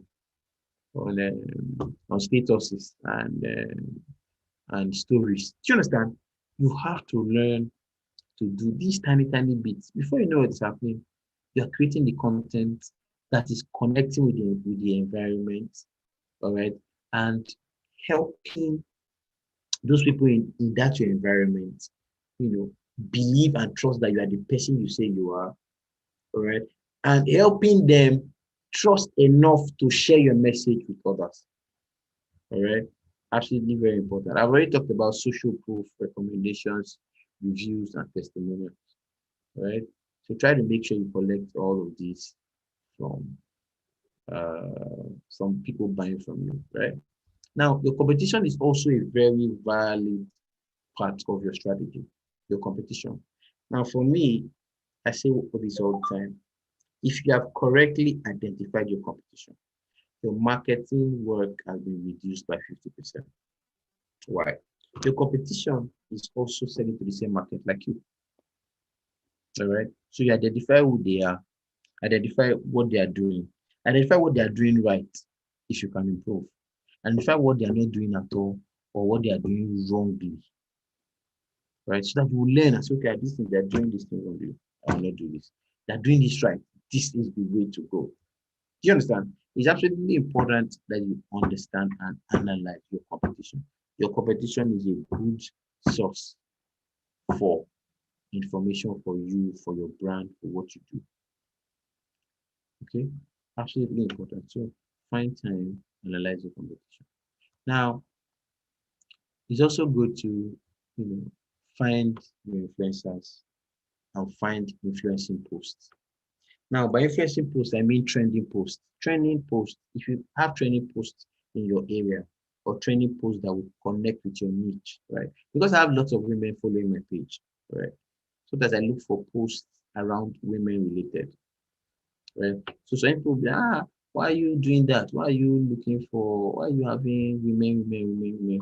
I just noticed that the women are following me. So I want to feed that. Do you understand? Okay. Now, the thing is, if you look for those posts and they're already trending, they're already working with the audience where you got it from.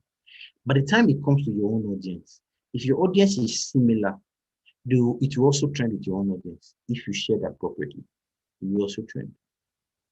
All right, it will also trend. Yeah. Now, all these beautiful things that I was saying, they cannot work unless you start applying it. So if you do not apply, you will not see results. So please apply. All right. Now, another thing that we do is we actually sometimes maybe need to find influencers that can support your ministry, help your brand move forward. Okay, they might not be so. What's the word to use now? Maybe let's say expensive or something. But you need them. You need to find influencers, right? And those influencers are absolutely important to help you grow. They can be small influencers, right? They can have 5,000, 2,000, but you need people that can be talking about you. You need people that will be sharing your stuff. You need people that can be saying, this guy don't help me, I go try help him back. Do you understand? Right. Now, you also have to learn to use live video, for what you do. Very, very important. Right? Live video helps yourself too. So use live video, use videos. Generally, Facebook, Instagram, all of the other platforms try to compete with YouTube for content, right? So they will do anything they can to encourage video growth because it will also lead to growth for them. Do you understand? So they'll do anything they can to encourage video growth and to make sure that what's the word? That they keep, all right, all these video platforms so that they can compete with all the other guys. They want to keep as much video content. So when you share, they encourage that video content to go further, right? So that more people will be retained on the page, right? Right. Now I've already said analyze things that you're doing and see what works. Now for me, once I'm clear on strategy, then I will now be clear on the tools I need to use to get the results that I want. All right. So those tools are called weapons. Okay. So what weapons do I need to get what I want? A good phone. All right. The thing is, one, I use, okay, for my video creation, right? One of my favorite tools for video creation is InShot. Right? Anybody who knows me will know that that's what I use, right? InShot, absolutely gangster. Why is InShot important? InShot is very important because the kind of tools, things it allows you to do on your video is awesome. All right, many people do not, many platforms do not have that, or if they have that, it's pretty expensive, right? So InShot allows you to work with that. So I use InShot, I use Snapseed, I use Canva, I use Domain 5, I use all those, right? So I could share with you some other tools that I use. You could send me a DM or something. I could share with you some other tools that I use. And when posting, I try to post myself because I find out that posting through third-party apps or something like Buffer, Hootsuite and all, I tend to get a reduced reach. But when I post straight up, I get better results. Okay, so you can actually decide to post through those apps or ignore it as the case may be. All right, but it's important that you do. Then I also use listening apps like Google Alert. So my name is saved in Google Alert. Anytime Victor name is mentioned anywhere, I'll be there because Google Alerts, my name is saved. So for the different brands that we manage and for every other thing that we do, names are saved so that we can track. And this was something I shared earlier with Loveling. I don't know if Loveling is still here. This was what we shared with Loveling, how I was able to convert customers using negative reviews. All right. I used Google Alerts to listen out for those hospitals that had negative reviews and talk to the people that were mentioning all those things. And we converted them, and it was good money for us. All right. So I could go on and on and on. I think here would be a good time to stop. Are there any questions? So I could just take those questions and we can move on.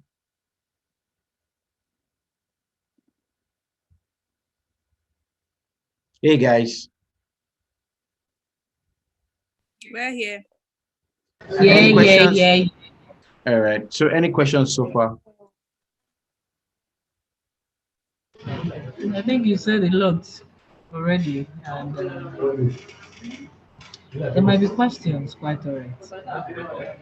But yes, I might not be able to ask because I need to put some things to practice. Then I might have my questions. All right. So when you are setting up your somebody asked about that earlier. When you are setting up your profile, please always remember this, right? Use great images, right? Use images that flatter you. Okay. Don't use images that make you look like a masquerade. Use great images that flatter you. I have a question, right? Yeah. Yeah, I'm coming. You ask it. Let me just round up this thought. Then you ask that question, right? So use images that flatter you. Okay. Use images that show you to be your best. All right. Don't go and take images from the back of your garage or the back of your house where there's one Spirogyra crawling behind it. You not pose and you not do like this. Or you're gonna wear all those tattered jeans that you just wear and you not pose one kind of funny. All those kind of things, right? Just use images that you are comfortable in, that tell your story, that make people, that will make you proud of what you see. All right. Now, if you have that, that can basically attract more people to your platform. All right. And now, across all your social media platforms, if you can synchronize all your images, then it becomes easy. So if somebody is looking for you on LinkedIn, on Facebook, they see one image and it's across the same thing, then it becomes easy for everybody. Okay. All right. So I'm done with that thought. So if I might want to ask a question. Yes, it's clearly about the background, but I think I might now know the answer. But let me just do. I don't know. I'm not sure I know the answer, Sha. Yeah, Um, please ask. someone can actually do a video, right, and have a green screen at the back live. Is that possible? Because I noticed. Are you shooting a movie? No, not a movie, like a live video like yours now, and your background is not real, something like that. That's possible, right? Yeah, now if you are using Zoom can help you change background. Zoom has that application where you can actually change the background and put any background that you want. It's called I had. virtual background. Okay, okay. Thank Yeah, you. so you can I already noticed change them. that, and I'm not so sure that that works. Thank you. Yeah, you're welcome. Are there any other questions?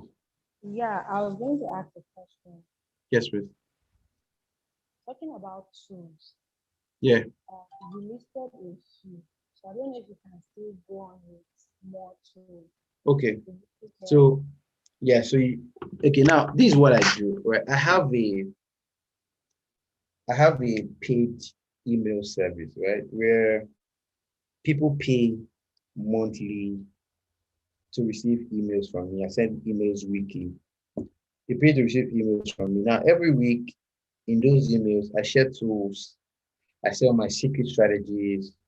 I share things I'm finding out every day from meetings I've had with my mentors. All right. So, someone asked earlier today about mentorship and all, right? You might not get the mentorship that you want directly, but you can get that mentorship from another person. All right. So if maybe okay, like for example now Steve Harris, all right, and Steve Harris shared something with me personally that I want to now share with my community. I might not share with my general community, but I can share with my paid premium community, right? Because they're usually very specific things as regards sales and all that. So I can share with that community. Why? So that that community can improve. Do you understand what I'm saying? So I do all of that. So I have all these tools. So many of all these tools, once I find a new tool that is awesome, right, I share with that community. Right? When I find a new tactic that's overshown, I share with that community. But that notwithstanding, I will share at least all the tools that I usually use. Right? So it depends on what you want to do. Okay, it depends on what you want to do. Just anything you want to do is absolutely fine. If you want to do a video, right, I think, or rather, if you want to do social media, I think the most important tool is your phone. Okay, so some people buy phones for all the different things the phones can do. I buy phones for the type of content the phone will enable me to create. Okay, I use phones that will enable me record for long hours, all right, and not have an issue. So I buy all the necessary gadgets. I have a gimbal. I have all those different stands, anything that will enable me improve my business of video recording, right? I do it. Now, I have not bought a camera. Gift say I should buy a camera.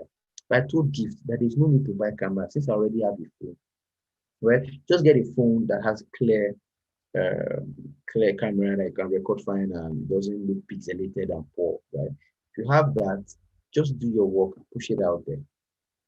Okay. Now, once you have that video, what do you use to edit the video? To put a few adjustments here and there, arrange it, write this, join different things together. You can use iMovie if you're using an iPhone. You can use InShot whether you're using iPhone or not. InShot is fantastic. As in, it has many beautiful things in it. You can use InShot, right? Now, I have some other apps that I use that I paid some big money for. You see this business of social media, right? Sometimes your clients will ask you to do spiritual things. that at times I wonder, because you saw this on this place, do you know how much those people are paying for those things?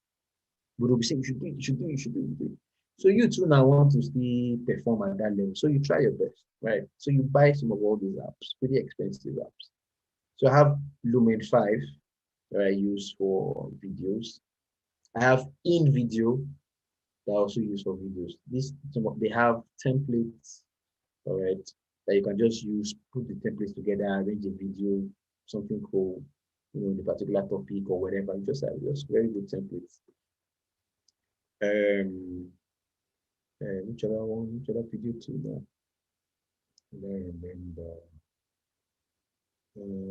Even your YouTube. YouTube actually even has a good video editor. On YouTube, you can edit areas you don't like, you can cut it out. On YouTube, you can blur people's faces. So let's say I'm putting this video now on YouTube, right? It's streaming live right now on YouTube. People can watch it. So I could come back and say, okay, fine, I want to blur people's faces so that nobody sees their faces. Right? So you can blur faces, you can do. So YouTube even has, YouTube has audio library where they give you free music. So you can put free music there. All right, on YouTube too. So that one's there. Now, for images, I use Canva. I use Spark Post. It was Gift that introduced me to Spark Post. Spark Post is awesome, But the main reason why I use Spark Post is because of the animation. Canva has animation, but when you want to now download the animation, Canva will now say you should come and pay money. We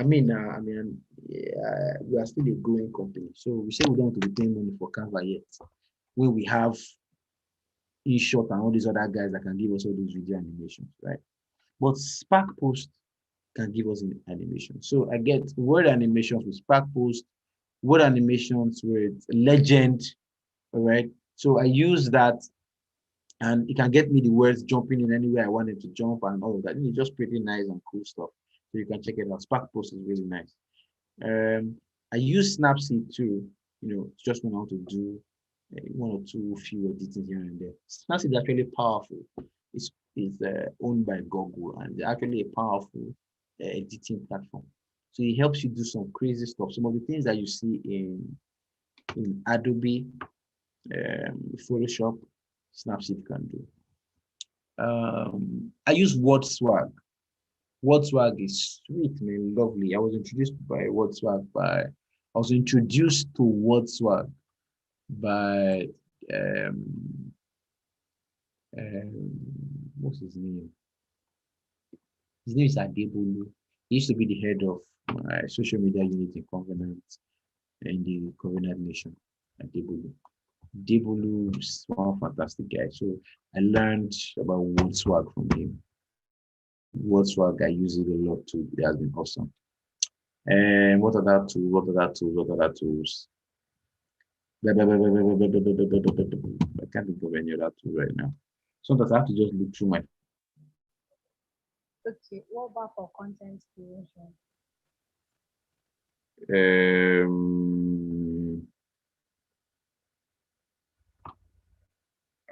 Content creation.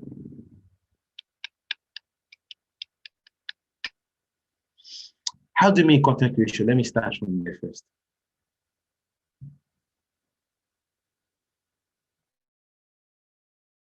Hello. Hello, did you run away? Sorry, I was. Yeah. Yeah. So tell me, what do you mean by content creation? As in writing or what, or videos or what? Yeah. Maybe when you have content blog, you just go on maybe Feedly or. Oh, okay, that. Yes. Okay, now this is how I work, right?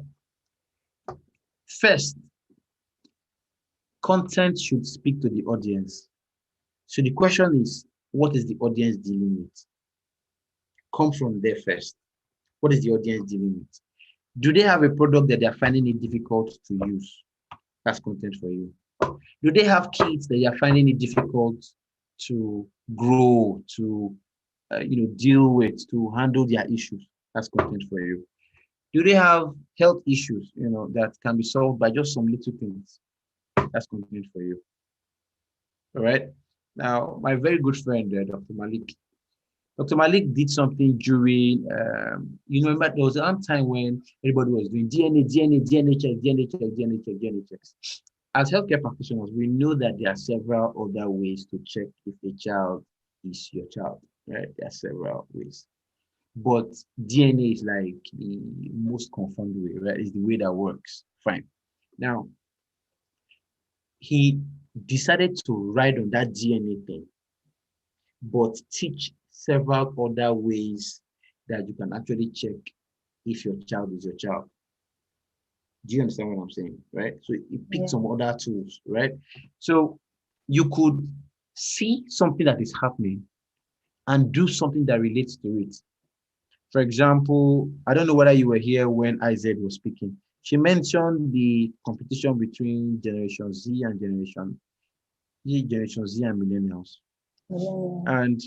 And she's decided to talk about the social media marketing for both sides and how it relates to both of them. And it's big, it's huge, because some are the Facebook generation, the other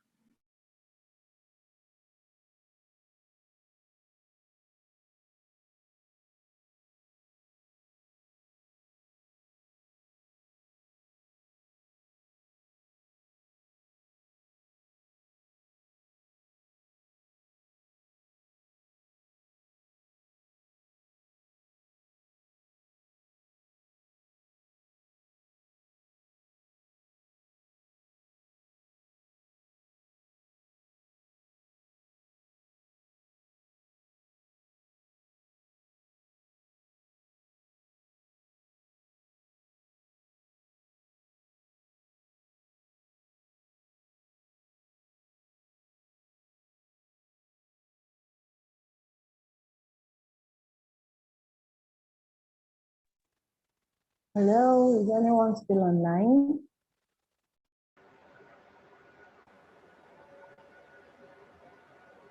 hello, sorry.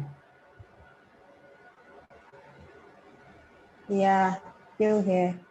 Yeah, it just cut me off there. Boom, sharp, sharp. So, but I'm back. All right. Welcome. So, as I was saying, yeah. So now she was talking about the different generations and how social media and marketing, how they are doing all of this on those generations, or how those both generations are doing their marketing and social media. Do you understand? Right? So you could look at something and tell your own story about it. Initially, many years ago, when I just started social media, I did something called How to Do Social Media Like Jesus Christ. I don't know where that thing is anymore. I posted it and I shared it across, shared it on WhatsApp. Then everybody was seeing it and said, wow, this is funny, really interesting. Like, and it's really true. So this was many years ago, right? So you can actually do stuff like that. So everybody is doing Jesus Christ, right? They're preaching and doing stuff, right? And I looked the other way and said, social media like Jesus. Do you understand? So it is about looking at things from the other side, right?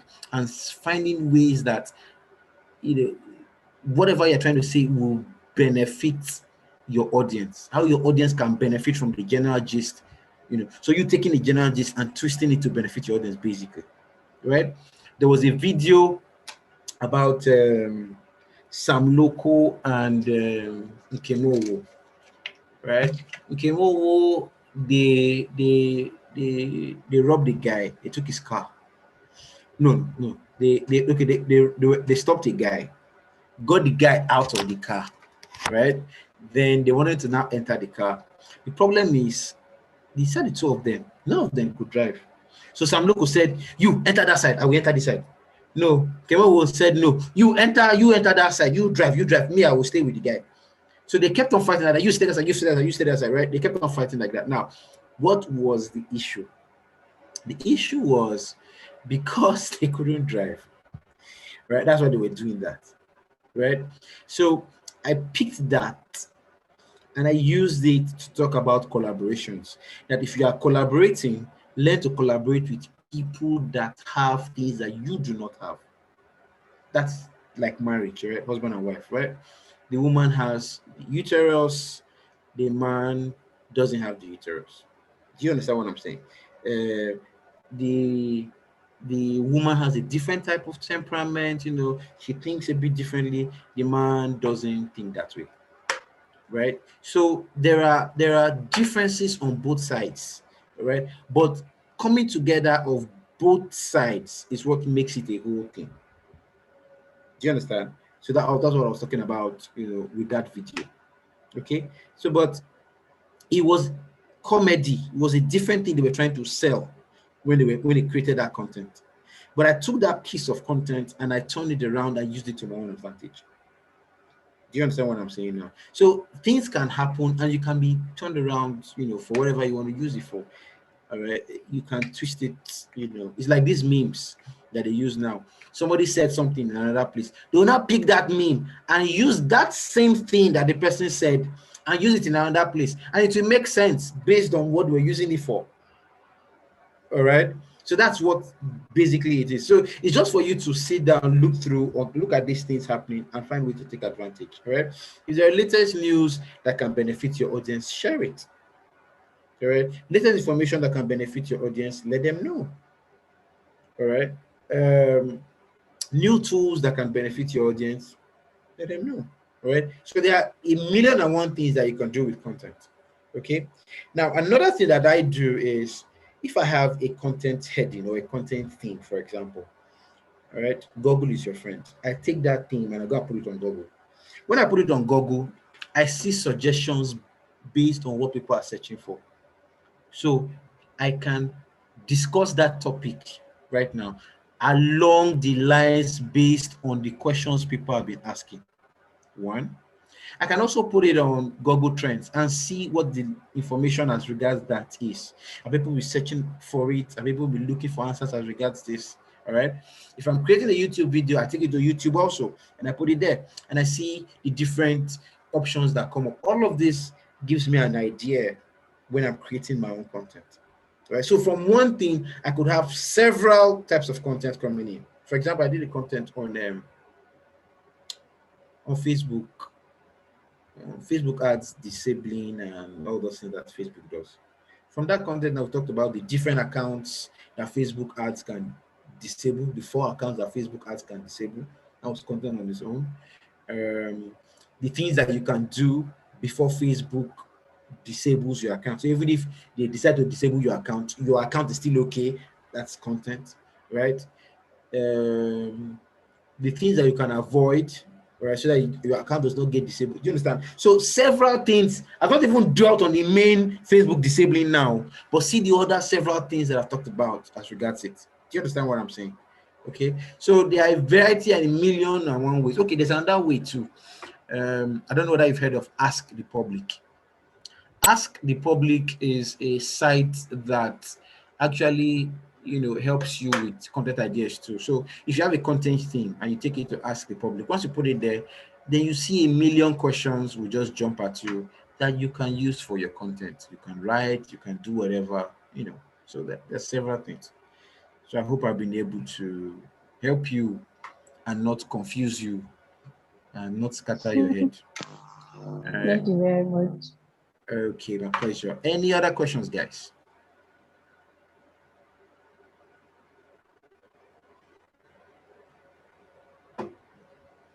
Okay, it's like people have gone to sleep, Abby. I didn't hear the question.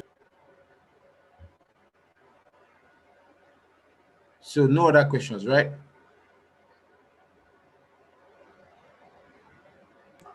Oh, okay, that's what you said. I say any other questions? You know, if there are questions so that I can deal with it. If there are no questions, we can call it a day. We've been here since 12. This is 5 hours now. So, Uche, any question? Mr. Madi, any question? Tony, Dada, any question?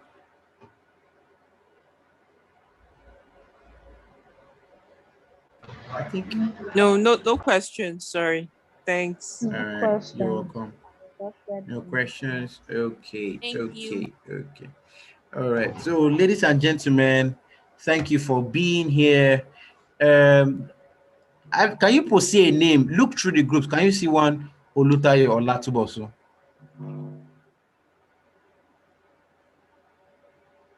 Can you see that Olutayo or Latuboso? Okay, that's my wife. Please help me greet her. Thank her for joining this show. She has been here since. Thank you. Well done. Thank you, wife. Wow. Can we see her face? She has been here since. Yes, let's see your face. Since 12 noon. Wow. Help me thank her. Okay, guys, it's okay. Yeah. All right, guys, thank you so much. It was nice having this class, right? It was very, very nice. Thank you. Yep. Nice. All right, so the recordings will be made available. What else? Yeah. So now the next phase of this is I want to see how I can do mentoring. So I probably just have 30 days for that. So for those that want to start digital marketing career, for those that have social media issues, at least I can work with you guys for the next 30 days. Okay, so whatever the issues, whatever the stuff, just let me know. Yay! Online or physical? Please let us do online, because physical. The problem with physical is making the time to do that. But the beauty with online is you can be asking it, I can be doing that thing and responding to you. All right. It can save me so much time. Okay. So that's fantastic. Thank you. Right. Yeah. So I hope all of you are in the WhatsApp group. Yeah. No. I am. No. Yes. I am not on the WhatsApp group. No, I'm not on the WhatsApp group. Okay, wait. I don't think it's possible to click links. My number on the chat. Yeah, okay, please just do that. Yeah, just you can drop your phone numbers in the chat and I'll add you to the okay, so I'll drop my phone number too. Yes, please drop your phone numbers so that I will add you guys to the chat. Good. So add everybody, then we could do that there. Just a minute.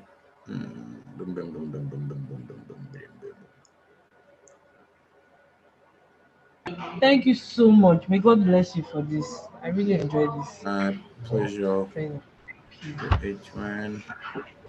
Thank you very much. I think maybe I should send you guys a link so people will write me a review. Oh my God. Not a problem. Not a problem. So that we can learn how to get reviews no problem. Okay.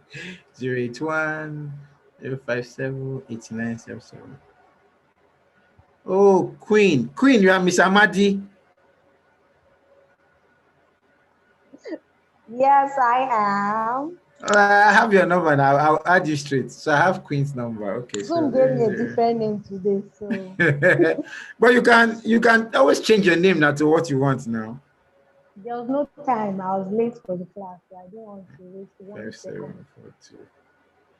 Okay, 572. That's 39574257. Ifoma Okafor. So adding that one now.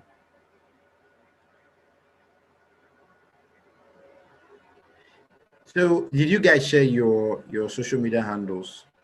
We can follow each other on social media too. So Yeah.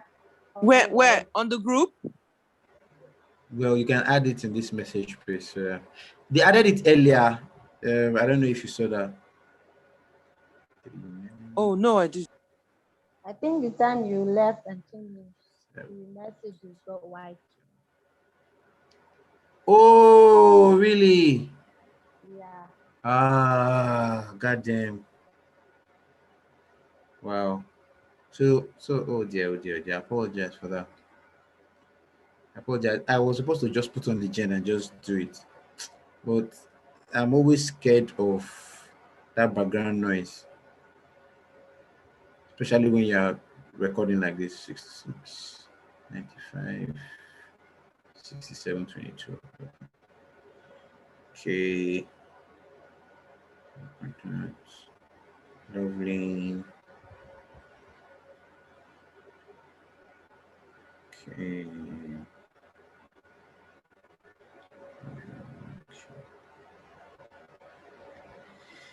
Okay. Okay. All right. So I've saved the numbers. Thank you guys, and we will see you in the groups. All right. Thanks for being here. Thank you. All right.